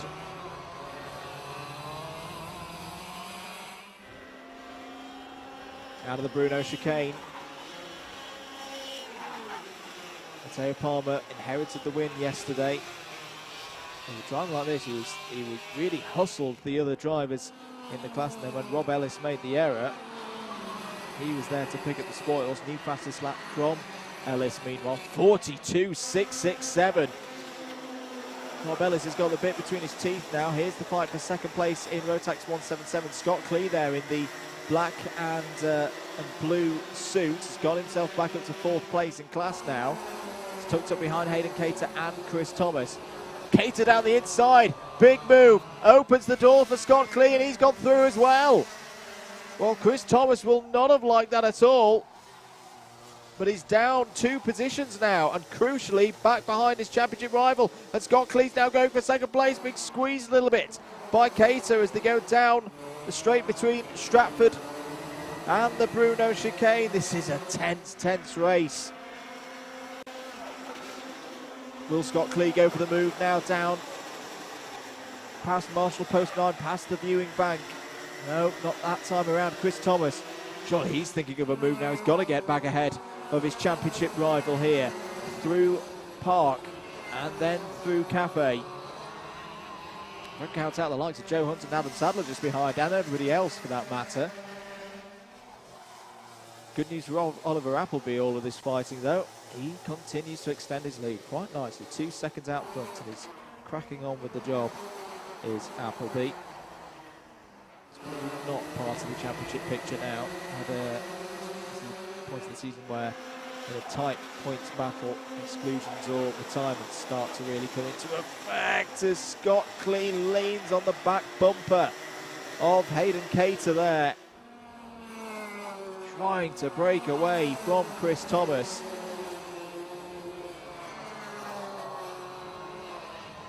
Through Cafe and then Pittsburgh they go. Change back around. No, Max Davies held on to it, didn't he? There's a moment when Palmer was ahead. Max Davies did straight away flick back through.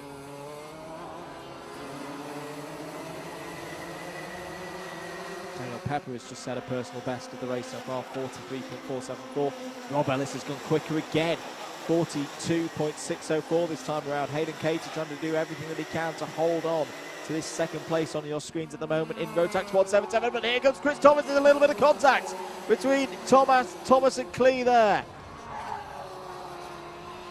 Looked accidental. Both of them jerked the steering away from each other once the contact was made, but that's how close it is now. All on the line, 50 seconds to go. Rob Ellis comes around, sets another 42.6 something lap time. He's absolutely flying, 6 seconds ahead of Max Davies and Matteo Palmer now. As off there is the number 33. That's Daniel Pepper. That's a long way off the circuit. I wonder has he had some form of technical issue that's put in there. He's perfectly okay.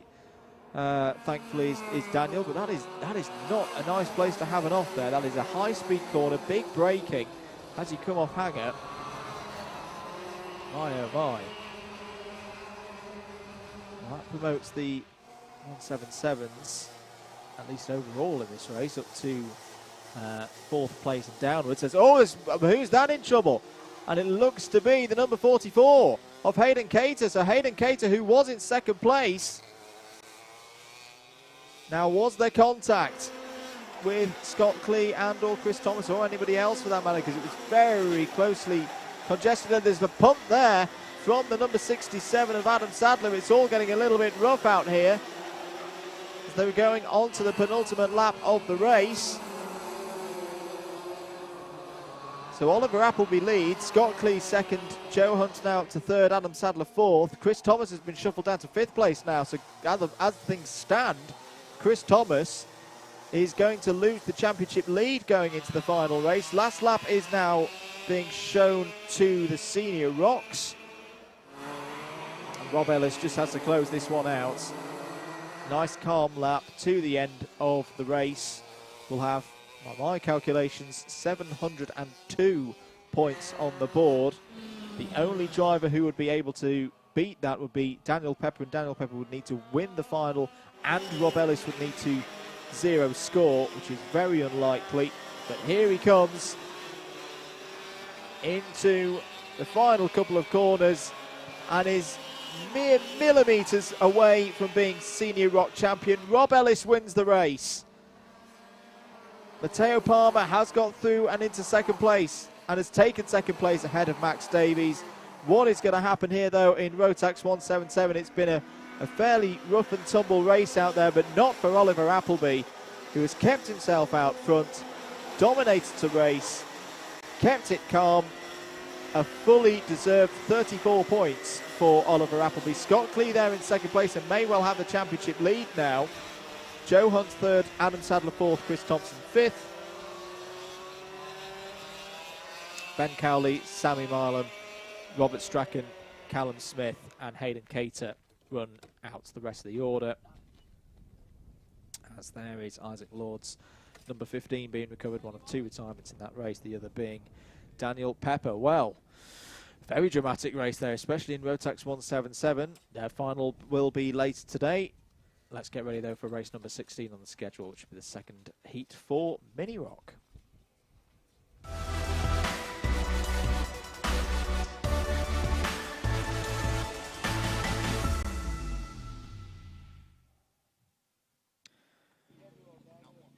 Mini Rock Heat 2 coming up shortly, and this one is, again, a very, very intriguing situation when it comes to points and championships. I'm just updating some of my tables at the moment. I reckon we are down to 2 drivers who can win this title, and that's Joshua Turnbull, currently on 852 points unofficially, or provisionally, and Harry Bartle on 840. So 12 points is the separation between Turnbull and Bartle, and we've already seen point swings of that nature go in the opposite direction to where they started in this rotation of heats. Sam Woolley took the first heat, if you missed it earlier. A great drive from Sam in the number 34 ahead of Jake Woods. And both of those 2 drivers haven't completed all the rounds, hence why they're not part of the championship battle. No drop scores this season in SuperOne. Harry Bartle was 3rd. I think that's the key thing, really, that as the chasing driver in terms of points. The fact that Harry Bartle got a 3-point gain on Joshua Turnbull in that first race will give him a lot of confidence here going into this one. Had a bad start as well. Fell down a few positions, had to fight his way back up to 3rd place. All to play for then in Mini Rock. Let's have a look at the grid for this next race. Sam Woolley will have pole position. Milo Manderson was great in the first race. Has another chance here from the front row of the grid. Harry Bartle and David Vischer are on row 2. Jasmine Taylor and Isaac Barker start on row number 3. Cooper Snedden and Jake Woods on row 4. Kasper Tomilewski and Max Hollow row 5. Ethan Weldon and Max Yule row 6. Joshua Turnbull and Jensen Powers row 7. Marcel Poppercull and JJ Lowe row 8. Eddie Stewart and Charlie Benson row 9. Jacob Anslow and Zach McDonald row 10. Cameron Edmonds and Jack Paul Gifford row 11. Frankie Smedley and Finley Fishburne on row 12. Max Drake and Jarrett Clark form out the 26 entries in this field. False start flag is out, so we will go round again for at least one more formation lap for our Mini Rockers. And if you'd not established at this stage, we've got a big opportunity for drivers in this category to be part of Team GB at the Rock Cup Super Finals. In effect, a world finals for Vortex Rock karters around the world. Last year's event had entrants from as far as the United States of America, New Zealand, all over South Africa. Great chance for these drivers to show their skills on an international stage. We're going to go around again for another restart, another formation lap.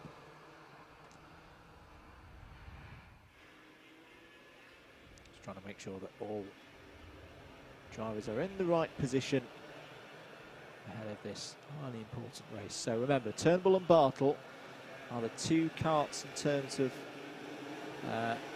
championship title that you need to keep an eye on. Harry Bartle in the number 27 starts 3rd. Purple helmet 2nd in the pole side of the grid. Joshua Turnbull starts a little bit further back in 13th. Away we go then for the start of this one. This time we are good for a start. Sam Woolley will lead us down. Oh, big off! And a huge knock into the tyres there for the number 47 of David Vischer. I think Milo Manderson is involved as well, and the 64. That was all from the front of the order. Might have been the 84, apologies, of Jasmine Taylor. But that was a big, big off there. Yes, it was Jasmine Taylor, and Jasmine's out of the kart and is okay. but sadly looks to be out of this race. And I'll be quite annoyed as well. That was all bunched up, I think, on the anti-pole side of the grid. Let's have a look at the replay. And what happens here, Milo Anderson doesn't get a particularly good start. It all gets a little bit bunched up. And yeah, I think that comes from a little bit further back. My goodness me. That was the 53 of Isaac Barker, airborne for a few moments. Yellow flag, understandably, out at the first corner. Full course yellow, in fact. Full course yellow on my screen. That's not matching up with the flags that I'm seeing from the marshal post, so we'll carry on. Sam Woolley leads the race. Harry Bartle is there in second place. Max Hollor has had a good start and is up to third. Cooper Snedden in the Praga karts there in fourth. Where is Josh Turnbull in all of this? Currently scored as seventh. That would be a 5-point swing in the direction of Bartle as things stand.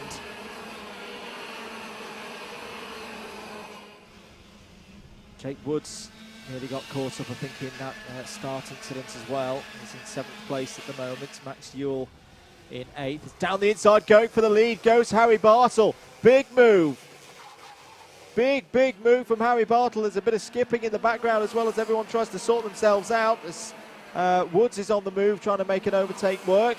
But Harry Bartle to the front of the field then, in a race that you do feel he has to win.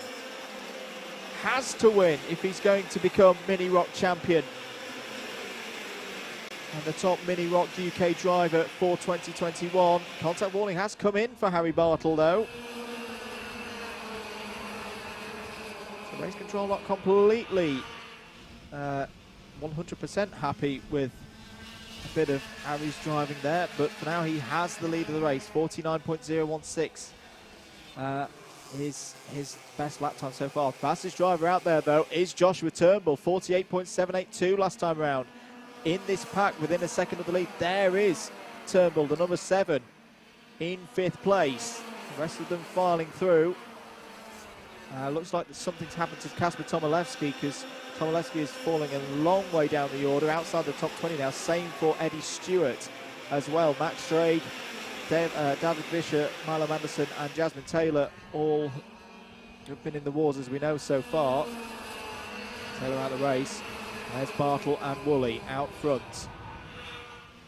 Crucially, starting to pull away from the rest of the field. Turnbull is up to 4th place. This is a good response from Joshua Turnbull under a lot of pressure. Having that challenge laid down to go and chase Harry Bartle. He's doing just that at the moment. He's got Max Hollor just ahead of him. He's that style of helmet with the MH on top of his lid. It's a little bit like Mark Blundell back in the days, in the mid-90s. This is good tactical play from Sam Woolley and Harry Bartle. Sam Woolley in particular, working with Bartle, pushing him along, getting that gap over the rest of the field. But here comes Joshua Turnbull. Joshua Turnbull up the inside of Max Hollor, going for 3rd place, and I think he's got the move done. As who is that off? That is the number 21 by the, I think it's Jacob Anslow. I think, yeah, Jacob Anslow in trouble there.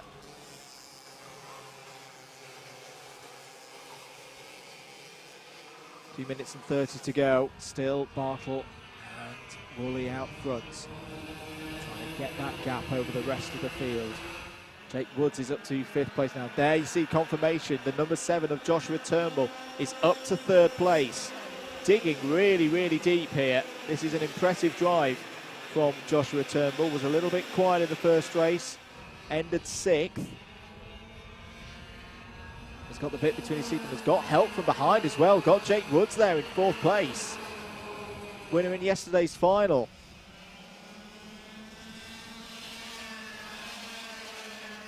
And if they can get a bit of help from behind as well. Cooper Snedden still in 5th place. Max Hollor in 6th. Marcel Popical having a strong run in 7th place. One of his, well, this would be one of his best results for a while in that 99 kart. He's asking for a little bit of help from Jensen Powers behind. Big opportunity this for a number of drivers who we've not talked about in terms of the points table. It is very, very tightly congested from 5th down to 10th. Especially with Milo Manderson and Jasmine Taylor out of this, and Kasper Tomaszewski now. It's going to be a big opportunity for the likes of Hollor and Popical in there to force their way back into that top 5. 2 minutes to go on the clock. Someone clearly pushing very hard, and I think there's been a change for 3rd place there. Jake Woods has gone through. Jake Woods has got past Joshua Turnbull, so that's back in the favour of Harry Bartle now. 3 points would be the swing once more. Close the gap to 10. Sorry, apologies, 9. It would be 9 points, the gap between Turnbull and Bartle going into the final race of the year. 90 seconds on the watch. Jake Woods is flying here. He's pulling away from Joshua Turnbull. If he could get a whiff of the slipstream, Jake Woods could be on these two on the last lap of the race, I reckon.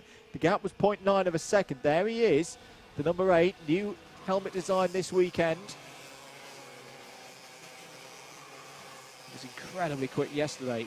He's the Will U Financial Group driver of the day for round 6. Had tough qualifying, which meant he had to start from the back of both of his heats. Came through incredibly well and actually finished on the podium in the final. That's why he was did it with quite a good attitude as well. That's why he was awarded driver of the day. He's showing that grit and determination once more. What's the gap like to come over? There'll be 2 more laps to go. Big responses coming from Harry Bartle. New PB in this race, 48.665. Sam Woolley pretty much the same time as well. Jake Woods also in the 48.6s. So at the moment, it's a bit of a status quo situation at the front of the order. Cooper Sneddon has got through into 4th place. Apologies, missed that one. Sneddon is through into 4th. So this again is good for Harry Bartle, because every single kart that can get between himself and Joshua Turnbull, that is another point in this title race. Max Hollor is 0.7 of a second further back from Joshua Turnbull, so Joshua Turnbull should be okay there in 5th. The battle is now on for the race victory. Last lap board is out. Harry Bartle rounds Cafe and through Pitts Bend for the final time in this heat. Can he hold on ahead of Sam Woolley, who already has one race victory today, took heat number 1. And Jake Woods is still within striking distance as well, should these two come together. Into the Bruno chicane. Harry Bartle still leads this race. But Sam Woolley, I think he's going to try and set a move up through Hanger and into the loop at the bottom of the circuit. The last big braking zone. Bartle surely has to go defensive and just get the apex hit. He's done exactly that. This is a big victory, a very big victory for Harry Bartle in heat number 2. Sam Woolley 2nd, Jake Woods 3rd, Cooper Sneddon 4th, Joshua Turnbull 5th.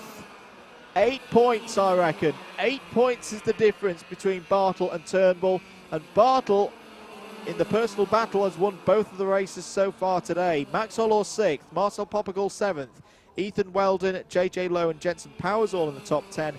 Max Ewell, Charlie Benson, Jack Paul Gifford, Isaac Barker and Jarrett Clark in the top 15. Finley Fishburne, Zach McDonald, Frankie Smedley, Cameron Edmonds, and David Vischer in the top 20. We're now into drivers who all had problems in that race.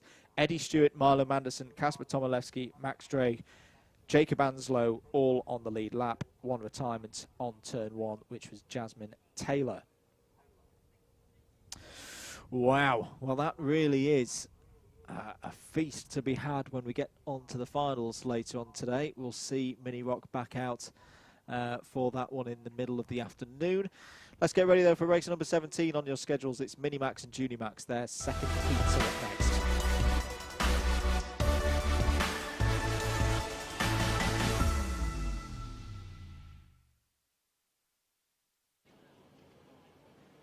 Welcome back to Shenington.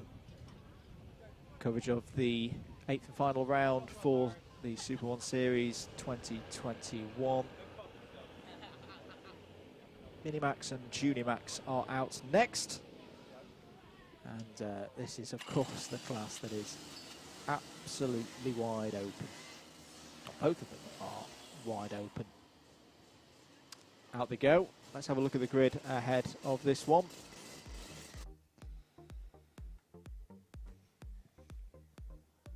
Jack Davies and Finn Smith on the front row. Jack Cooper and Ronnie Smith, row 2. Billy Edgecombe and Rory Burke are on the third row of the grid. Donovan Dyer and Jake Howarth, row 4. James Jackson and Zaki Hussain, row 5. Aidan Hassan and Cameron Crockett, row 6. Ethan Bentley and Ben Cordingley, row 7. Jacob Rhodes and Freddie Ingram, row 8. Holly Woolley and Charlie Pritchard are on row 9.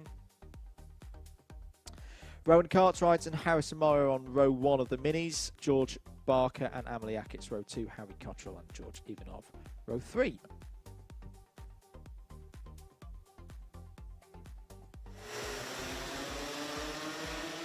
Away go the juniors then for the start of their race. 8 minutes plus 1 lap, and the minis join them in the action as well.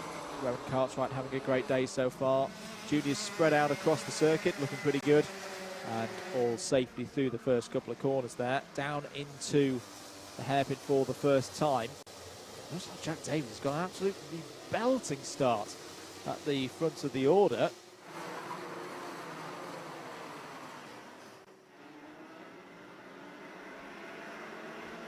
Lots of chances for drivers to pick up good points in this race. A little bit of barging there through second to last corner. So Jack Davies scored as your leader then across start finish at the end of lap number 1. Contact warnings come in for Billy Edgecombe. Jack Cooper, Billy Edgecombe second and third. Rory Burke already up to 4th. Not a good start for Finn Smith, already down to 5th place. Aidan Hassan had a good start on that first lap. He's up to 4 positions. Ronnie Smith shuffled down 7. Rowan Cartwright, meanwhile, in minis, leads ahead of Harrison Morrow and George Barker.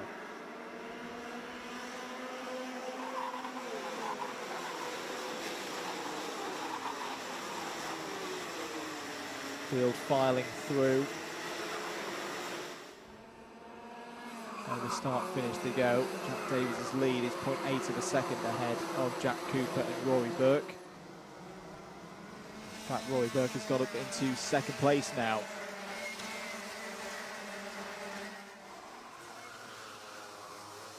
Saw a little bit of this in the first heat as well, of Jack Davies getting a good initial start as somebody is off and on the bank there in the background.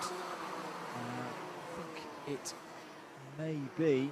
Sorry, I can't make out the cart number there that came flying through. It might be James Jackson, actually. Yeah, James Jackson, number 41. I just saw there was off the back of the field as they came through. 5 minutes and 45 seconds to go. Big lap's just gone in there from Rory Burke.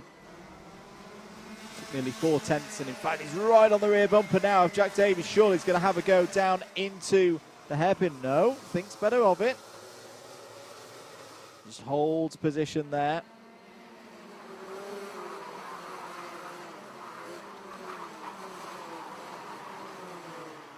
Contact warnings come in for Cameron Crockett. Just be careful to not pick up too many of those. Back with our leaders, still Jack Davies ahead of Rory Burke.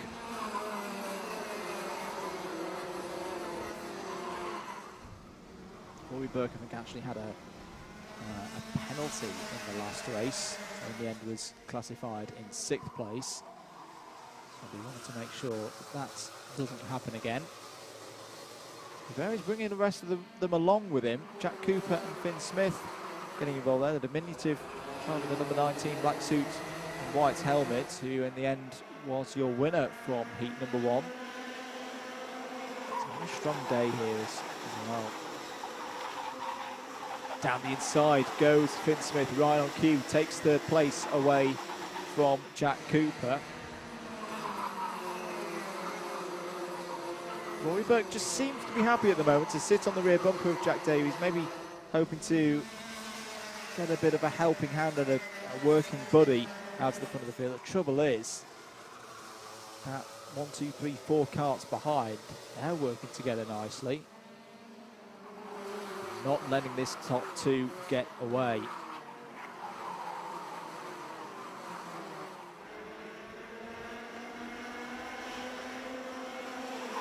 Finn Smith definitely on the scene now, has a little look. Rory Burke down the inside, decides to go for it now. Maybe just saw out of the corner of his eye Finn Smith arriving on the scene and decided now I've got to hit the front. Jake Howard sets the fastest lap of the race, 43.749, but that's swiftly taken away by Charlie Pritchard in 10th place. Rory Burke takes the lead then at the end of lap number 6.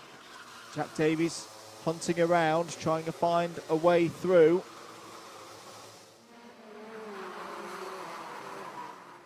Really close race. This is what we've come to expect in this class because it has been so chop and change.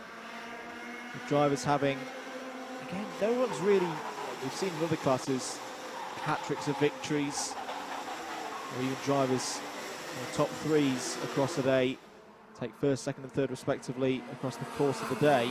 Not here in juniors, in junior max. Each race is a complete lottery in terms of predicting the results.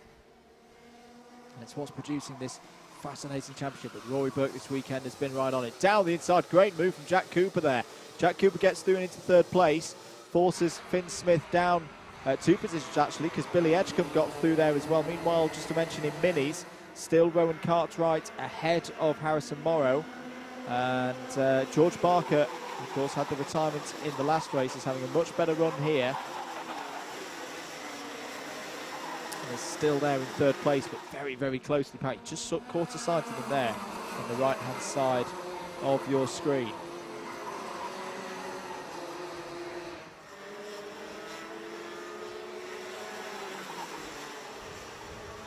Barker looking down the inside of Morrow there. That's for 2nd place in minis. Big move from George Barker.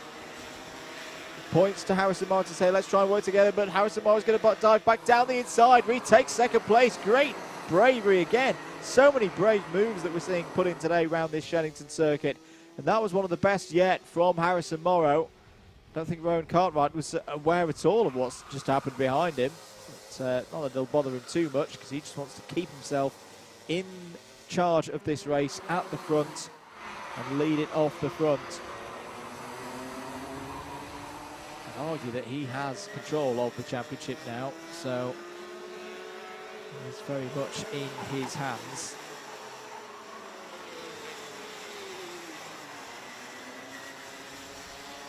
One minute to go then. And what's been again a really, really interesting race in both of these classes.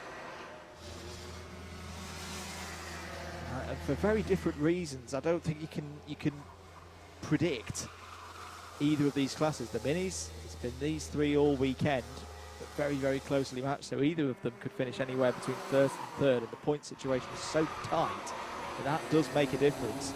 Juniors, well, we've definitely not got a top 3 out the front all the time, because it's just chop and change throughout the whole of the top 15. Similarly, anything can happen in terms of the points. I'll just try to track where our leaders. I think they're just coming through the Bruno chicane now, so 2 laps to go. And down the inside goes Harrison Morrow, going for the lead of the race. Rowan Cartwright's going to have to hang that round the outside. Does so. George Barker's going to have the opportunity now to get up to 2nd place. Greatly taken by the number 63. Bit of a wag of the finger there from George Barker. Changes going on in juniors as well. I think something's happened to, in fact, there is Billy Edgecombe, the number 23 is off. That's at the last corner. I think Jake Howarth has been involved because he's fallen 6 positions. But that's not good news for Billy Edgecombe at all, because that's going to relegate him quite a way down the order, I feel, in terms of those fighting for top honours. We are on the last lap. Rory Burke still leading in this one and coming together there. That's 2 of the juniors. That's the 57 of Freddie Ingram. I didn't quite catch who the other driver was. Might be Jacob Rhodes. We don't think he's come through Sector 1. Neither was James Jackson in all of that. But over the line, Rory Burke takes another victory here this weekend. Jack Davies was in second place. There is James Jackson. So he thought he was in trouble, and that's down at the hairpin. So a lot has gone on there in the last couple of corners. Rory Burke wins it from Finn Smith. Jack Cooper third. Jack Davies in fourth. Aidan Hassan fifth. Here is your fight in minis. Rowan Cartwright is going to take another victory, and this really is a big victory. Keeps it ahead of George Barker and Harrison Morrow.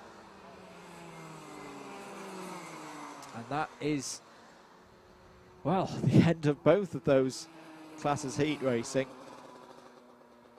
And still very, very close to call, and we'll see their finals later on. We'll move on to race number 18, Senior Rotax Heat 2. They're out next.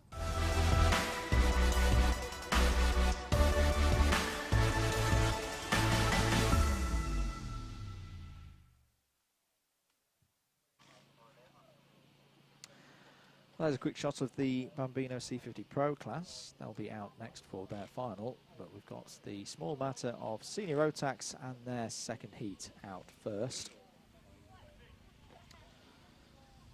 And just a recap from earlier on in the day, and the first heat for this group of drivers. Joe Weaver dominated at the front of the field, won by nearly 2 seconds in the end over Alfie Brooks and Kyle Dunford.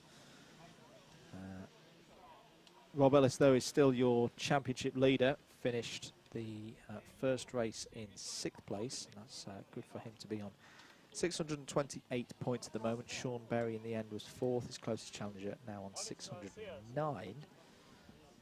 Joshua Valance had a tough time out there, finished 11th in that first race, but he's still 3rd in points on 591.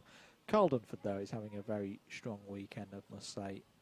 Has had 3 third places in the 3 heats so far, the 2 from yesterday in round 7, the 1 so far today, so keep an eye out for him in this next race. He's having a very close battle in points with Jordan Morris. All nice and calm down there at the moment, getting ready for this last of the 8-minute plus 1 lap races, unless there's a schedule change that I'm not aware of.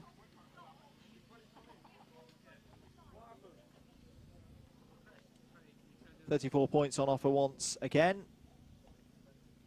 Finals later on will take us up to 60 points.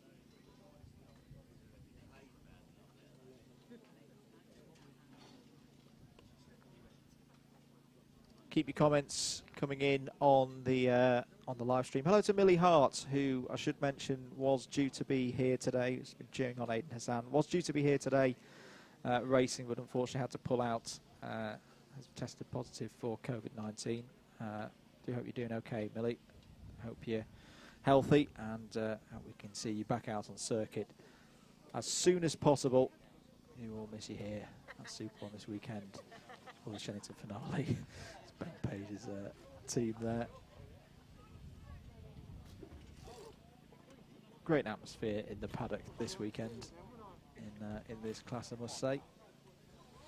Everybody enjoying their racing, which is what I like to see. It's the most important thing above results, and championships, and tickets to big super finals and all of that business. It's about enjoying your racing. There's Harry James, number 55. Engines fired then for Senior Rotax. Let's have a look at their grid ahead of the second heat. Race 18 on your schedules. Joe Weaver has pole position. Jordan Morris alongside on the front row. Ben Page and Alfie Brooks on row 2. Kyle Dunford and Sean Berry on row number 3 for this one. Tom Taylor and Rob Ellis form up row number 4. Joshua Valance and Lucas Ivaskovicis on row 5. Harry James and Ben Stewart on row 6. There's 12 karts in the field.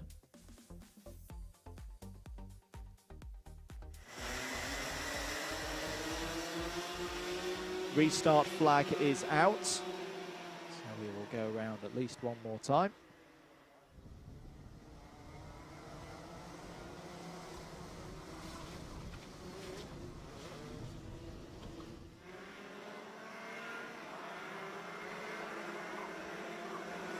Joe Weaver has looked very quick all weekend. Looking to take advantage here of his pole position. Looks like this one is a bit better. Yep, away we go for the the final 8 minutes heat. Joe Weaver has got that good start that he was looking for. And will lead them through the first couple of corners. Ben Page has got a good start, it looks like, as well, in the number 90. See Rob Ellis just jutting out there, trying to make some ground back on the rest of this field. Onto the back straight they go. Oh, there's a little bit of debris. Saw off two drivers right there. The drivers will need to be keeping an eye on. That's a bit of contact from Carl Dunford there. He got his braking slightly wrong. On his move on Alfie Brooks. He'll get a contact warning at least. But what a start for Ben Page that was, up to second place already. Really challenging Joe Weaver. Joe Weaver, even by this stage of the race, was already breaking away from the rest of the field when it was in Heat 1. But I don't think that's going to be the same case in this one. He's going to have to fight to keep the rest of the field behind in this race.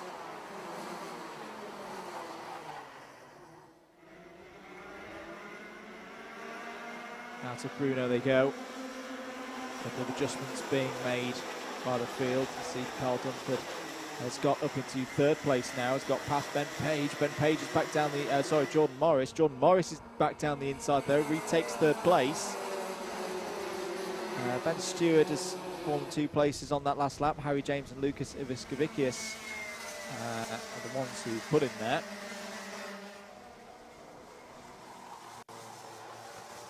There's your race leader, Joe Weaver.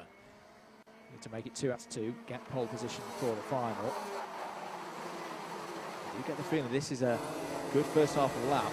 It's pulling away already. We did a 42.893 last time around. It was half a second quicker. Carl Dunford has indeed had a contact warning.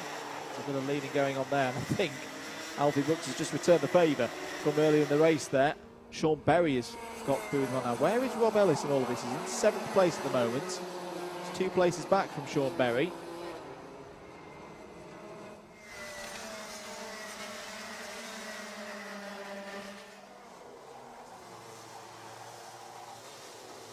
Another contact warning has come up there for Carl Dunford.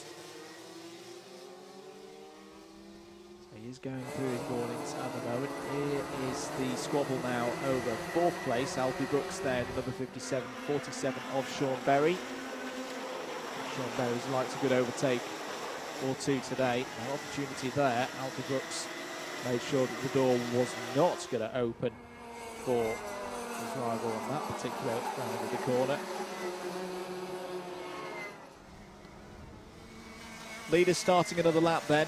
And Joe Weaver looks to have this one under control once again, as we saw earlier. His lead is now 0.9 of a second, rounded to the nearest 10th. And someone is scraping across a curb there.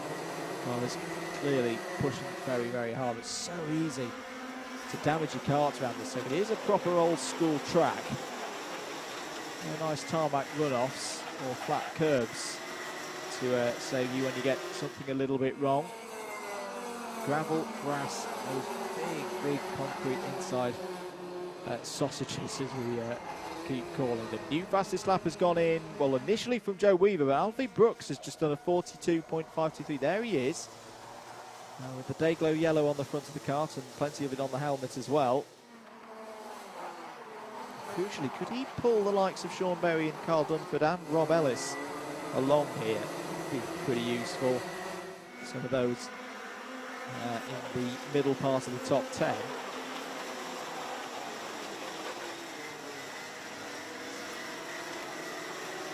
Through the last hairpin they go. Over start finish. Still fairly calm in this heat for the senior Rotaxes at the moment. Just get the feeling that everyone's just feeling each other out in terms of the race day as a whole. And then they'll really go for it in the final, especially if there's any prizes and end-of-year trophies on the line. New fastest lap in from Joe Weaver, 42 0.472, and he's just gone quicker again through sector number 2. He is really, really giving this senior Rotax field a hard time today. Nobody seems to be able to hold near to Joe Weaver's pace. As much as Ben Page and Jordan Morris try, and they are trying, they cannot close him down. Alfie Brooks has caught Jordan Morris though. Alfie Brooks is probably the only one. Down the inside goes Brooks, takes 3rd place, gets past Jordan Morris there. I was just about to say he is seemingly in this particular race the only driver able to get anywhere near to Joe Weaver's pace. And in fact, on that last lap with the slipstream, beat it 42.405. This could be a big move from Alfie Brooks at the end of this race. He's got time to play with. It's 2 minutes and 20 seconds to go. Another big lap goes in from Weaver. Brooks confirmed up to 3rd place. Harry James has made an overtake work on that last lap as well. Has got up to 9th place ahead of Tom Taylor.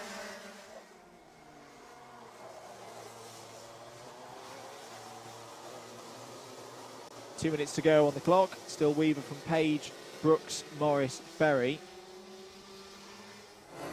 And whilst Rob Ellis isn't having a spectacular day in this category, he is doing more than enough, I think, at the moment to hold at the front of the order. Look at Sean Berry now, really attacking the rear bumper of Jordan Morris. Can he get by?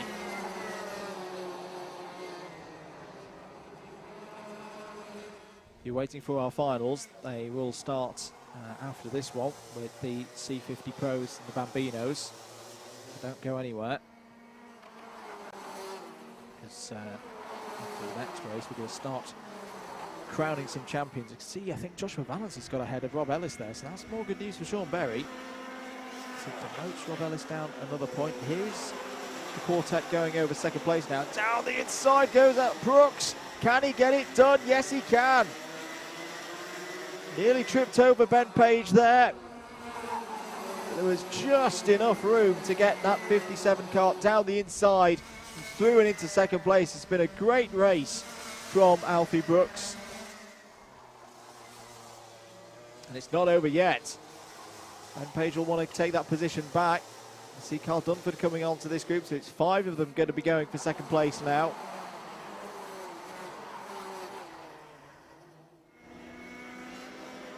This is all very good news for Joe Weaver. He doesn't have to worry about this. Brooks has driven off the front of this group here. I think Ben Page was a little bit slow out of the chicane. 10 seconds to go. 2 more laps then. 2 more laps. Brooks looks to have secured 2nd place at this very moment. Ben Page is holding on, trying to keep 3rd place in his hands. Very defensive down into the hairpin. Down the back straight they go.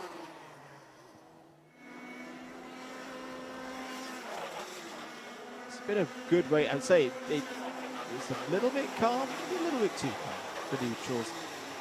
But it was simmering away, and now it's really come alight in this fight for 3rd place.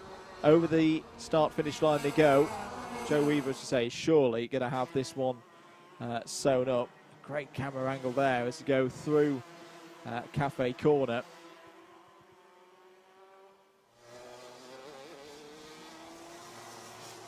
Good, again, a really good defensive drive from Ben Page. He's got probably a couple of karts behind him that are quicker.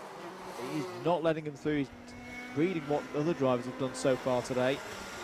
Just holding on to that position. He's going to be rewarded with good points here, but Joe Weaver is going to come around the final corner and take another victory. He's having a brilliant day, looks over his shoulder, there's absolutely nobody there. Alfie Brooks fights through to 2nd place, and Ben Page does take 3rd.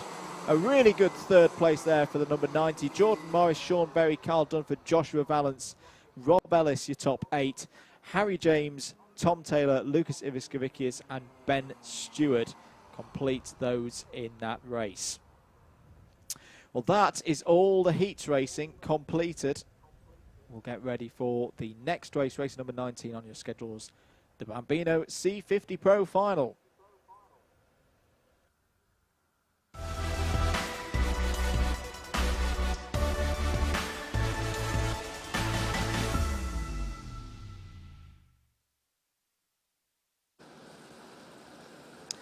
Down on Dunby Grid then for the Bambino C50 Pro Final. And the situation is this. Austin Newstead just needs to start the race, not be excluded, and the title is going to him. Having said that, I'm pretty sure that I said something similar last season in one of the Bambino classes, and the incumbent leader going into the final race today was a 0 score. So I have seen it happen before. We don't want to see it happen, of course. That would be a terrible way to lose a championship. But this may seem like a formality, folks. Trust me, it isn't. Let's have a look at the grid for the final. Austin Newstead, your championship leader, has pole. Cole Patterson has been fantastic today. Starts this race second on the grid. Josh Cook and Joshua Griffin are on row 2. Maximilian Aberhart and Jack Baker are on the 3rd row of the grid. Josh Cormack and Austin Oman in 4th. Max Gilman and Jensen Sale on the 5th row of the grid. Harper Das and Morgan Weston on the 6th row of the grid. Marley Fisher completes the 13 entries in the field. Very close battle as well, I should say, for second place in the championship. Jack Baker still holding it on 865, but only 6 points ahead of Maximilian Aberhart. 60 points available for a race victory now in these finals of 10 minutes plus 1 lap. 58 for second, 56 for third, and then 55, 54, 53. You get the picture down through the rest of the order. Hello to Lucy Cormack, who's cheering on a number of drivers in this race. Josh Cormack, Josh Griffin and Max Gilman. The love from Lucy and Maya Gilman as well. So longer race now, being a final. 10 minutes on the clock for all of them. And one last opportunity for drivers to get a best result. First podium or first win. And for Austin Newstead, just needs to get round a couple of laps, no bother, and we'll wrap up this Bambino C50 Pro Championship. Getting ready then for the final here. Round 8 of the SuperOne Series 2021. Away we go in the Bambino C50 Pro Final. Very good start from the second position on the grid for Cole Patterson. Look at that, and Austin Newstead has gone quite a way backwards through the course of the first few meters of this race. Did not get away from the line very well. That doesn't matter though, just needs to get round the first lap or so, get beyond the restart zone. Everybody's shuffling their way down to the hairpin, but what a start from Cole Patterson there.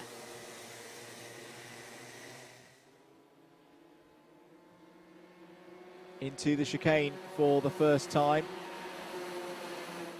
All drivers still running. The number 33 of Joshua Griffin has had a great start as well. Started 4th on the grid, so it seems everyone on the anti-pole side of the grid was in best position there to move forward. Joshua Griffin up to second place. Just see number 40 of Jensen Sale looking for an overtake round the outside. Maybe Max Gilman involved in there as well. The number 77 of Josh Cook is side by side almost. Going Joshua Griffin and Cole Patterson. But Joshua Griffin's had a very good end to that first lap of the race. It's less than a tenth of a second behind Cole Patterson. And a very different feel straight away in this race compared to the heats. Austin Oman's had a great start, up 4 positions off the start to 3rd. Josh Cormack as well in the blue car with the white details there, number 21. Cole Patterson already going defensive. Maybe trying to lead this one out. The thing is though, Austin Newstead is not that far behind. He's already back up to 5th. DW Media says it's drier than Spa. Now you be careful, Mr. Whitehouse, with that kind of this is a spoiler-free zone. 8 minutes to go. Cole Patterson leading over the line. See Austin Newstead just having a look there to see if there's a route up the inside. It's a little bit too far back for going down the inside. It's not side by side as well, I think, between Max Gilman and Josh Cook there. Maximilian Aberhart's in the middle of a second group that's going over 6th place. Once again, this is a really good run from Cole Patterson. It's been towards the front of the field all day. He's had to deal with a number of different situations, dealt with all of them very, very well. Fastest driver out on circuit at the moment is Austin Newstead. Just see him at the back of this train now.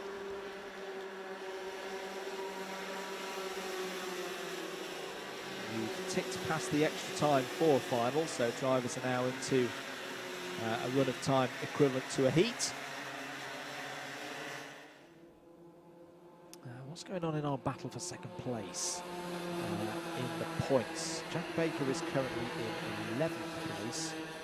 Maximilian Aberhart is 8th, so at the moment it's still, I think, be going to Jack Baker by some 3 points or so. Austin Newstead looking at 968 points now, so the title gap would be more than 50 if things were to stay this way. And Austin Newstead will probably just look to sit on the back of this train now, not get too involved.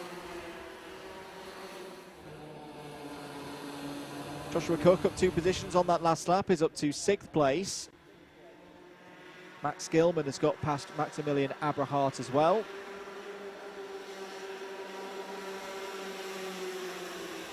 Cole Patterson continues to just position the car where it needs to be, prevents Joshua Griffin any opportunity to get through. Looks like Jensen Sales got past Harper Das again for 9th place. In fact, make that 7th place. In fact, fastest driver on the circuit is Jensen Sale, flying in the number 40, and may pick up Josh Cook. Now, if those two can work together, they could join this group of 5, I reckon, with the time still on the clock.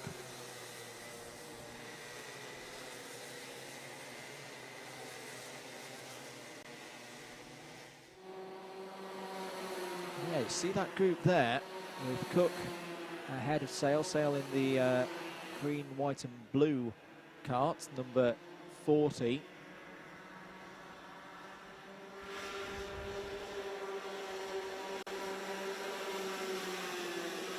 Cole Patterson still holding out front. Just driving this tight line. Not a lot of power in these small karts, of course. Don't see many around the outside overtakes in dry conditions. Saying that, Joshua Griffin is having a look round the outside through Park Bend, looking to the inside through Cafe. Well shut off by Cole Patterson. And again, that helps those trying to chase down this top 5. Max Gilman back ahead of Jensen Sale on that last lap, is into 7th place. And that's very gentlemanly driving there from Josh Cormack. He's just let Austin Newstead through and into 4th place. Maybe thinking that Austin's a little bit quicker at this stage of the race, maybe able to open up some gaps for Josh Cormack to move through. And that may seem like not the right decision at this stage of the race, but if the net gain as a result of it means that the number 21 finishes higher than 4th, well, maybe it's fairly good tactics. Contact warning for Josh Cormack. 3 minutes and 40 seconds to go. 2 groups, 1 of 5, 1 of 4, all trying to work together at the moment here round Shenington's fast and flowing corners. Josh Cook is back at the front of that group, and where? Oh no, sorry. For a second I thought we'd had a faller, but it was a transponder issue. Austin Newstead popped back into the correct position on time, or at least will be shortly, sure. And oh, a little bit wide there was Patterson. Opportunity here for Joshua Griffin to be down the inside into the chicane. Nearly 3 wide. Austin a man trying to go around the outside. Griffin takes the lead. So Joshua Griffin took the opportunity. Patterson was a tiny bit wide, and that was how Joshua Griffin was just able to get underneath, get alongside, and complete a really good overtake into the Bruno chicane. Austin Newstead got past Austin Oman there as well. And look, Josh Cormack has got through and into 4th place. But here's everybody else now. It's really tightened up. The group led by Josh Cook has now joined those up front. So it's, what's that? I think we've got 9.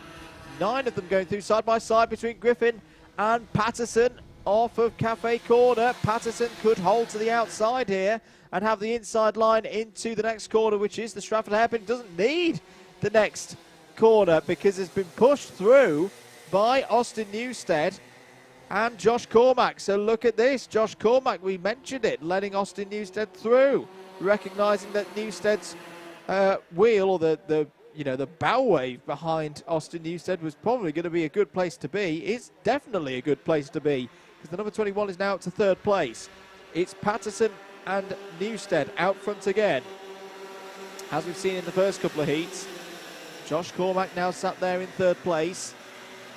4th place in the fluorescent yellow helmet is Joshua Griffin. Josh Cook now up to 5th place in the number 77. Great race this. Exciting stuff happening left, right and centre. Josh Cook's now down the inside, takes 4th place away from Joshua Griffin.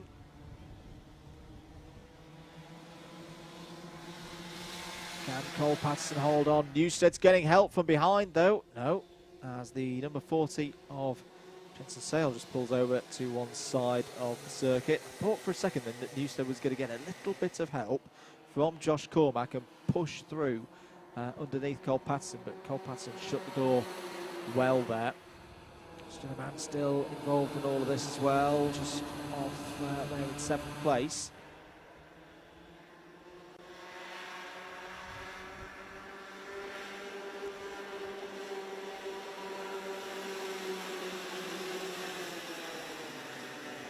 Round 2 complete, another lap then. Cole Patterson at the front of the field. Austin Newstead in 2nd place. We've been here before, of course. Going on to a provisional lap. The difference with this one is there's a lot more of the field just behind this duo. Led by Josh Cormack there in the 21 in 3rd place. Maximilian Abrahart still in there as well. What's this doing in terms of points? Oh, off is Harper Das. Harper Das is out of the race in the number 95. Was in 12th position.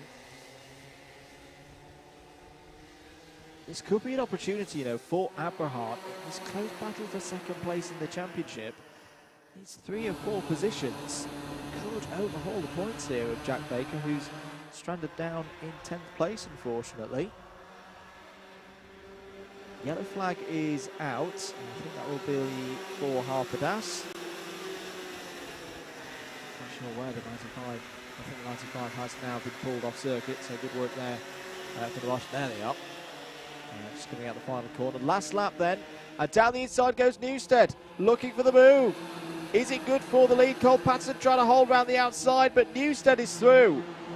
Newstead is through once again and is less than 1 lap away from a perfect weekend here at Shenington of 6 races, 6 race victories and a championship to boot. Down into the Stratford hairpin for the final time in the Bambino C50 Pros for this weekend.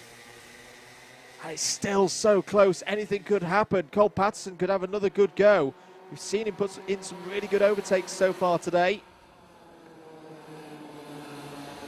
Josh Cook has worked the number 77 back up to 3rd place. Josh Cormack and Joshua Griffin still there in 4th and 5th places, doing really, really well. But into the final couple of corners now for Austin Newstead.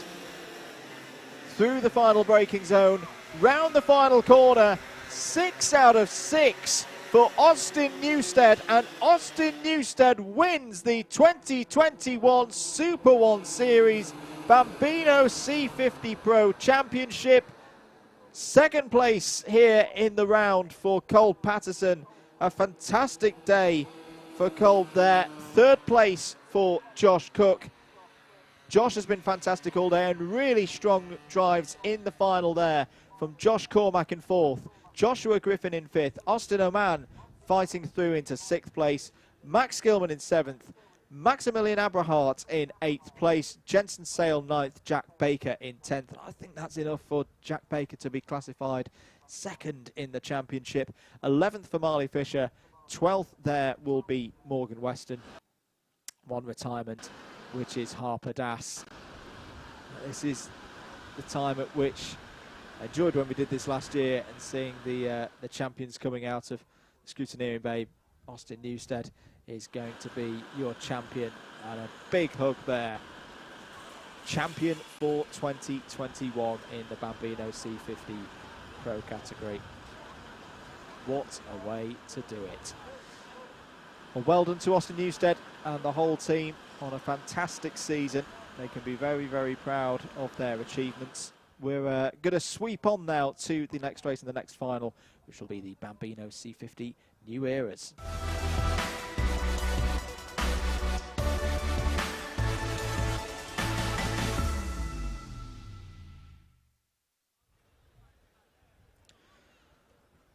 Bambino C50 New Era final time now, and the situation, and I must stress this is very unofficial because this is me with my Excel sheet. 3 points is the difference between Otis Cleary and Matteo Garcia Patino. So Cleary has taken the lead, according to my sums, in the last race. Cole Teal in 3rd, a little bit far back now, I think, for getting involved in the title battle. Sophie Morris in 4th. Mathematically, could still win the title, but that would mean both Otis Cleary and Garcia Patino 0 scoring in this race. The likelihood of them both doing that is very, very low. Let's have a look at the grid, though, for this final. Otis Cleary has pole position. Drew Davidson alongside on the front row. Ellis Wildchild and Sophie Morris row 2. Amelia Dial and Cole Teal on the 3rd row of the grid. Sebastian Behrman and Eli Liziecki on the 4th row of the grid. Matteo Garcia Patino and Arthur Farrow on row 5. Maximus Lewis and Dylan Glasgow on row 6. Ella Dixon and Finlay Bedford are on row 7. Ethan Lucas and Bertie Cooper row 8. Connor Butler and Mason Brooks on the 9th row of the grid. Fraser Anderson and Alfie Mayer on the 10th row of the grid. Now, Fraser Anderson being back there, that must mean there was some form of disqualification. Let me just have a little look at this. Yes, indeed. Yeah, scrutiny and non-compliance reports can't all component illegible. So that race victory for Fraser Anderson was nullified. So there we go. So we're ready then for the final, and the final race of the season in the Bambino C50 New Era category. Away they go. Good start once again from 2nd on the grid. It's Drew Davidson who sweeps into the lead. Otis Cleary's got a decent start though as well, still there in 2nd place. Keep an eye out for the number 36. It's most likely between those two carts for the title, but the number 36 of Matteo Garcia Patino has got a lot to do, nearly 3 wide going down through the hairpin. But they are all through. Oh, just about. The number 17 of Bertie Cooper has a little half spin at the back there. Through the chicane they go. Ellis Wildchild to the front. Ellis Wildchild coming through. Great couple of corners there. And Sophie Morris has followed through into 2nd place. So all change at the front of the order. Otis Cleary is now in 3rd place. Drew Davidson on the outside there. Amelia Dial, a good start, is in 5th place. So they file over the line. In fact, Sophie Morris had the lead over start finish. Is looking round the outside now of Ellis Wildchild to the inside through Cafe, and I think has got the move done there. Yes, so Sophie Morris back to the front. We saw Sophie in this position at Clay Pigeon earlier in the season, was the winner in the final of round number 3 of this season's championship. So another driver who, albeit not on a stream ground so far this year, has got experience of being in this area of the field. It's so tightly packed there I think Ellis Wildchild was going for the overtake again. Yes, Ellis Wildchild. Ellis Wildchild is very, very strong out of Stratford Hairpin. Keep that in the back of our minds for the rest of the race. Otis Cleary looking to the outside. That's going to be an opportunity for Drew Davidson to get down the inside and maybe take third place. Otis Cleary holding in there. That was wise driving there. Otis Cleary could have shoved that up the inside and got the nose of the 22 chopped off, but realises at the moment this is okay. This is fine for winning the title because Mateo Garcia Patino is currently in 9th place. Well, either way, behind Otis Cleary.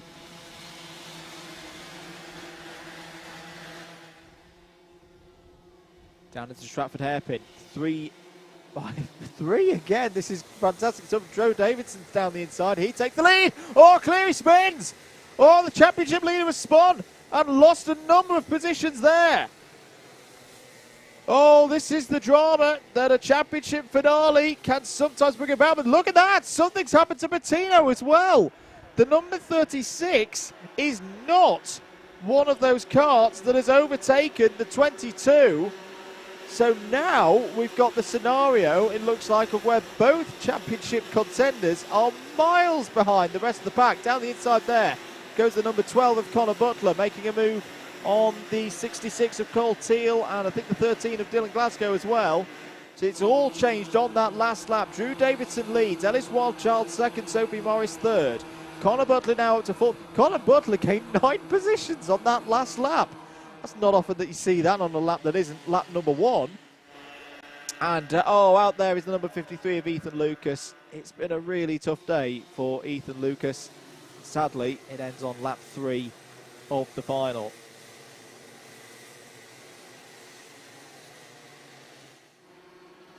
So we've got a top 3 clear now. Yellow flag is out through the Bruno chicane, so no overtaking through there. Well, 13th and 14th now for Otis Cleary. I'm just going to check the summers just to be absolutely sure that there aren't any. No, at the moment. I just tell you what, it's close here. Sophie Morris and Cole Teal going for third place in the points overall at the moment. I've got them tied on 8.79. So if Sophie Morris can get through here, there's an opportunity to take a big pot now for third place in the championship. What is going on with the championship contenders? Well, Otis Cleary's up to 12th place again. Mateo Garcia Patino is still there in 14th. At the moment, it's a 5-point advantage by my calculations for Otis Cleary. There is your race leader who's not bothered about championship permutations at all, Drew Davidson. He's absolutely flying at the front of this order. 2 seconds so far today in the heats. Connor Butler coming on strong in this race, having, I think, perhaps of going for third place up the inside of Sophie Morris, side by side as they run into the braking zone. That's brilliantly done by Connor Butler. Really clean overtake and is going to be rewarded with third place as a result. Drew Davidson's gone. Drew Davidson is up the road. Surely just has to cruise around now for the next 4.5 minutes to win this round of the championship. I'm just going to look back through. I don't think has taken a... No, I'm going to correct myself. Won round 4, of course. In fact, what am I on about? Has won every single final that we've streamed so far this year. It must be something about when the cameras are on that Drew Davidson comes to the fore in these finals. If not for the odd race here or there that was a 0 score, I never know, it could have been an even bigger factor in this championship, but never mind. As always, next year. Less than 4 minutes of this one to go. Here's your fight over places around second place. Well, in fact, Fraser Anderson's come to the fore all of a sudden. So Fraser Anderson from the back of the field has swept through all of them and suddenly finds himself up in around third or fourth place. Contact with Connor Butler there. Connor Butler does well to survive that one, but it's going to be overtaken by a number of other karts there. So it's Davidson from Child now. Fraser Anderson up to third place. Also good news for supporters of Otis Cleary. Otis Cleary is now up to 8th place. He's making progress back through the field, whereas unfortunately Mateo Garcia Patino is not making the same level of progress and is in 13th place at the moment. So it is all going in the direction of Otis Cleary. There is a spinner on the hairpin and someone gets bolted there as well. So whoever it was who'd spun was just recovering. We'll try and work it out as to who was slow through sector number 2. It might be Cole Teal, you know. I think Cole Teal has not come through the second sector, now has come through the second sector and lost some 4-5 seconds. I think Dylan Glasgow was held up in all of that as well. Lost a little bit of time. So, Drew Davidson leads by 3.8 seconds ahead of Fraser Anderson, who has come from the back of the field quite brilliantly here. Ellis Wildchild in 3rd, Connor Butler in 4th, Sophie Morris is in 5th place, Otis Cleary, Dylan Glasgow, Amelia Dial, Sebastian Behrman and Cole Teal currently for top 10. There is Ellis Wildchild. Started the season fantastically. He took a finals podium at GYG. But has not been on a finals podium since then. This would be a good way to bookend the season if Ellis can hold on to 3rd place here.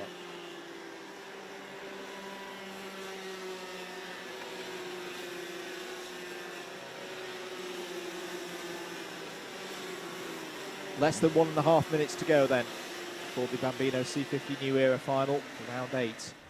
2021 SuperOne series where champions are born. Otis Cleary now up to 5th place. And you've got to give Otis Cleary credit. It's not been an easy weekend for Otis, as out is the number 84 of Mason Brooks. Was in 19th place. Something has given up on the cart there, and Mason may need a little bit of help just to, he's perfectly okay of course, he's just, he's calmly keeping himself in the cart, may need a bit of help from someone just to get him out of that position. 30 seconds to go on the clock. Here's the number 12 of Connor Butler trying to get past Ellis Wildchild. This is for the final spot on the big steps of the podium.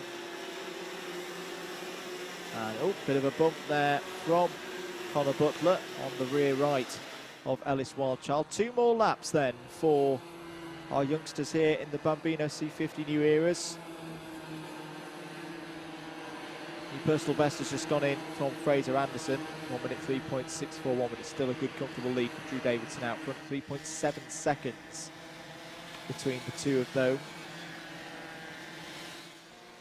Eli Ezieki has just gained a position, is up to 12th place, has got past Arthur Farrow. Maximus Lewis, meanwhile, has done likewise on Finley Bedford, is up to 14th place.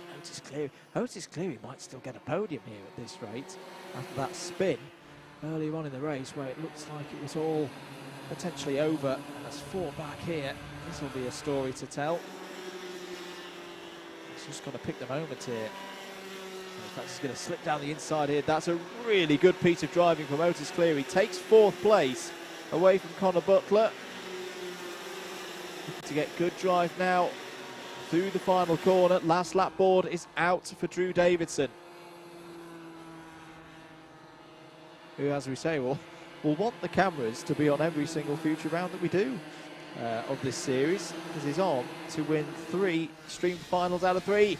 Down the inside, Cleary has got 3rd place, so has fought back onto the podium here.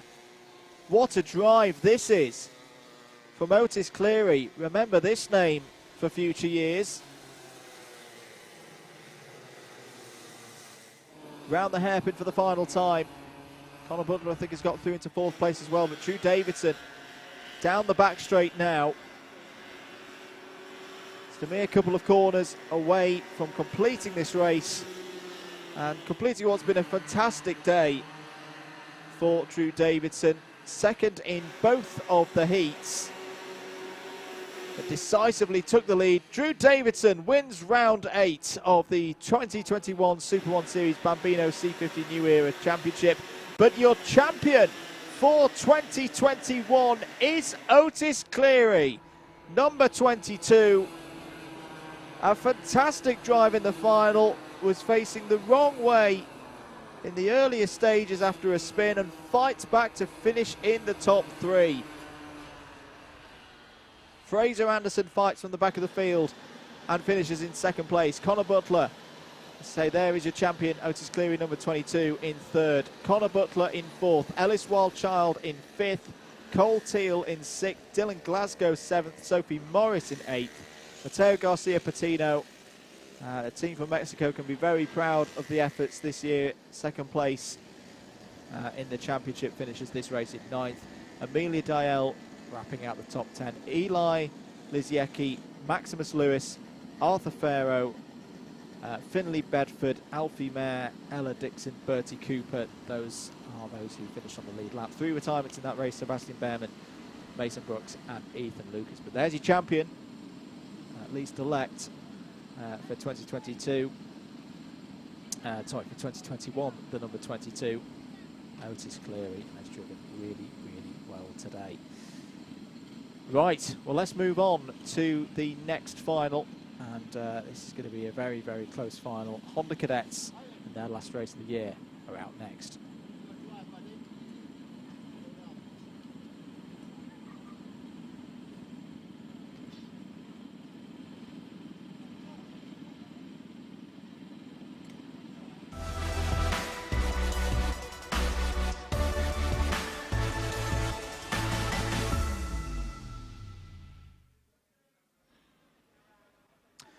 Getting ready then for the Honda Cadet final, and I think this is our only category where the title has already been decided. We already know that Oliver Majewski is going to be our champion. He says that. I thought I should probably check the Heat 2 results to make sure that that one did stand. Yes, it did. Let's have a look at the grid then for this final in Honda Cadet. Jarrett Clark has pole position. Logan McAllister second on the grid. Mayan Patel and Cameron Nelson row 2. Charlie Warren and Oliver Majewski there on row 3. Ethan Griffiths and Andrew Dixon row 4. Jaden Sherwin and Jensen Hookey row 5. Christian Stefanov and Finley Lyons row 6.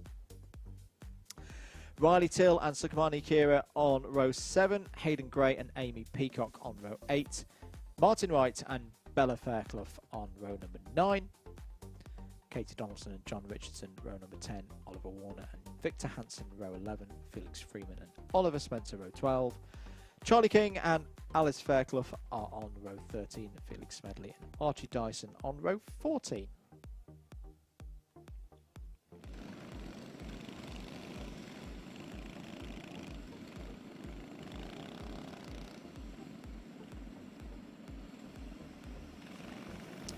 Grid formed up then for 10 minutes plus 1 lap here at Shenington. It's the final in round 8 for Honda Cadets SuperOne round number 8. Away they go then.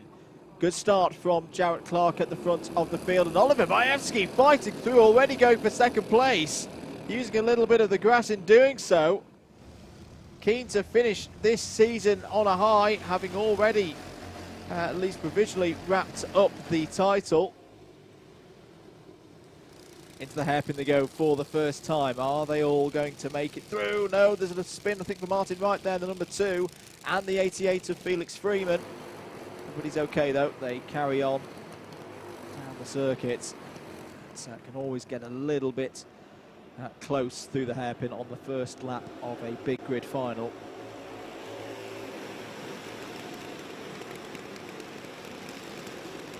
Round to finish lap number 1 then. Jarrett Clark loves this place.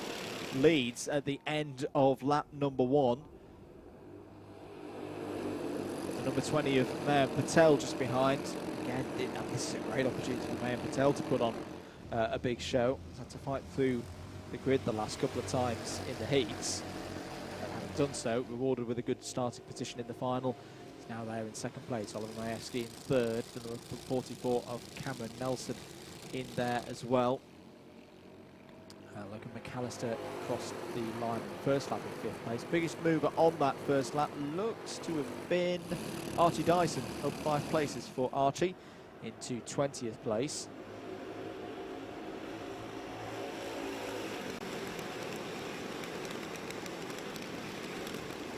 Bottom hairpin, a little bit of chain reaction bumping through there as everyone gets very, very close together. And we start finish there is Jarrett Clark. Still leading from Patel, Majewski at 3. I've got half a chance here of breaking away from the rest of the field. They've got half a second over Nelson, McAllister, Warren, Griffiths, Dixon. Contact warning for the number 40. Jensen Hookey currently the fastest driver out on circuit, 51.957 for the number 33. Currently in 9th place, you can see with the green helmet. Very Jensen Button inspired design. With the pattern of the Union flag on the side instead of red, white, and blue, or fluorescent yellow and black as JB wore for many years. It's more of a green and black design. Hookey wears down the inside, looking there. Patel to the outside, trying to find a way past Jarrett Clark. This is what I love about Honda Cadet racing, especially in a final when everyone's in it to win it, and the shackles are off in a way, especially with the championship already decided. It's close racing, it's fair racing, and everyone's got a great opportunity. And it's that racecraft again as well. It really, really does teach youngsters a lot about kart positioning and getting on the power and being on the brakes and how they give other drivers space and room to race. I have to say, Jarrett Clark, who I first saw race last year, impressed me from day one, is doing so again here and controlling this race. Majewski's up the inside though, has got through, taken second place away from Mayan Patel. Logan McAllister there in 4th place. Other moves on that last lap. Charlie Warren's got past Cameron Nelson.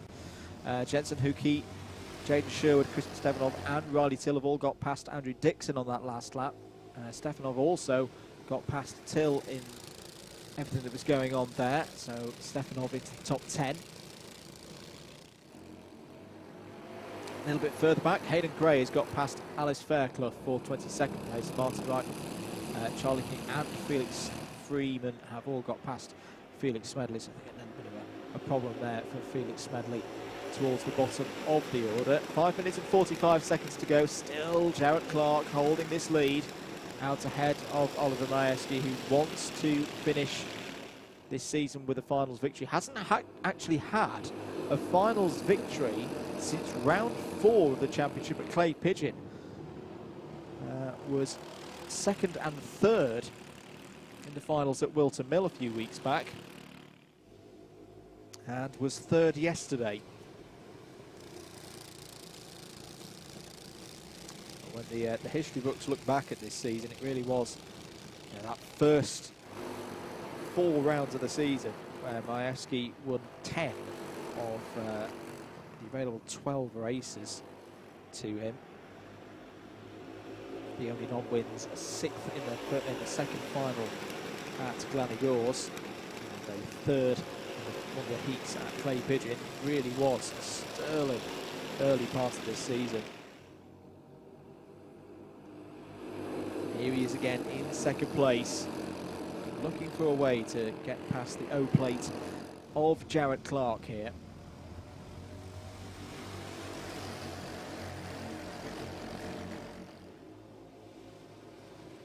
Into the hairpin to go. Move being looked at there. I think that was Cameron Nelson going down the inside of Charlie Warren. Yes, it was. So good move there from Cameron up to 5th place. Jensen Hookey still in there. Ethan Griffiths just ahead of Hookey in 7th place. Who's again a driver who's had a really, really good day. He's always been up in the top half of the order. He's bounced back, especially after a disappointing final yesterday. Ethan was classified in 24th place. Over half of this race gone then. Jarrett Clark still at the front of it. And this four very much in working together mode at the moment, but just as I say that, they spray out to form a 2x2 formation. And look at this, through Patel again. In fact, down the inside goes to the lead. May and Patel to the front of the order then. Just at the point that I thought they were going to really work together and bank in first, second, third, fourth, it all breaks down a little bit. And the result is that the number 20 is now at the front of the field, but look at everybody else now involved in the battle.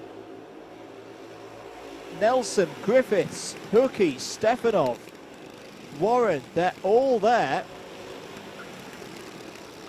Hold on to your hats, ladies and gentlemen. This is going to be a heck of a last 3 minutes or so of this race. There's been a spinner in the Bruno chicane. I think it may have been Felix Smedley has got going again now. Jensen Hookie's all of a sudden popped up to 5th place.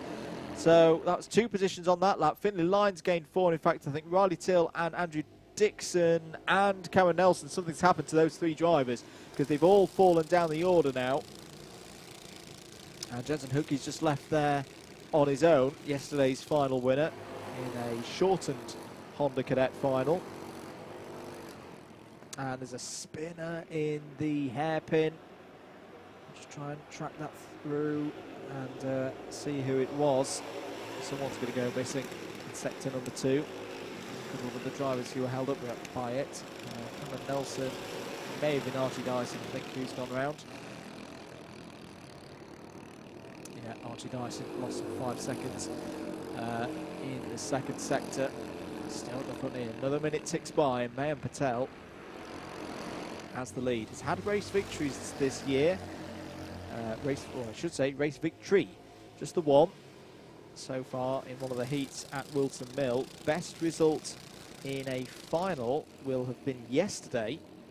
And Mayan Patel had the trio of second places behind Jensen Hookey across the course today. So this will be a great finish too. As I said earlier, a driver that I really do feel has taken a big step forward in 2021, both on a club and national level. Very mature driver here in Honda Cadet. 1 minute and 20 to go. So that's going to be 2 more laps. 2 more laps then for Patel to hold out here ahead of the champion-elect in Oliver Majewski, Logan McAllister and Jarrett Clark. And Jensen Hookie's on. Jensen Hookie's not out of this one yet. Only 1.4 seconds behind at the back of that front train. Subhani Kira is making really good progress. He's up into the top 10 ahead of Andrew Dixon.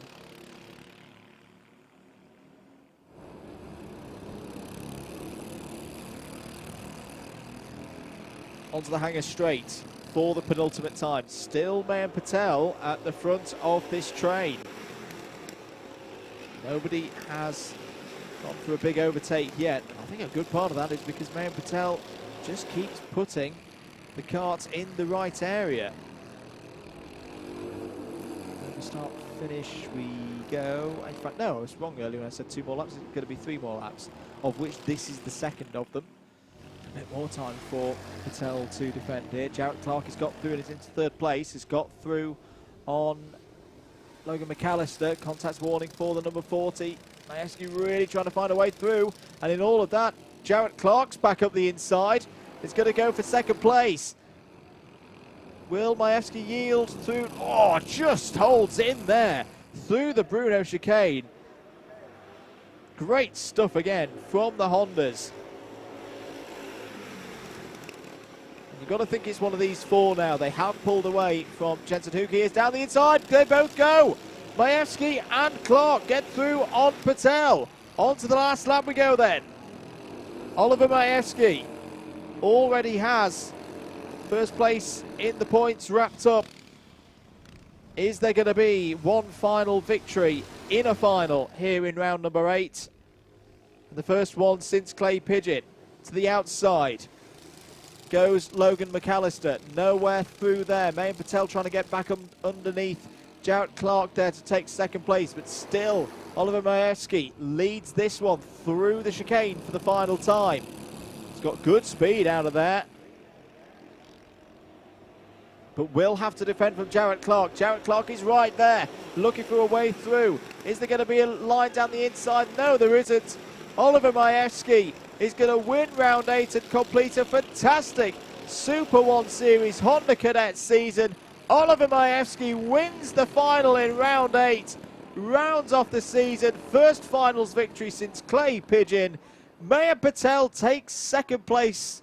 Jarrett Clark got second place on the line. Mayur Patel third, Logan McAllister fourth. Christian Stefanov was behind Jensen Huki in the end, so Jensen Huki next in fifth. Then Christian Stefanov, Ethan Griffiths, Finley Lyons, Andrew Dixon, John Richardson is your top 10. Jaden Sherwood, Katie Donaldson, Riley Till, Sapani Kira, and Cameron Nelson take us to 15th. Amy Peacock, Hayden Gray, Victor Hansen, Oliver Warner, Charlie Warren is your top 20. Bella Fairclough, Martin Wright, Archie Dyson, Alice Fairclough, Felix Freeman, Charlie King, Oliver Spencer and Felix Smedley with those on the lead lap. 28 runners. All got home actually, all 28 runners finished on the lead lap. Well done to Honda Cadets. A very entertaining season as ever. Honda Cadets always good. And we'll wait to see who is in Honda Cadet for 2022. Entries open later in the autumn. There is your winner for 2021, Oliver Majewski.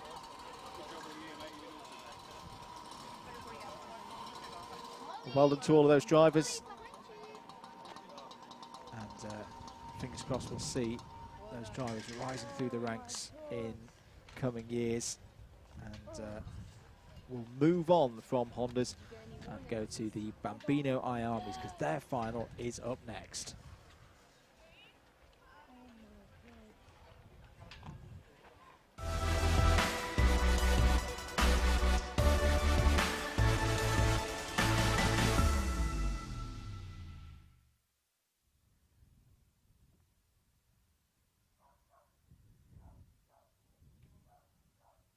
Getting ready then for the I-Army Bambino category. And just to check through the points, because this is another very, very close one. Well, it was a close one at the start of the day, and the way that the results have played out so far today means it is still very, very tight out there. The crucial information, George House, who had the retirement on lap 1 of the second race, did score points because he did take the start, so he scored 23. So as things stand, that means that Edward Haynes has the championship lead, and it's 2 points. 2 points. So this is potentially all on the race win. Let's have a look at the grid ahead of this final. Edward Haynes has pole position. Ethan Owen second on the grid. Archie Rutter third. Charlie Clough fourth. George House fifth. Marnav Dew sixth on the grid. Grayson Wortley and Darren Dimitrov on row 4. Harper Das, Dax Farrer on row 5. Danny Ferguson and Giles Sayer on row 6. Now the interesting thing with this is the positions of our 2 championship contenders. At first, does not look good for George House, but what I will remind you folks is heat number 1, George House started 10th on the grid and won. So it is possible, if the kart stays together, that this is not over. This is not over at all. But Edward Haynes will just want to get out front, lead this race, and not see George House at all across the course of the next 10 minutes or so.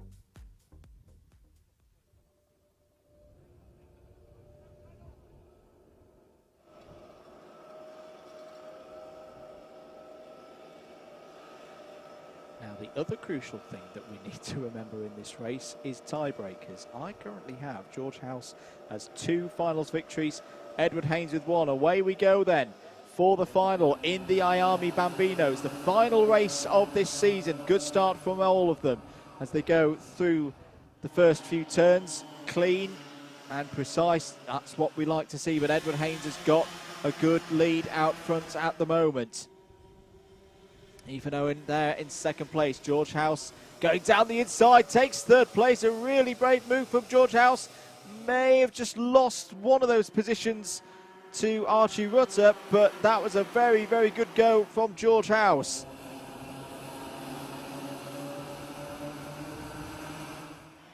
Just going through those final results again, because this could get very, very tight on the abacus in a minute. First finals victory of the year was for George was round number 4, took round number 6 as well.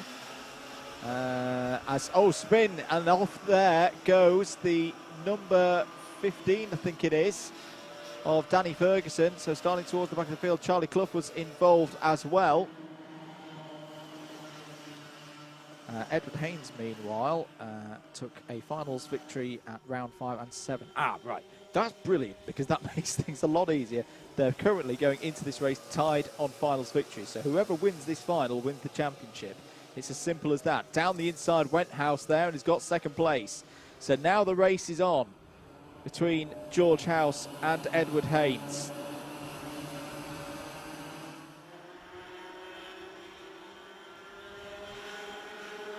At the moment, if it stays like this, Edward Haynes is going to be champion. And a big part of it is the retirement for George House during that first race. And Edward Haynes got 34 points. And 23 went to George House. But George House really looking down the inside, has gone for the move. He's gone for the still side by side, the two championship contenders. And here comes Marnav Dew as well, has been involved throughout the day. There's contact between the two of them. And Dew's got through. So Marnav Dew takes the lead. Ethan Owen's got through as well. Well, a bit of controversy there. The two championship contenders getting into one another. I think both of them were on the grass there. They're both still running. And in fact, George House has got ahead. So George House has got ahead of Edward Haynes now. And now it's, well, I'd say it's now out of Edward Haynes' hands, because whilst the points differences are smaller further back in the order, George House is now, well, free almost to just move through the field. In fact, George House is now up to third place. He's got past Archie Rutter there. Oh, the calculators really are going to need to come out for this one. So as it stands, George House, third place, 971 points. Edward Haynes, fifth place, 971 points. So they would still be tied. But a lot can change now, especially as Edward Haynes is there, gone up to fourth place. At the moment, 1 point in the advantage of Haynes.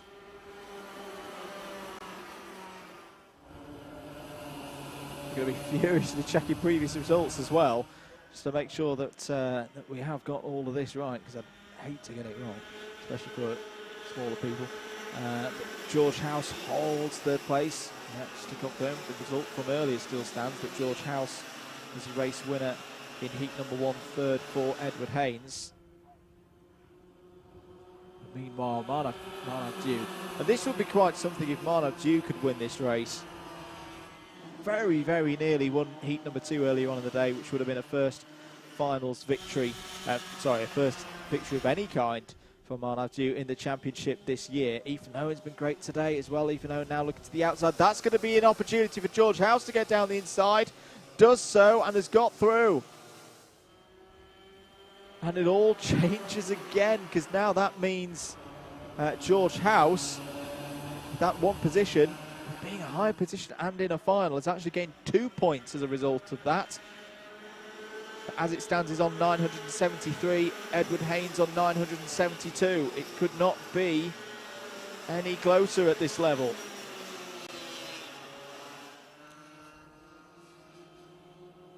George House looking down the inside of Marnav Dew, and Edward Haynes has got a chance now to get through into third and does so. Big move. We're back to tied points again.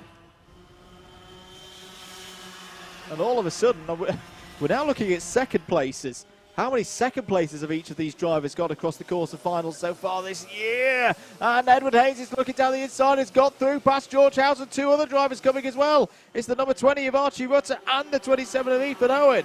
So the situation changes back again. Edward Haynes goes to second place. Third now for George House. 4 points the advantage for Haynes.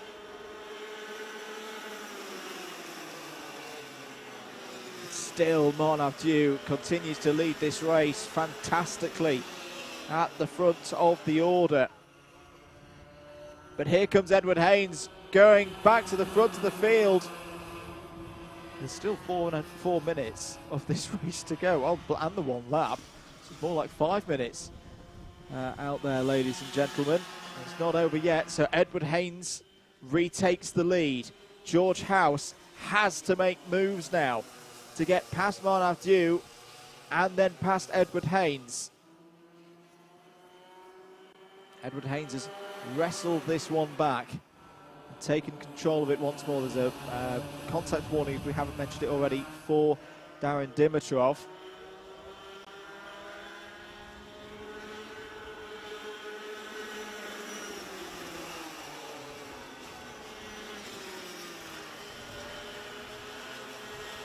Counting through the second places because they could still come into play here, especially now with George House up to second place, has got past Martin. At the moment, that would still be 4 points to the advantage of Haynes. As what's happened there towards the back? There's a spin for Martin. So Martin's gone round and lost a number of positions. The number 15 of Danny Ferguson is off as well. Contact warning for the number 27. And now, crucially, there is a big gap. And Edward Haynes is aware of that big gap now.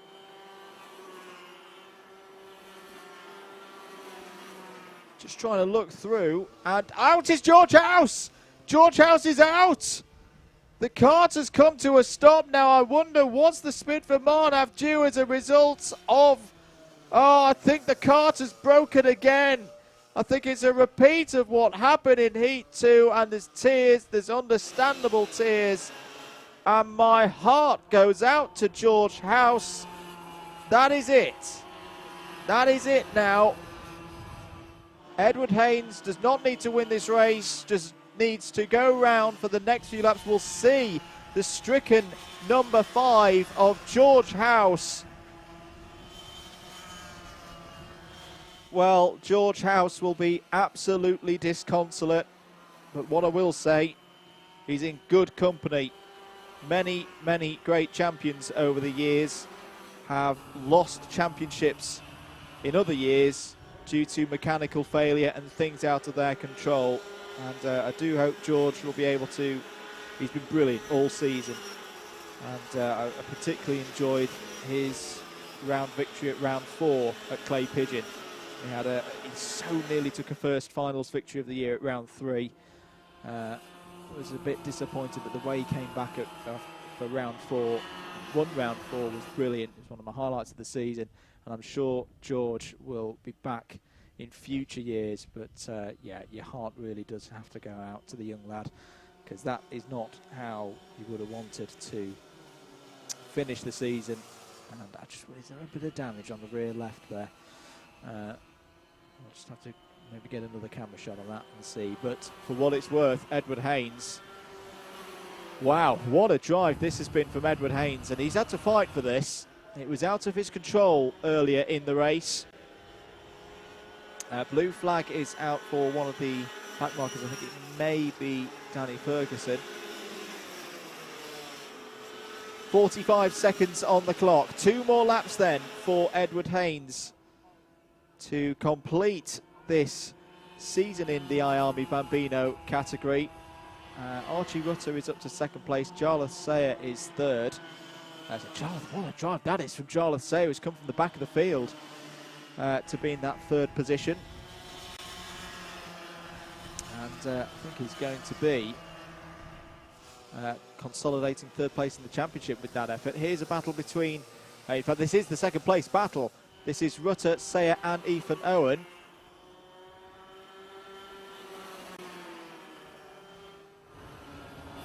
Who's going to take this? And this is all quite exciting for the 2 spots on the big podium. Darren Dimitrov, by the way, is on to get the top rookie trophy. Rutter to the inside. Rutter has not had a top 3 this year in any form of either heat or final, so this could be an opportunity to get a best result at the last opportunity. Jarlath says going to go around the outside, and in fact Ethan Owen's going to go through as well. So Ethan Owen up into the top 3. Well, there's still an opportunity here for Archie Rutter to get another 4th place. Took a first one of those earlier on in the day for this season. And it'll still be a trophy. This is a great scrap right at the end of this race, right at the end of the season. But Edward Haynes, well, this has been one of the highlights of this year, this IAME Bambino class. And Edward Haynes is going to take another title in a relatively young career. And I do genuinely think he's a driver that we're going to hear about for many, many years to come. Edward Haynes is going to come around the final corner and wins round number 8 and wins the championship. In a last dash race, he's come out on top and has become IAME Bambino champion for 2021 here in the SuperOne series. Jarlath Sayers 2nd, Ethan Owen 3rd, Archie Rutter a best finals result of the year in 4th, Marnav Dew in 5th place, Darren Dimitrov top rookie in 6th, Dax Farrer 7th, Grayson Wortley in 8th, Charlie Clough 9th, 10th for Harper Das. There is Harper across the line. Danny Ferguson in 11th, and one retirement, a cruel, cruel retirement, but still I think it should be 2nd place in the championship for George House. Well, there we go. What a dramatic race to finish things off here. A couple of the drivers just having discussions there after the race.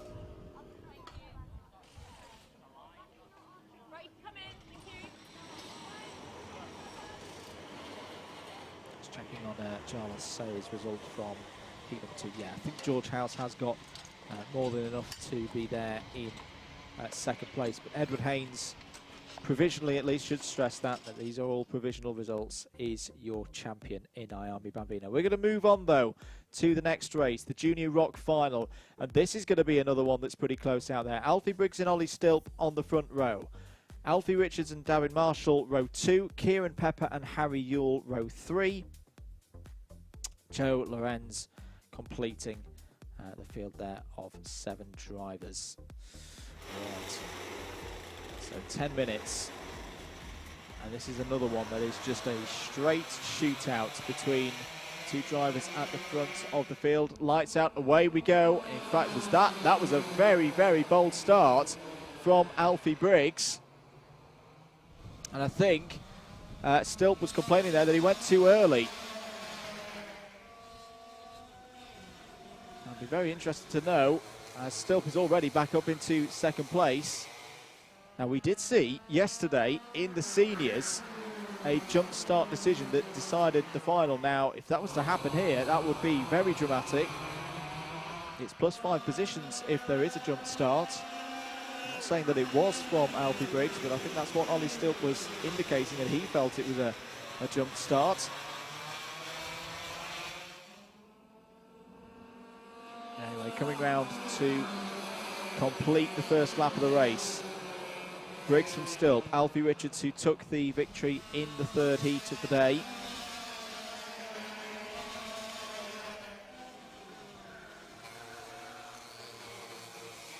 The crucial thing for Briggs is he's already got quite a gap to the rest of the order. Can Ollie Stilp close him down? They entered this race tied on points, so this is quite simple.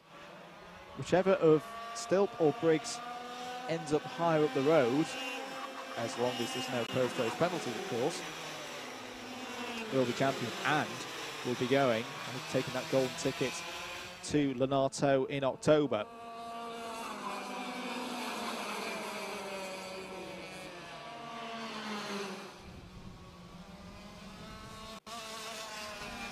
Through Pitts Bend here on lap number 3, Joe Lorenz has got through past Harry Yule and is into 6th place.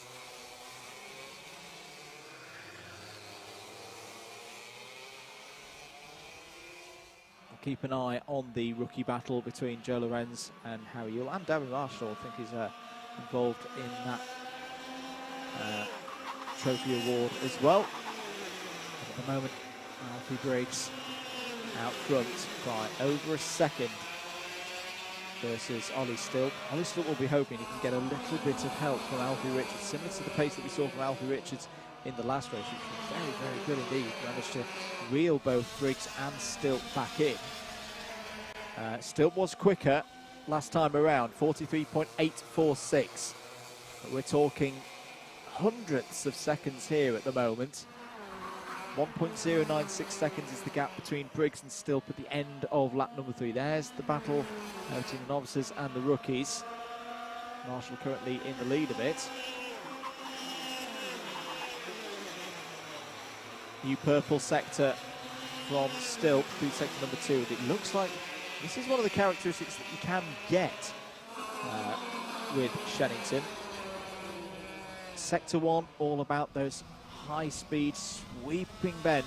Sector 2, very much about your braking, and the slower bends through the chicane especially, and then Sector 3 is a bit of a mix of the two. The last time around, it was still quicker than Briggs by just over a tenth, but Alfie Richards is the fastest driver out of the circuit again, 43.556 for Richards as he sits in Stilp's slipstream there. Could be a big factor. I really do think he could be a big factor in all of this, because if he can get on the rear bumper of Ollie Stilp and help Ollie Stilp to close Alfie Briggs down, as we saw in the second heat, there's something happening between Briggs and Stilp. Richards could nip through here and take the whole round. He's driven very, very shrewdly all weekend, has Alfie Richards. It's been good to see him up there. And has got stronger and stronger as the season's gone on in that number 83.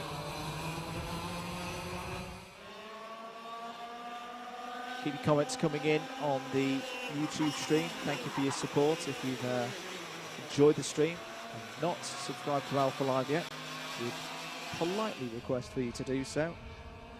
Click that thumbs up button and the notification bell as well to be notified of when we next go on air. Plenty more motorsport action across the course of the year. This is the last SuperOne Series main championship stream of the year. As I say, plenty of content coming up to go into the autumn. Plenty of commentary from Double Dash Motorsport Media as well, so if you enjoyed that, at Double Dash MM on Facebook, Twitter and Instagram. And give us a like or follow or whatever it may be on each of the social media platforms. It really does help us out. 5 minutes of this race to go though. Alfie Briggs still leading, but is being closed in now. It's the age-old thing at Shenington. Leading out front on your own, very, very difficult because of the slipstream effect. And each lap that ticks by, Stilp gets a tenth or so closer and closer and closer. And now he really will start to feel the air hole being punched by Alfie Briggs, and it'll just suck him up to the rear axle of the number 47. 0.53 of a second was the gap last time around. That is less now. That is visually less, as long as Stilp can get around the final corner of this lap and keep the pressure on. But interestingly, Stilp has dropped Alfie Richards here. 0.31 of a second now. So at that rate, 2 laps, and Briggs is going to have the age-old problem that he's had throughout this weekend.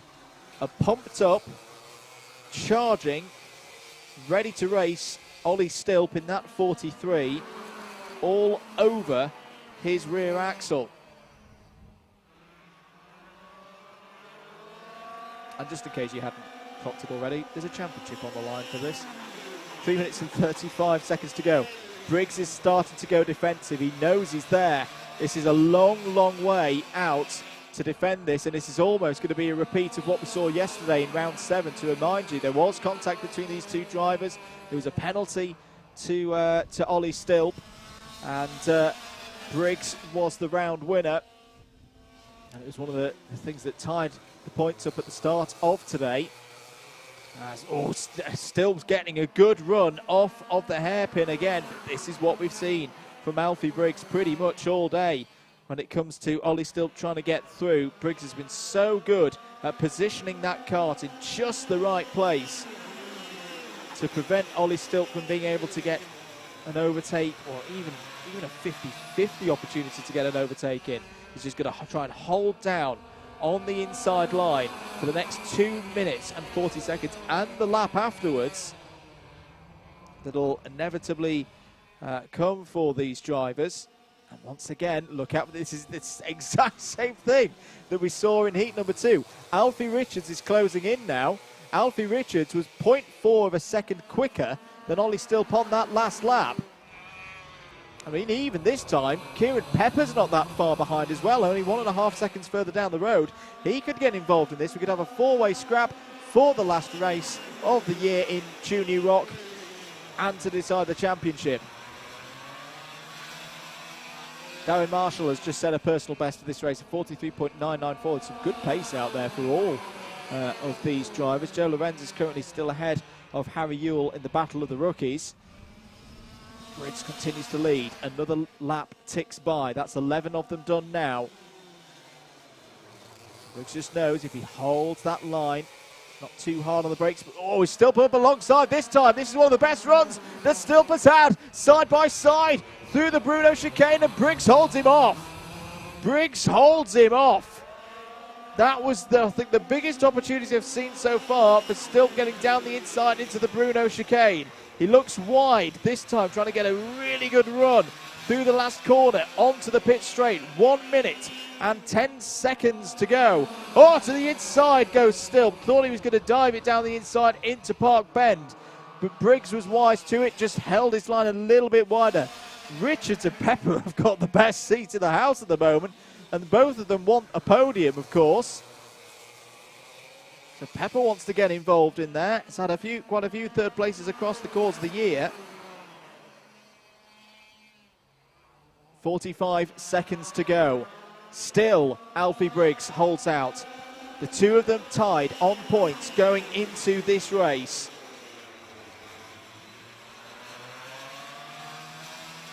A warning has been shown to Alfie Briggs.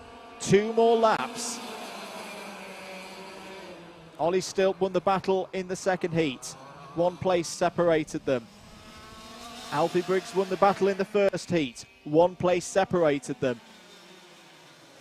How many places are going to separate them? Well, it's going to be at least 1, and once again, Briggs is going to have to close that one down. It's Stilp up the inside this time. He's got his nose ahead. He's got through. And finally, for the first time today on what we must be into double figures now, the times that Stilp has looked for that move, he's got it done. Now it's over to you, Alfie Briggs. Can you get down the inside and overtake Ollie Stilp for the title and the place to be on Team GB in Lenato in mid-October? We're on to the last lap. Briggs is trying to go around the outside and stick it down the inside for Cafe. It doesn't work. Stilp holds him off. Big opportunity coming down now into the Stratford hairpin. Stilp will have to go defensive, but he's got to get his exit run right. He's got it. In fact, yes, he's done the right thing there. He's just squeezed Briggs out to the outside. Bruno chicane, there's not going to be an opportunity. One more chance surely for Alfie Briggs to try and get down the inside. Who's going to take this? It's going to be right on the line. Briggs is down the inside. There's contact between the two of them. They've taken each other out. Alfie Richards, it's going to come through to win the round. But what is going to be called there on the line? Alfie Richards wins the final in Junior Rock. It is his first finals victory of the season. But surely there's going to be something said about that. Briggs went for the move down the inside, made contact with Ollie Stilp, and we cannot call it. We cannot call it here in comms, because I think there's going to be words said about that, and I'm not going to stick my foot in it there, but what we can say is Alfie Richards is your round winner, thoroughly deserved. Here's the move then. So Ollie Stilp in the 43. Briggs tries to go around the outside, goes for a switchback. Does he ever get fully alongside? Oh no, not really there. And there's the contact. And then the inevitable bumpers locked together. Richards does really well here to get underneath. That bit's fine for me because Richards is there and he can't go anywhere else. Pepper hops through into second place as well, which I think is his best finals result of the year. And there we go. There we go indeed.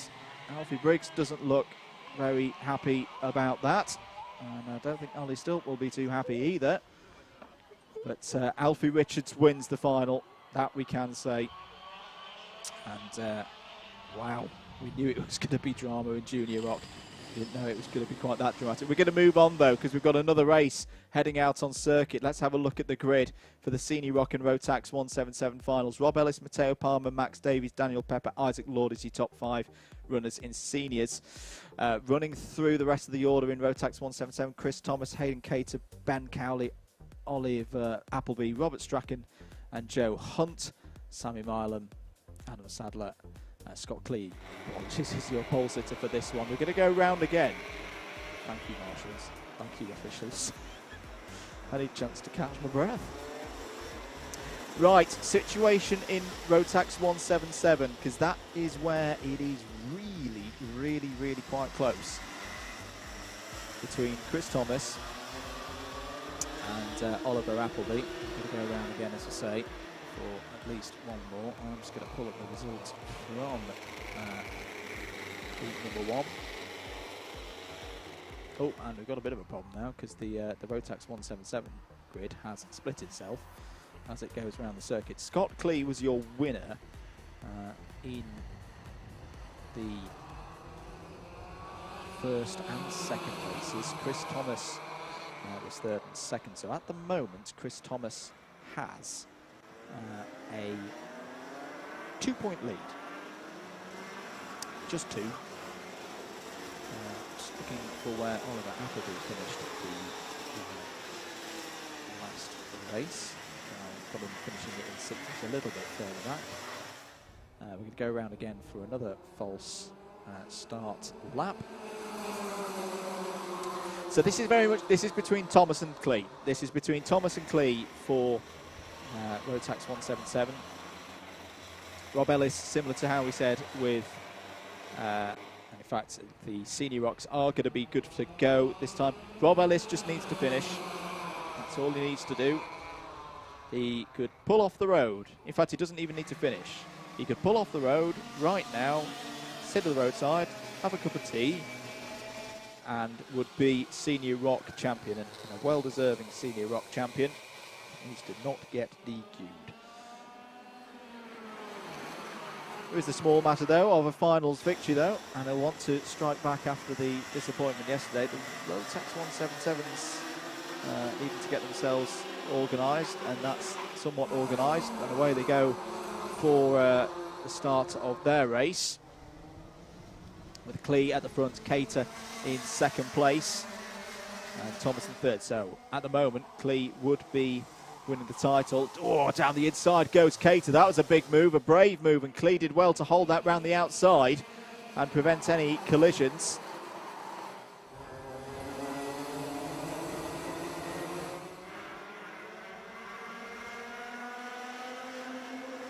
Do go the Rotax 177s then. So remember, 2 points is the difference, 60 points for a win in this final, 58 for second, 56 for third. At the moment, Scott Clee would be scoring 60 points. Chris Thomas would be scoring 56 points, and that would be enough to swing the title in Scott Clee's favour. Breaking hard down the inside. Good move. That's Chris Thomas going for it. And I think he's got the move done there. No, not quite. No, Cater fought back on that one. Hayden Cater's been there or thereabouts throughout the rest of the day. Look at Oliver Appleby coming through. Oliver Appleby in the blue suit, the blue and white helmet, is already up to 4th place, I think. Yeah, there he is, number 2. Could he spoil Chris Thomas's day by trying to get in front? Chris Thomas down the inside, goes for second place, gets it. Great move by Chris Thomas. And we're tied on points for another one of our categories. And we're counting through the finals results. Again, 3 finals wins so far for Chris Thomas. For Scott Clee, he only had one. So if the race was to finish right now, Chris Thomas, I reckon, would be your champion on countback. Which is a decent position, actually, for Chris Thomas to be in now, because if he could just sit on the rear bumper of Scott Clee, he's got to get there first. That's a fairly safe place for him to be. In fact, he's lost second place now because Cater's got back through. So Cater back through into second place. Thomas tries to go for that same move again, but Cater's wise to it this time and closes the door off before Thomas has the opportunity to get down the inside. Appleby is holding there in fourth place. There's actually been a change for the lead in seniors. Matteo Palmer has got ahead of Rob Ellis here.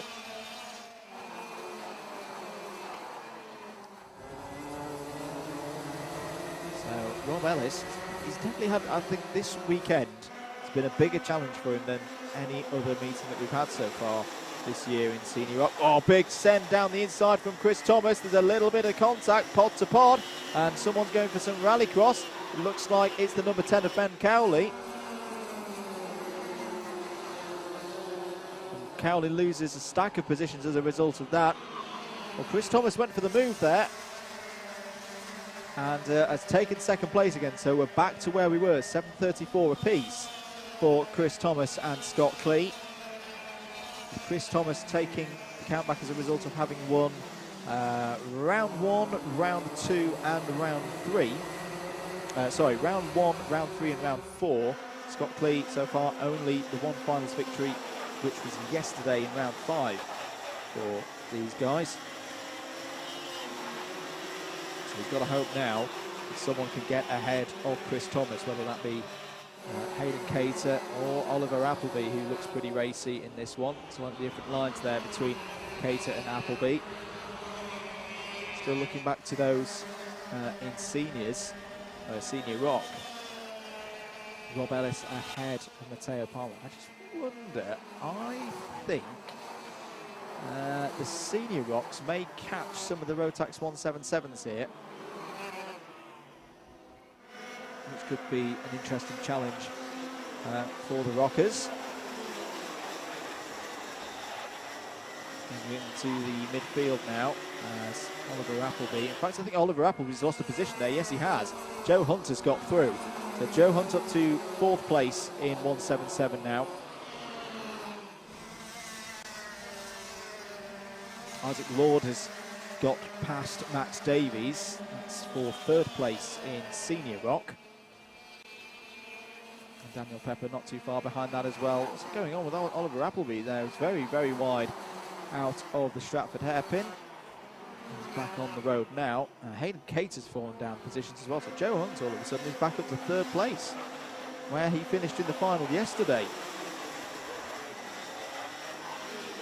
This is good news for the number 4 of Chris Thomas, because it's just giving him that buffer now. You wonder, what do you do if you're Scott Clee in this situation? You've got nothing to lose. Second place in the championship is well and truly yours at this stage of the day. Do you start to try and back Chris Thomas up to the rest of the field? I'm thinking what a certain Mr. Hamilton had to try and do to his teammates a few years ago.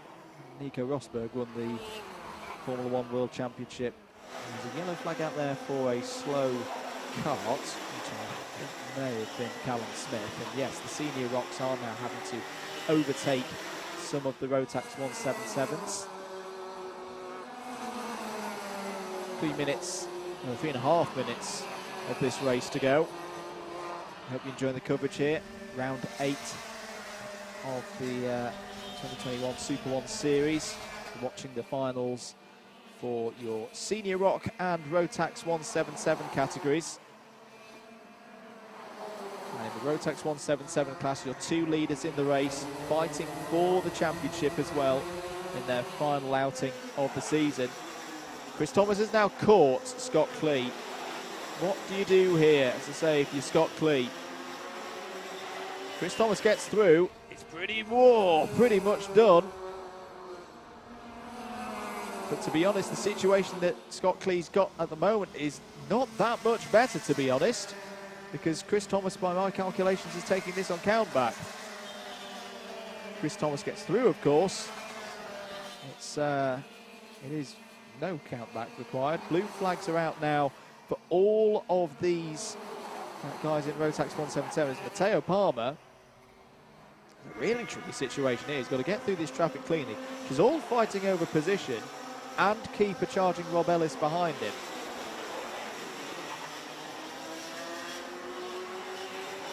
Two minutes 10 to go then. Leaders in 177 start a new lap. What is the pace like at the moment? Well, Scott Clee 43.4, Thomas 43.5, Appleby now back up to third place in 177, 43.6. So they're not closing in. They are not closing in. Blue flags out once more for the 177s. There's Rob Ellis trying to find his way through in the blue and silver Praga kart, number 88. Matteo Palmer, he's been so good this weekend. Really, really has been very, very good. Took the final win yesterday, but this race is even better than the one that he had 24 hours ago. Change for third in 177. Hayden Cater now ahead of Oliver Appleby. This is the problem for Chris Thomas. He can't get past, well, sorry, it's the problem for Scott Clee that those drivers from third downwards just are not catching. They're not catching the front two. Little adjustment there from Scott Clee. We talked yesterday about setting and how they'd set this number 16 kart up to be faster in the earlier part of the race, whereas Chris Thomas's kart likes to come on song later in the race. And I just see that little adjustment there from Scott Clee, and he has started to pull away from Chris Thomas a fair bit. See now just going for broke and hoping on maybe the mechanical racing gods to strike, because I think that's the only thing really that can stop Chris Thomas. That is the group that Scott Clee needs to have close up, and they're simply not doing so.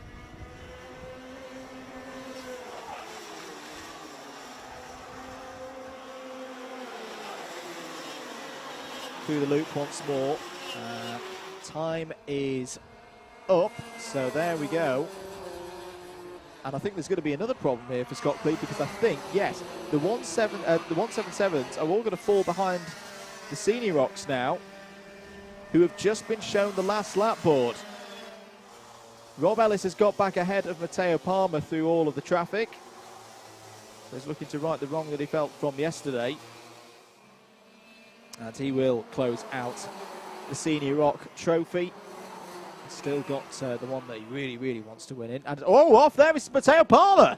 What has happened there for Matteo Palmer? And he's absolutely furious on the last lap. I don't even know where he came from. He's come down, back down the cliff there. That's going into the Bruno chicane, and off is Hayden Cater as well, the number 44. Across the line, Rob Ellis has won the race in Senior Rock, wins the championship. What a brilliant season for Rob Ellis. Isaac Lord is second. Max Davies is third, but we need to see Scott Clee and Chris Thomas and what's going to happen here. I think this one is also going to be too tight to call, because I think they're going to be tied on points. But for what we do know, Scott Clee is out front, is going to win, is going to make it 2 finals victories here this weekend at Shenington. And is going to have a perfect day with it as well. We'll wait to see on the count back on points what is to be decided. There is Chris Thomas in second place, and he's done it. He's pretty sure he's done it on count back. I'm sure they will have done the maths as a team beforehand.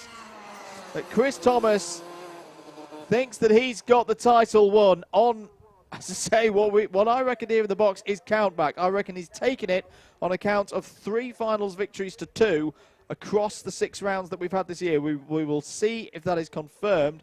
That is the number 66 of Joe Hunt. So I wonder, was it a collision between Joe Hunt and Matteo Palmer on the last lap? Ben Cowley has gone onto the podium. That's the first podium of the year in a final for Ben Cowley. Let's have a look at this again. Ah, there we go. That was it.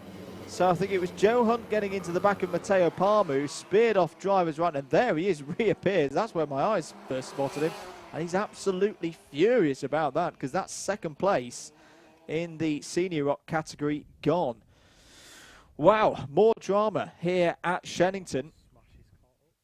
And we will move on now to the next race. Well done to Rob Ellis on a well-deserved title. And we'll wait to see whether it is Chris Thomas or Scott Clee. At least on my unofficial sheet, it is Chris Thomas on countback. And we're going to go for a start for the next one. The next one out on circuit was race number 25, the Mini Rock Final.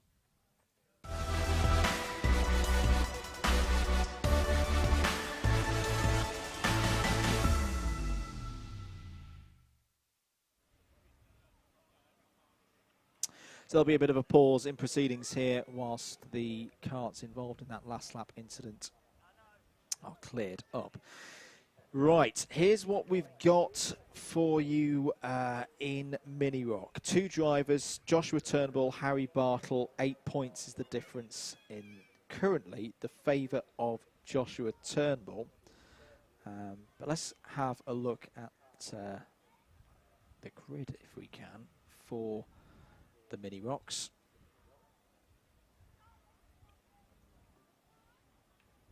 Because both of them are towards the front of the order. So at the moment, that very much is advantage Joshua Turnbull, who I reckon may try and apply a strategy similar to what we've just seen there from Chris Thomas, of just sit behind your title rival, lock onto their rear axle, and don't let go. Championship situations aside, this should be one of the best races of the day. A very competitive field, and a lot of drivers wanting to finish the season on a high. Especially as some of the drivers in Heat 2 started towards the front of the field and didn't make it round Turn 1. So they'll be looking to strike back. Keep your comments coming in. Hello to Finn HD, who's cheering on a number of our drivers, I think including Harry Bartle in this one. There's Milo Anderson, who is very strong in qualifying. And then this, of course, the third of our classes, competing for a chance to represent Team GB at the Rock Cup Super Finals from the 13th to the 16th of October at Lonato in Italy. Commentary for that event, English commentary, will be provided by Double Dash Motorsport Media, so make sure you're following at Double Dash MM on Facebook, Twitter and Instagram for all upcoming information on that one. See drivers being pumped up there. That's Zach McDonald, number 89. The rest of our field running through the front of the order. There's the E-plates of Jensen Powers. There is Joshua Turnbull, your championship leader, 4th place on the grid. And there's his title rival, Harry Bartle. So they both start on the same side of the grid. Joshua Turnbull, by my calculations, leading the championship by 8 points, 882 versus 872. I'm just going to give things a quick refresh just to make sure that there weren't any changes in results. Oh, there were. Okay, let's just pop that in, folks, because that's going to change things. It's 3 points, actually. There was a penalty in the second heat, I think, for Turnbull. Yeah, plus 5 positions for gaining an unfair advantage at some point in the race. So that narrows it to 3 points. Well, that has changed the dynamic of this start then, because I don't think if you're Joshua Turnbull that you can just resolve to sit in the near vicinity of Harry Bartle. Let's have a look at the grid then for the final. Sam Woolley has been brilliant today. Starts on pole position alongside Harry Bartle on the front row. Jake Woods and Joshua Turnbull on the second row of the grid. Max Hollor and Jensen Powers there on the third row of the grid. Cooper Snedden and Max Ewell row 4. Ethan Weldon and Charlie Benson row 5. Marlo Manderson and Isaac Barker are on row 6. JJ Lowe and Jarrett Clark row 7. Jack Paul Gifford and Jasmine Taylor row 8. Kasper Tomilewski and Marcel Popoco are on row 9. David Vischer and Cameron Edmonds, row 10. Frankie Smedley and Zach McDonald on row 11. Finley Fishburn and Jacob Anslow on row 12. Eddie Stewart and Max Drake on row 13. False start flag is out, which is good. It just gives us a couple more moments just to check over the situation. So Harry Bartle won heat number 2. Joshua Turnbull was P10. That's why there was such a big swing there. So that was 9 points. And then earlier on in the day when we had heat number 1, Bartle was 3rd, Turnbull was 6th. So if Harry Bartle can win this race, Joshua Turnbull needs to finish 2nd to hold onto a lead of some sort. Let's see if that occurs in the next 10 minutes here at Shenington. Well, we're going to have to wait a little bit longer because that's another false start. I'm saying all of this if Harry Bartle can win. There are some very strong drivers at the front of this field who are not part of the title fight. I'm thinking Sam Woolley. I'm thinking Jake Woods. It is not guaranteed. That's our 2 championship contenders are going to be 1st and 2nd on the road across the course of the next few laps. Looks like we are just about ready to go then.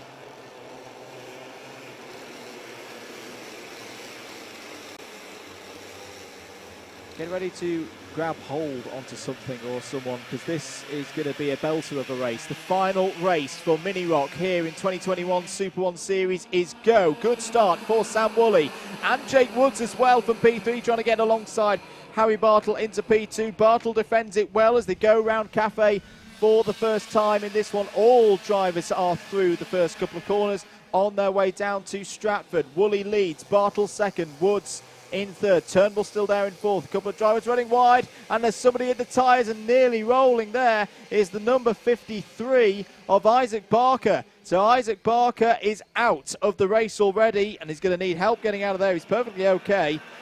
Yeah, it was about 3 or 4 wide. Full course yellow. Full course yellow is out here on lap number 1 for the incident involving Isaac Barker. So Sam Woolley becomes a pace car. Let's see what happened again there. I think it was in the middle of the pack. They were 3 or 4 wide, which is always asking for trouble. Barker there.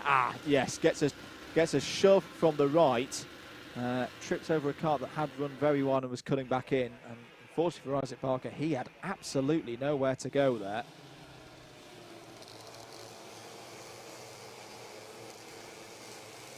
Finished 10th in the final yesterday with Barker. Would have liked to have been in the top 10 again here. Sadly, that is not going to happen. So it's Woolley from Bartle, Woods, Turnbull. Let's get the abacus out. At the moment, it would be a tie score. It would be a tie score on 932. Let's just wait to see if we're going to go back to green here on this lap. No, we are not going to go back. So that's a good opportunity for me to see what's the tiebreaker situation going to be like this. Josh Turnbull has had 1 finals win so far this season, which was round number 2. Harry Bartle has had, at the time of writing, 3. Right, so that's key, because that means that Harry Bartle, Joshua Turnbull cannot overhaul Harry Bartle in the case of a tiebreaker. Even if he wins this final, he cannot do it because he would have 2 finals wins as opposed to Bartle, who already has 3. Still under full course yellow here, whilst Isaac Barker's kart is cleared.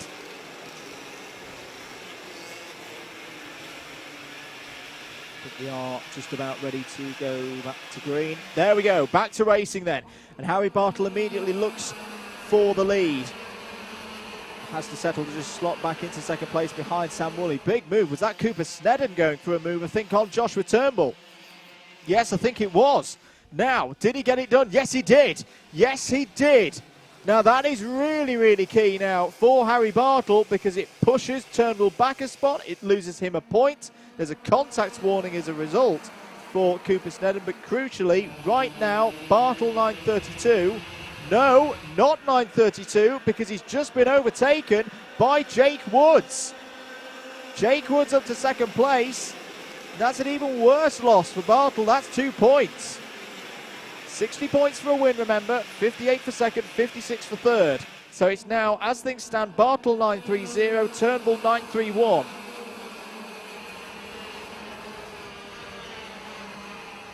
Round Cafe then.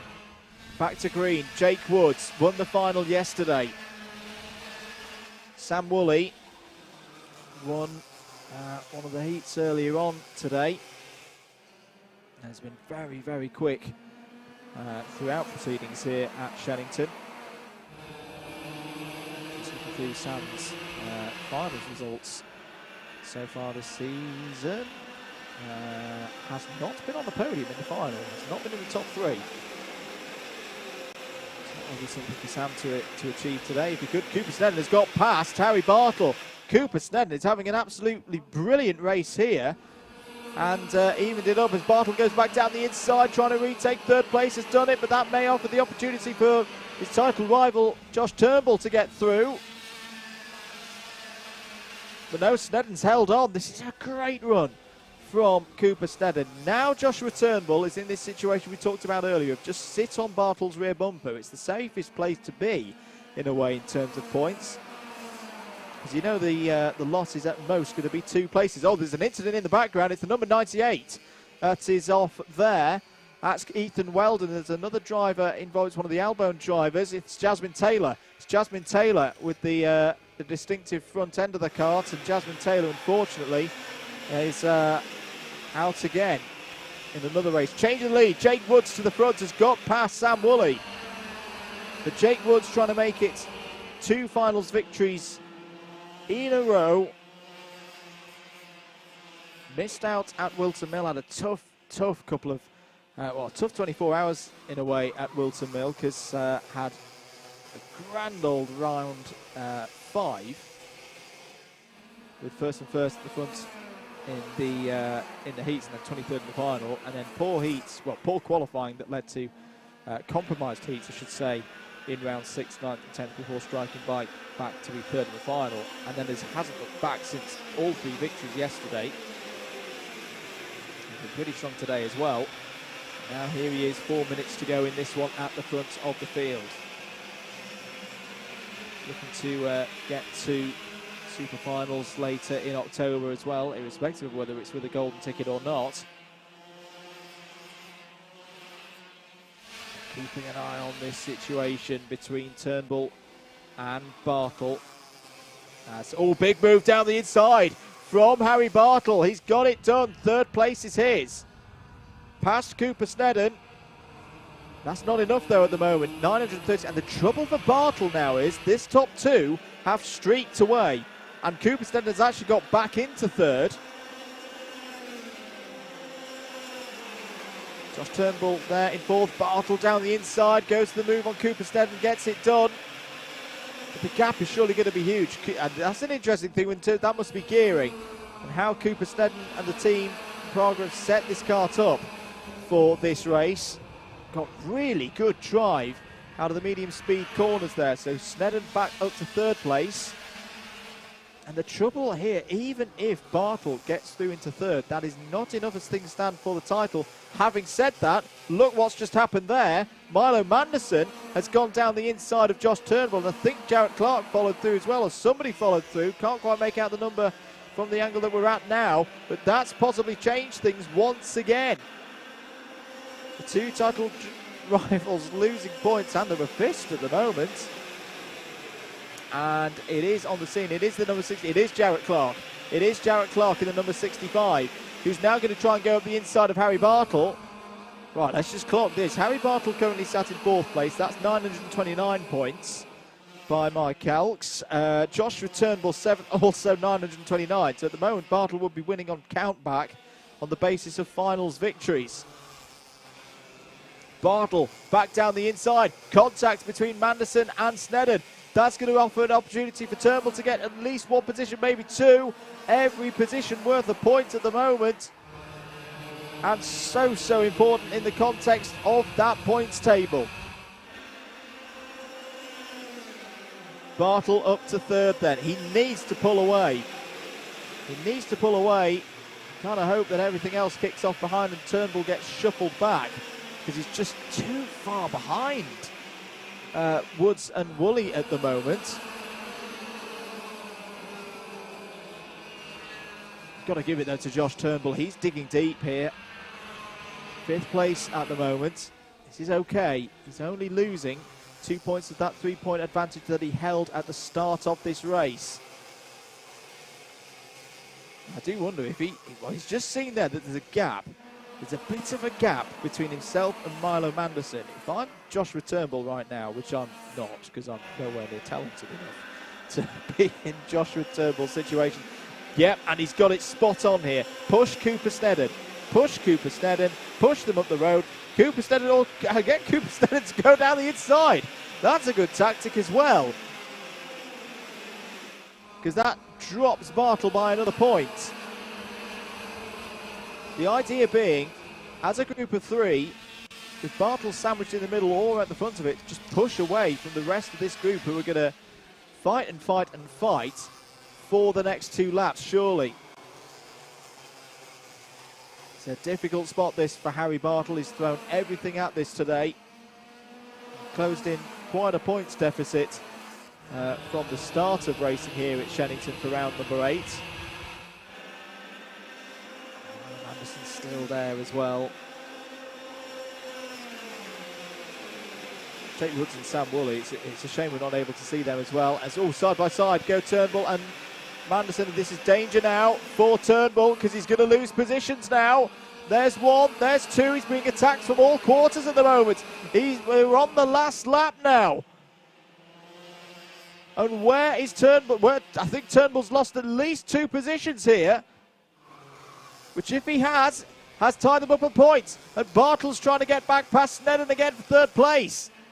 Turnbull has gone down to 7th. So they are tied on points at the moment. He's got to get back up the field. He's got to get past the likes of Milo Anderson and Charlie Benson in there as well. Here are your 2 leaders. Jake Woods, what a weekend. What a driver. He's going to make it 2 final victories from 2 here at Shenington this weekend and wins round 8 of the Mini Rock 2021 SuperOne Series Championship. But now we wait across the line. 3rd for Cooper Snedden. 4th for Harry Bartle. It's 6th. It's 6th. Oh my goodness me. Joshua Turnbull, unconfirmed, might have just taken this by 1 point and 1 position. 9:30 to 9:29. I stress this needs to be confirmed by actual proper race officials and not a shouty man in a box. But Joshua Turnbull, by my calculations, has just taken that by 1 point. He's taken it by 0.5 of a second ahead of Jarrett Clark. That was the difference.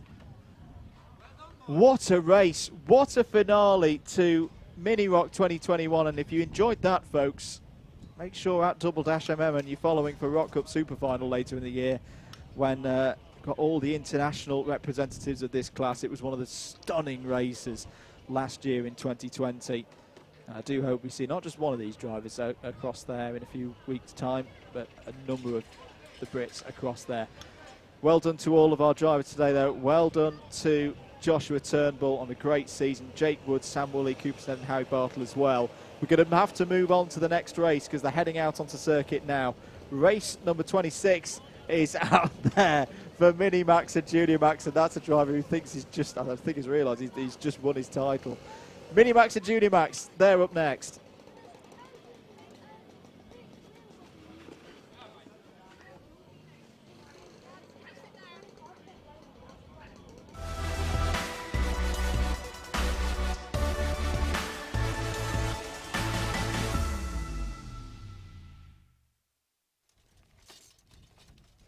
If you thought that was complicated, ladies and gentlemen, welcome to Junior Max, where a billion drivers can still win the title. We are going to have a slight pause whilst we wait for at least the number 53 to be retrieved off circuit.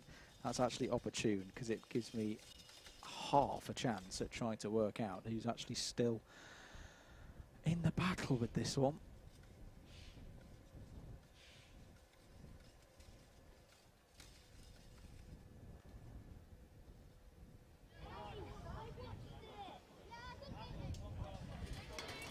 Two championships to be decided in this next race. I'd say they're both very close. Rory Burke was your winner in the last race. Finn Smith's had a very good day, first and second so far.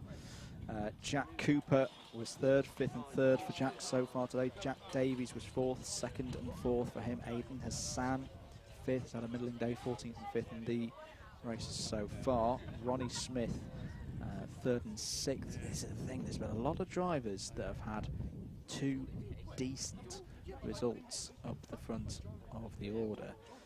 And the fact that it's being a final as well, more points and all of that business, means it is, as I say, very, very open. Holly Woolley in 10th place in the last race, Jacob Rhodes in 11th. That means he's out of contention. Cameron Crockett is already out. Zaki Hussain was our championship leader at the start of the day. Still has a mathematical chance of winning this one. Apologies, folks, just as I continue to type the scores in. I hope we've got anyone else who's missing a score out there. James Jackson is missing a score.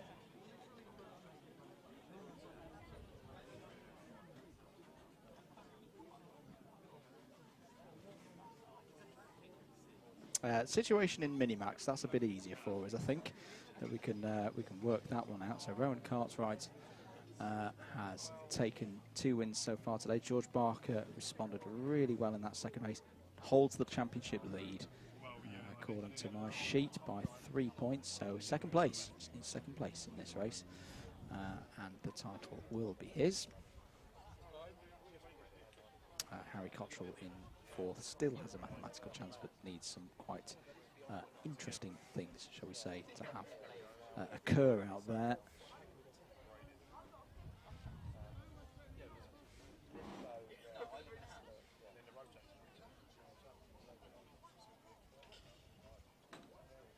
Engines firing up then. Let's have a look at the grid then for this next race.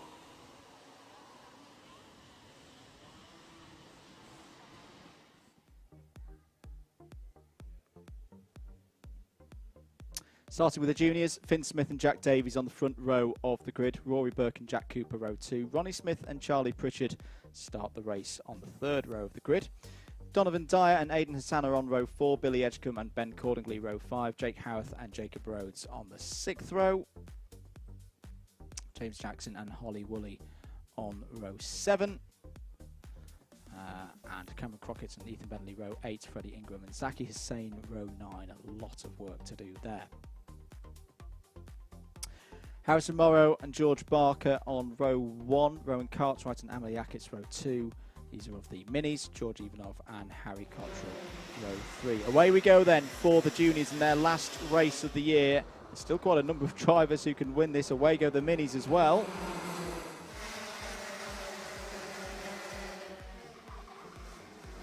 Finn Smith has got a good lead early on here in the early stages of this race. They all stream into Bruno chicane for the first time. The minis have also got going. Oh, I think it was that George Barker off towards the back of the order. I think it was. So George Barker, championship leader, is already in the spot of bother towards the back end of the field. Right. I know I've been saying this all day, folks, but I really do stress that this is provisional and unofficial. I've currently got Jack Cooper as championship leader by 12 points over Zaki Hussain and Charlie Pritchard. Such is the wide open nature of this class. Jack's had 1 win so far this season, which was the round 5 final at Wilton Mill. He's been consistently in the top 10. That's the 26 out. Is that Cartwright? If it is, that is awful. Look, it is. It is. Rowan Cartwright, who's been on such great form this weekend. Something has happened to the kart, and it has stopped in the worst scenario possible in the final when going for the championship. And well, George Barker, that means it's pretty much his, I reckon. Surely now. And yet that's confirmed that Rowan Cartwright has fallen down the order, is out of this race. And another, we saw this earlier in the day with George House in the Bambinos. Another driver in the fight for the title has retired out of the last race.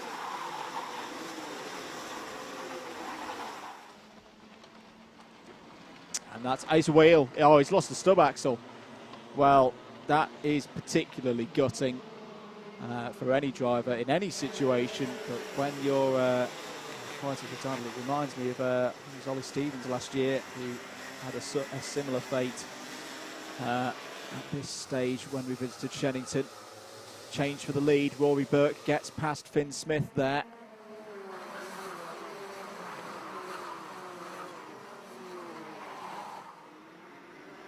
Through onto the back straight they go.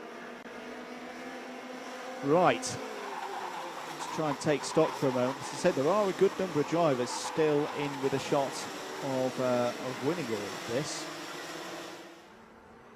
Finn Smith now in second place. Effectively will become your clubhouse leader. There is Jack Cooper at the moment. Jack Cooper is scored in 5th place. That would put him on 6:48. Zaki Hussain at the moment is in 13th place. So it would just be falling further back. Charlie Pritchard in 4th place. May have a chance of taking 2nd place here in the title. Aidan Hassan is currently in 7th place. Ethan Bentley is in 16th place. So as things stand, Jack Cooper is winning the title by some 16 points of it. So you've just got to keep going. Nice solid top 10 will do the job here for Jack Cooper in Junior Max. George Barker, as we say, even though he's in 4th place at the moment in Mini Max, he's got a comfortable lead over everybody else apart from Rowan Cartwright, who is out of this race. 6 minutes to go then, approaching halfway of the race here in the Junior Max final for SuperOne Series' visit to Shenington, the 2nd day of action. Rory Burke, who has been absolutely brilliant so far this weekend, is once again putting on a bit of a masterclass in front of an even field, but still a very, very strong field.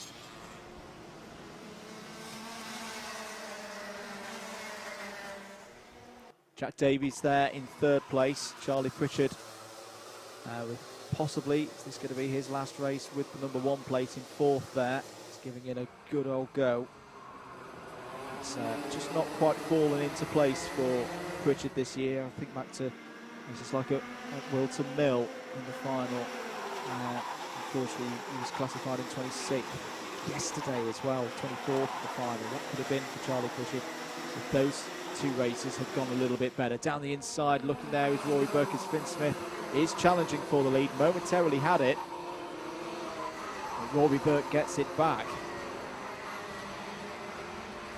Jack Cooper, the number 17, is the car that you need to keep an eye out for in juniors. Here are the minis going through the loop now, and Harrison Morrow, we've not really mentioned too much, is leading the race and leading very, very well. He's been strong throughout the day. The driver I've seen race for a good few years now. And another driver, I mentioned Patel earlier, earlier in the day, is moving forward. Harrison Morrow I put in that category as well as Charlie Pritchard looking down the inside, but that's a brilliant move from Charlie Pritchard. Well, if this is going to be his last race with the number 1 plate, he's going out on a high. Side by side between Finn Smith and Rory Burke again, trading positions back and forth. Rory Burke takes the lead again. Finn Smith is very, very quick out to the last couple of corners. You know, that could be have a bearing right at the end of this race.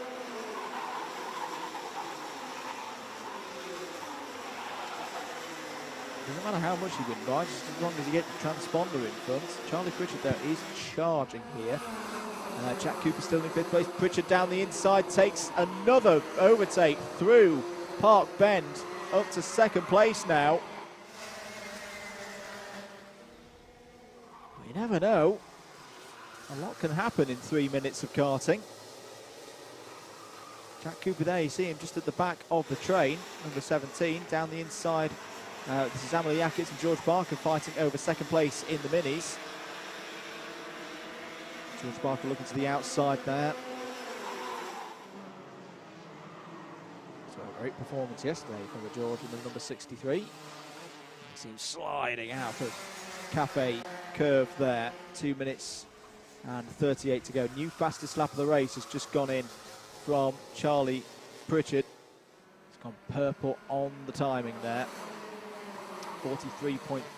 It's a lot quicker at the moment than Rory Burke, I must say. Some 3/10 quicker on that last lap than Rory Burke. Emily Yackett's continuing to fend off George Barker here, who has a half think about going down the inside, thinks better of it. That's wise from George Barker. Doesn't want to damage the car, doesn't want to put himself out of this race. Even though at the moment it would fairly academic. Change of the lead in juniors. Charlie Pritchard has got to the front. Hasn't had a finals victory so far this season. Has had a few heats along the way. As I say, it's been in these finals where things just haven't quite gone right for Charlie in 2021. But at least this one is going very well indeed. Jack Cooper's still in 5th. Still doing what he needs to do to be top of the table come the end of this race. Finn Smith looking like he wants to go with Charlie Pritchard now. Try and pull away. Rory Burke is strong into that last braking zone. Really, really good. There's the number 98 and the 79 blowing through your shot. Jake Howarth's come nicely into this race. He's up to 7th place. Hayden Hassan up there in 6th, who I don't know what his plans are, but I wouldn't be surprised if he hangs around in juniors. This is his first year in juniors, and has accomplished himself very well. He's a lot smaller than some of these. Not had his growth spurt yet. We saw a lot of him in Mini Rock last season.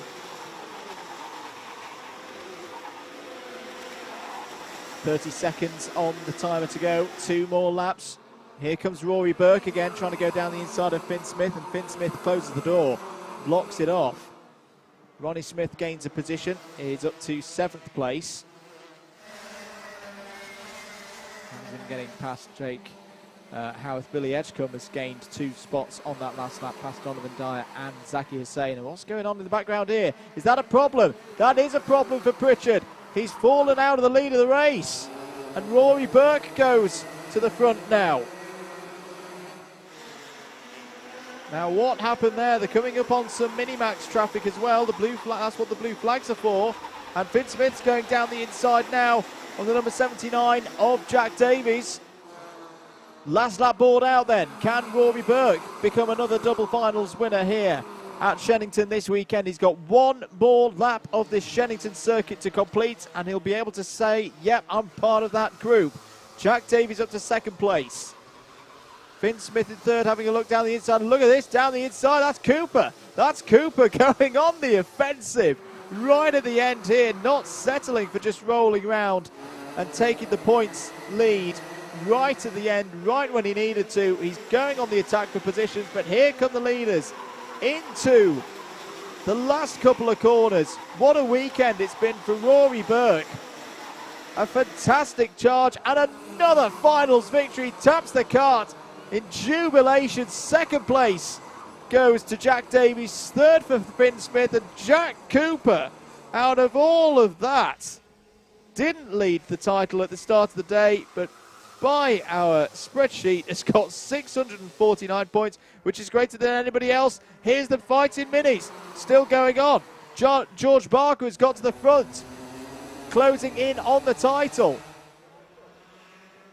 Harrison Morrow's still there in second place. Emily Atkins has had a brilliant race here in third as well. This has been one of the best Minimax races that we've seen so far in a final this season. But George Barker's going to come out of the final corner and take victory and take the Minimax title.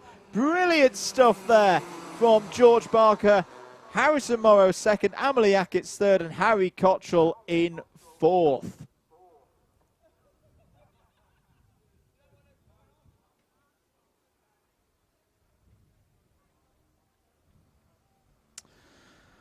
Well, there we go.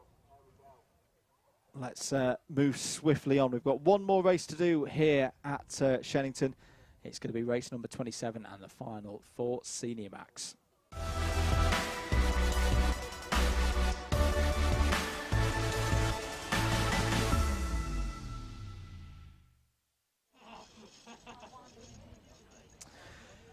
Getting ready then for the Senior Max final. And another one that's not done yet.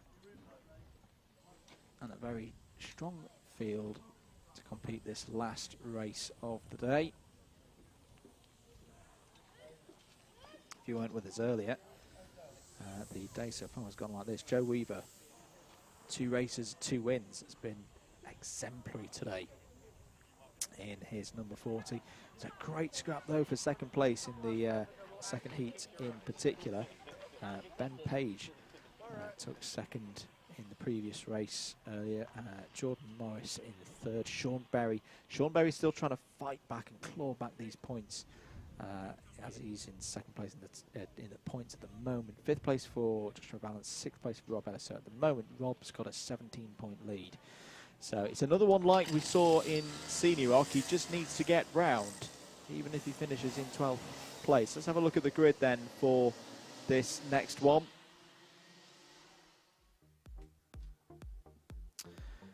Joe Weaver should have pole position, if I'm not mistaken. There he is, 68 points from a possible 68. Sean Berry is on the front row. Jordan Morris and Alfie Brooks, row 2. Ben Page and Rob Ellis are on row number 3. Carl Dunford and Harry James, row 4. Joshua Valance and Lucas Ivaskevicius are on row 5. Tom Taylor and Ben Stewart complete the grid. So one last race of the day here at Shenington, 10 minutes on the board.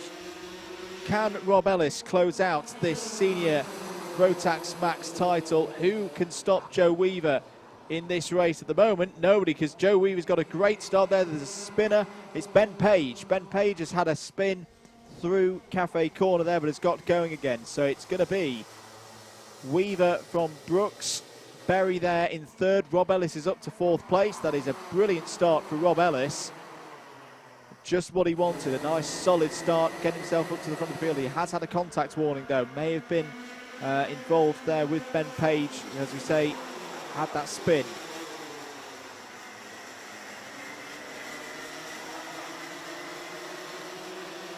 End of lap 1 then, Joe Weaver leads, Alfie Brooks in 2nd place. Put on a sterling show before, I think took a penalty, I'm guessing. Yes, he did take a penalty in the 2nd heat, but it was definitely one of the quicker drivers. Can he challenge Joe Weaver here? Can he get through? Nobody's been ahead of Joe Weaver for any lap at all so far today in Senior Rotax Max, if my memory serves me correctly.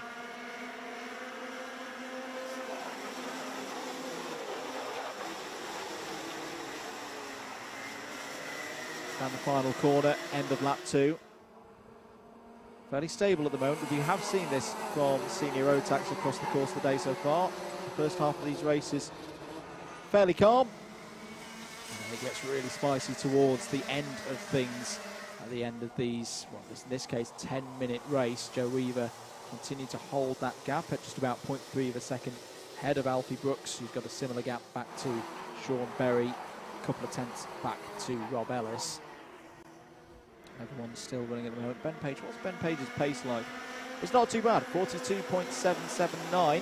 So he is going to close back in, I think, on the group ahead of him.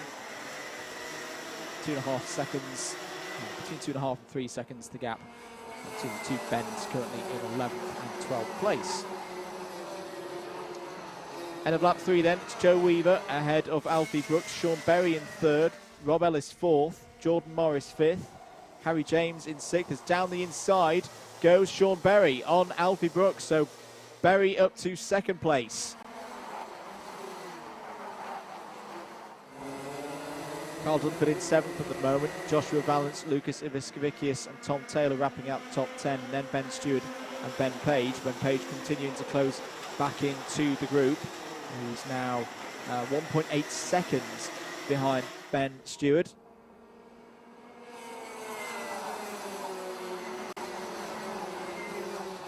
Confirmed on the line there, Berry past Alfie Brooks. And I do wonder, Rob Ellis's pace has been steady in the heats so far today. I do wonder, has he just held a little bit of something back maybe on the tyres across the course of those heats to make sure he's in a good position for this final? Because the pace of that number 4 seems to be stronger than it's been at any point so far today. He's not having to look over his shoulder. He's dropping Jordan Morris at quite a rate there in 5th place in the orange helmet. Just focus on getting up the road, pushing on. Good lap in there from Joe Weaver. Now this is what we've seen from Joe Weaver in the heats. And he gets to around 6.5 minutes to go, gets himself comfortable, gets in a rhythm, and then just bolts in these incredibly fast lap times. 42.365 last time around. That's half tenth quicker than Sean Berry. More importantly, that's without slipstream as well. So he's able to just edge away. I mean that Sean Berry's more going to be looking over his shoulder in the next few laps. And Alfie Brooks there.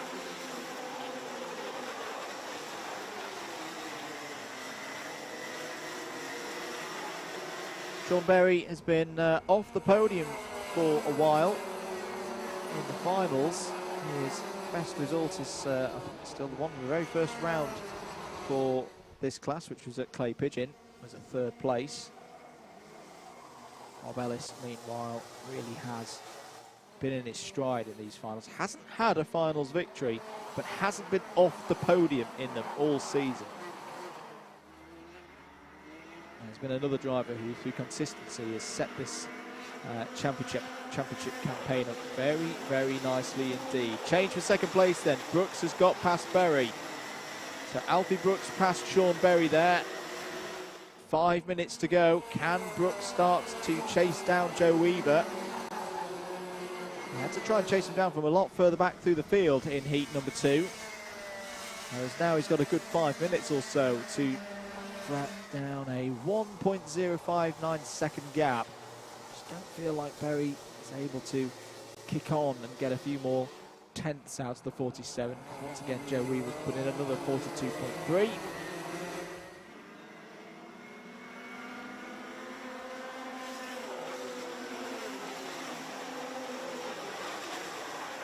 Let's see what the pace is like on this tour of the circuit. End of lap 8, another 42.3. Oh, now just to say that, Sean Berry's just gone and put in the fastest lap of the race.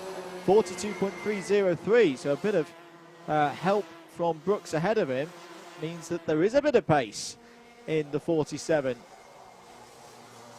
And quite sensibly just takes the option of not going for a big dive bomb down the inside of Alfie Brooks.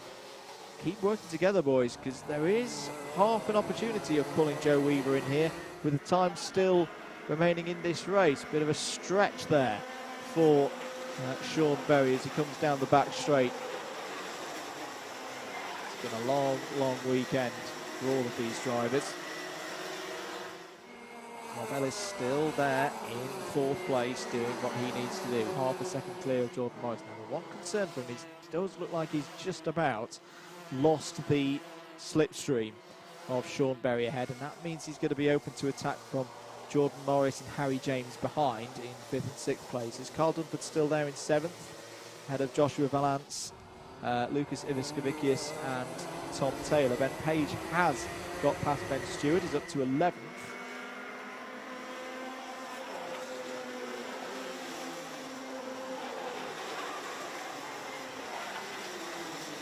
Another lap ticks by.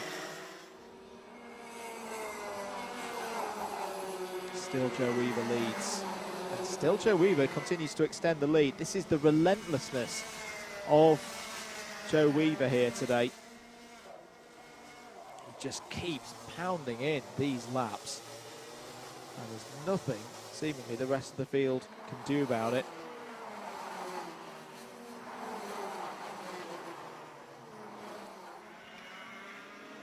Point situations at the moment, fairly silly to say, Rob Ellis has got a good lead.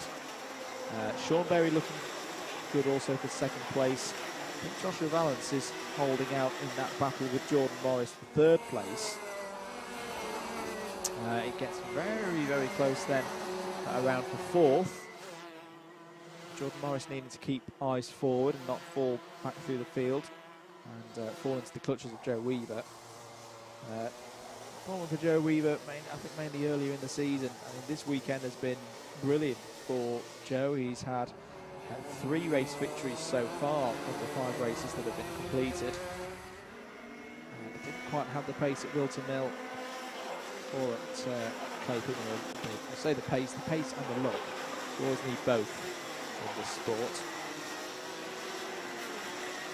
But definitely finishing his season on a high. Another 10th out from the rest of them behind, so nearly 1.5 seconds now. Rob Ellis has dropped to 5th place. That is no need to worry though. If anything, it just reaffirms Jordan Morris's own championship position in 4th. 1 minute 10 on the clock to go.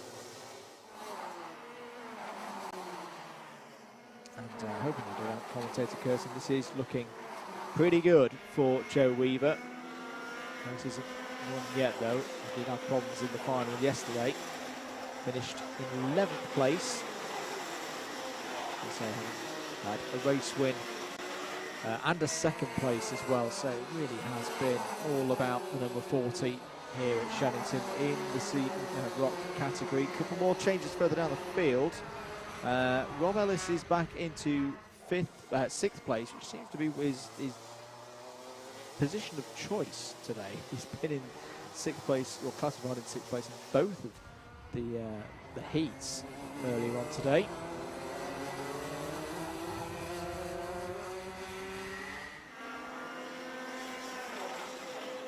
Really impressive part of this circuit for me when looking at Joe Weaver and how he drives that car in Sector 2. He has been untouchable in Sector 2 through the Bruno chicane. The areas where you've really got to carry the speed and be brave. There's not much margin for error. 1.8 seconds now, his lead. He did get ahead of time. Yes, he did. So there'll be 2 more laps here.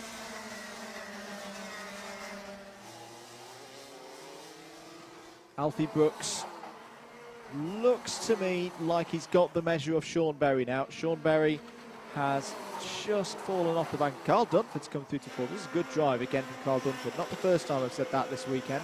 Having said that, he has just got a contact warning. Rob Ellis has got back up to 5th place, so he's spoiling the parity of his scorecard at the moment. Jordan Morris now back into 6th place. Now the last lap board is out for Joe Weaver. He's just going to get round one more tour of the circuit to take a clean sweep. I don't think we've had too many clean sweeps today, not as many as we had yesterday. It's been a far more up and down day for everybody. Contact warning for the number 17, which is Jordan Morris. And down the inside, I think that was Tom Taylor having a fight amongst that. But Joe Weaver is going to come around the final corner and take a perfect score here today at Shenington. He wins round 6 I should say, of the Senior Rotax Max category for 2021 SuperOne Series. And it was almost a perfect weekend, but a very, very good weekend nonetheless for Joe Weaver. 2nd place for Alfie Brooks, 3rd for Sean Berry, 4th for Carl Dunford, and 5th for Rob Ellis. He's got the one he really wanted, and he becomes the champion in Senior Rotax for 2021. He's been having a fantastic season on both the club and national level, and a well-deserved win there for Rob. 6th place for Jordan Morris, 7th place for Harry James, 8th for Lucas Ivaskevicius, 9th for Ben Page, 10th for Tom Taylor, 11th for Ben Stewart, 12th in the end, and a lap down upon them there at the end for Joshua Valance. Well, there we go. That is the end of racing here today. For reviewing of all the points, all the scores, do make sure that you go across to results.alphatiming.co.uk/SuperOne. Click on 2021, and obviously we're in that period of the day where scores are provisional, and all the results are provisional. But as soon as they are confirmed, they'll be up on the timing website for you to enjoy at your leisure. I think now is the appropriate time to give my thanks to everyone here at Shenington for this weekend. Fantastic show put on by the whole team here at Shenington. I love coming up here, not just because it's 20 minutes up the road from my house. It's a proper circuit and by proper karting people who get this sport to a T, and always enjoy coming back to this circuit. Thank you to John Hoyle and the whole team at SuperOne. Thank you for the opportunity to commentate once again on a fantastic season. It's been a wonderful season, and you know, fingers crossed 2022 we get a lot more rounds in. It was another slightly curtailed and concentrated season with visits to Glannygores, Clay Pigeon, Wilton Mill and Shenington. And we'll do it all again in 2022. Entries opening later in the autumn. Thank you to all of you, of course, at home for watching and supporting. And do make sure you continue watching your motorsport coverage here on Alpha Live. Plenty more stuff across the course of the rest of 2021 for you to enjoy.